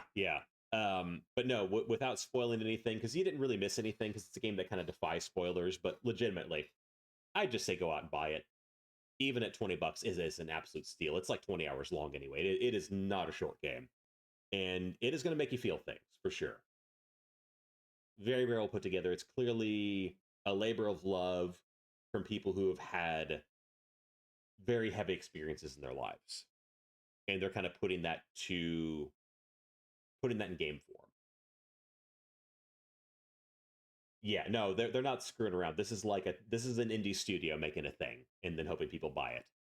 And all the love it gets, because I, did my little research online here and there, but as far as the Steam reviews and what people have said just in general, if anything, people are underselling it, and I think they're doing it intentionally to not spoil things. But this to me, until then, is truly a representation of what gaming can be. In the modern era, with all the slop that comes out from the AAA studios of just, we're going to push, the modern, dumb progressive politics, and we want to chase the modern audience and all this shit, where it's all about identity over everything else. This is a story that actually has identity. It has diversity. It has a lot of the things that all these people claim that they give a shit about, but in a very thoughtful and tasteful way. The characters aren't their identities, and that's what I really like about it, is that everyone has their place in the story. They all feel like human beings, and that it's a story about the human experience and understanding other people through your own perspective. One of the lines, which I'm going to totally misquote here at the end, which I absolutely loved, but it was, you can only understand people through your own perspective, I believe. I'm probably misquoting it here, but is a truly, truly profound game, truly profound experience. Yeah, can't recommend it enough. But yeah, I was warned. I was warned too. I think I mentioned it, but yeah, I had people come into the streams before and be like, just you wait, buddy. Good deal, Arctic. Yeah, I will absolutely watch you play through this game for sure. If I'm available, I'll be watching it. Yeah, I think that's a good way of putting it too. But Poseidon, it's just like, there is this kind of like the Mary Sue and the Gary Stu shit of like, we just want our characters to be awesome and successful, because having them fail at things would be bad. It's like, but no, there has to be pain, there has to be suffering, and I think having those really difficult moments that speak to the person playing it, that's what makes a character. Like when it comes to the main cast of this game, they're all incredibly lovable because they all feel like people. Yeah, they have to fail. That's part of being human. Yeah, and I think there's not an appreciation of that. Of human beings are flawed, and they fuck up, and they do stupid shit, but they're also amazing and wonderful, and that you can appreciate that. Oh, we got another scene here. Yeah, that you can appreciate those things. That you can find a certain adoration in people's imperfections, that you can kind of come to love and respect those things about them, that there's nothing wrong with that, that if you're striving to grow as a person, that if you are actively working on yourself and you're still imperfect, then good. That's part of it. Ah, Near Automata, yes. Yes. Hmm. Boy, that's a whole discussion in of itself there. uh, I'll probably be playing that soon here, too. That'll probably be on the list. But yeah. But yeah, we'll do actually one second here. I'm gonna just top off my whiskey real quick here before we do this final scene.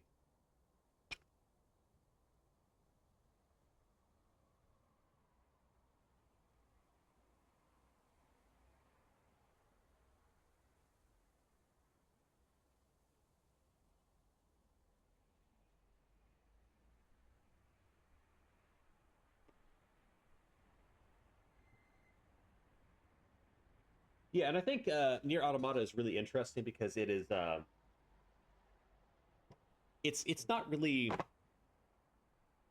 based on like kind of the ground level human experience that I think the way that this is, it's much more kind of the pathos rather than logos, where you're kind of going more of an emotional feel. And I don't say that in a bad way either. Near Automata is definitely one of my all-time favorite games, but it's more of how the game makes you feel rather than understanding humanity on a deep level. Because without going to spoilers, the perception of humanity is complicated and sort of questions of humanity and divinity and kind of cultish behavior and a lot of things. It's a very complicated story. Okay, Arctic, yeah, good to see you again. Appreciate you coming out to hang out. I think we're probably at the last scene here, honestly, before I play around with another game here. But yeah, yeah, take it easy. Yeah, there's a big question of sapience. I don't want to say sentience, but sapience in Near Automata. And again, that's another one I want to be very careful about getting into spoiler territory with that. Yeah, let's do this final scene here. Hey, Dad. Sorry, were you waiting long? No, no. Besides, it's a beautiful day to be out here. You ready?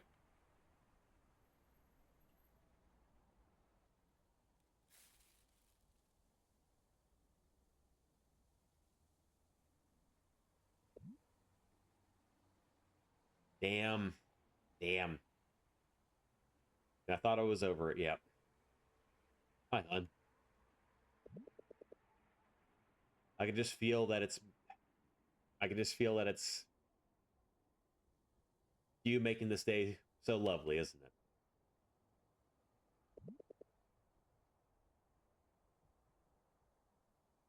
Yeah, Mighty. Yeah, it's a complicated game for sure. Um, the joke I've heard is that you come in for the TNA with the sexy waifu robots, but you stay for the deep philosophical exploration. She's probably crocheting this beautiful sky. Guess what? Our little Mark had a great date last week. Dad, I think it. I think you did good with him, Maria. You did good with me.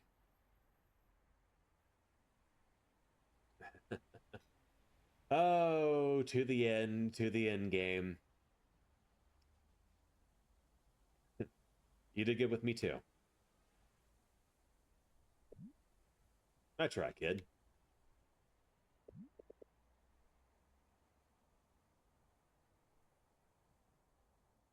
Yeah, might need a little second here.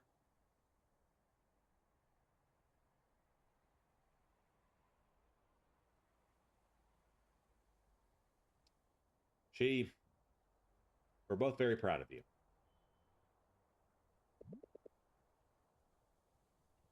You should tell her about your friend's movie.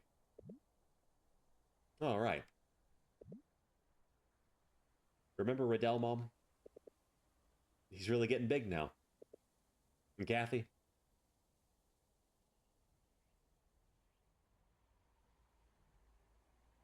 To the end game. You test me to the end.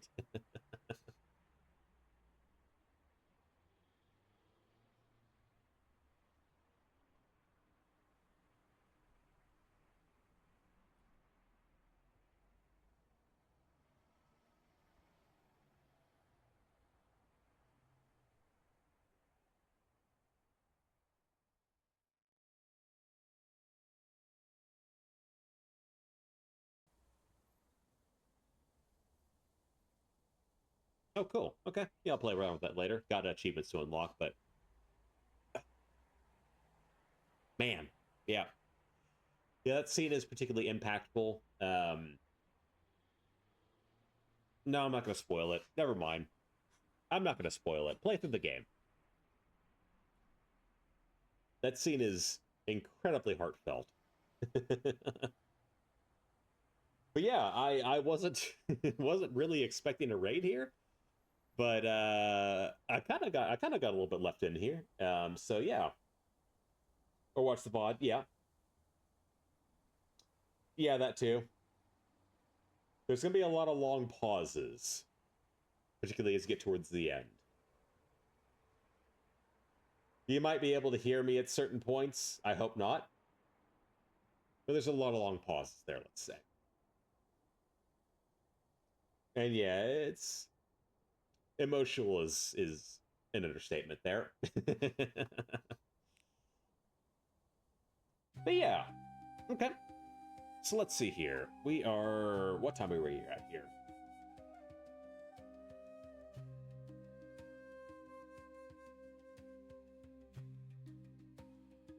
Yeah, let's see. I'm good to go for a little bit longer. I can't go too much longer, maybe another hour or so. Let's find something fun to play here.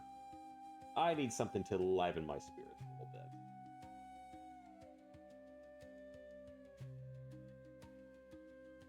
I appreciate Zeri. Yeah, I think I think we all kind of had those moments there. And yeah, thank you for learning there, Booty. It was yeah, it was a bonding experience there, shall we say? Hmm. But I think especially to doing being the streamer, you kind of just don't want to just sit there forever with nothing happening on screen.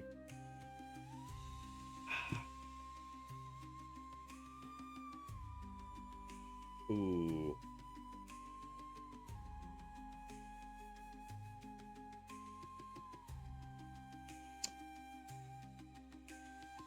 Okay, what are we thinking about?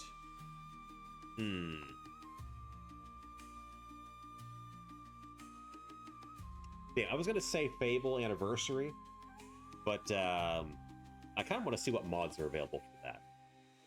That might be another one here. Yeah.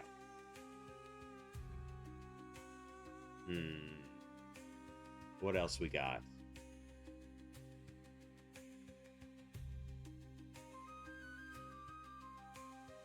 Because a lot of these require a download, but I got good enough internet, it's fine. Yeah, because I as much as I love Fable, it is a little bit kind of passe at this point because everyone's played it, or everyone's at least watched a playthrough of it. So I think having mods with it will make it kind of really stand out. Gonna say I could start in on shit. I'm kind of between doing the South Park A Stick of Truth or doing Sonic Adventure 2. Like, just going for it, because I have such a soft spot for Sonic Adventure 2. Let's see. Okay, so yeah, South Park A Stick of Truth, Sonic Adventure 2. Or damn, I could do Pyre. Pyre's a really fun one too, which no one has played. It's an absolute travesty. It's the same people who did Hades, and I think that Pyre is way better than Hades. Yeah, actually, let's do, Rhea, if you're there, let's see. I don't know how to do, let's see, polls, let's see. There we go. We're gonna do a poll.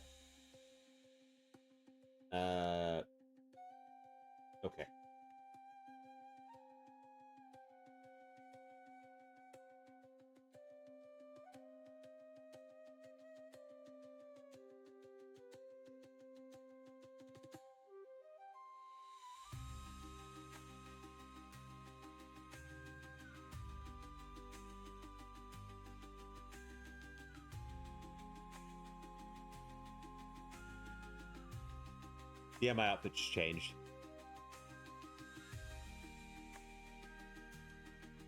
It happens.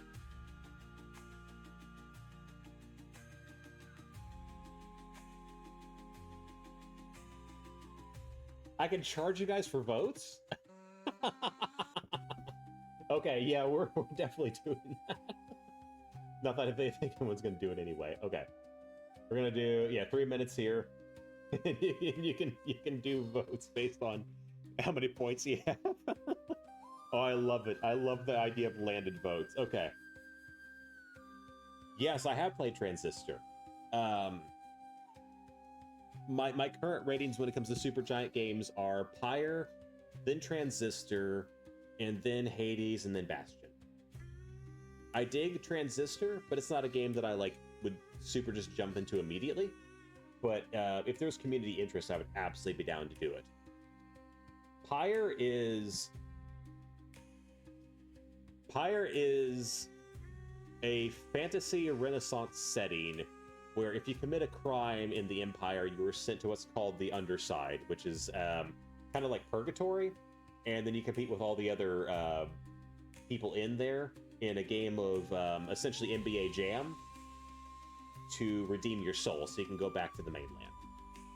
So it's NBA Jam mixed with a visual novel and RPG elements with really, really good character writing and a very, very fun gameplay.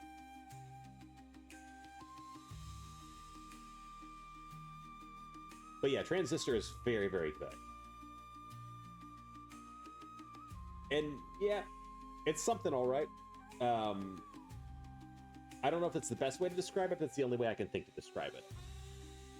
If it's your thing, you'll kind of see once the game starts.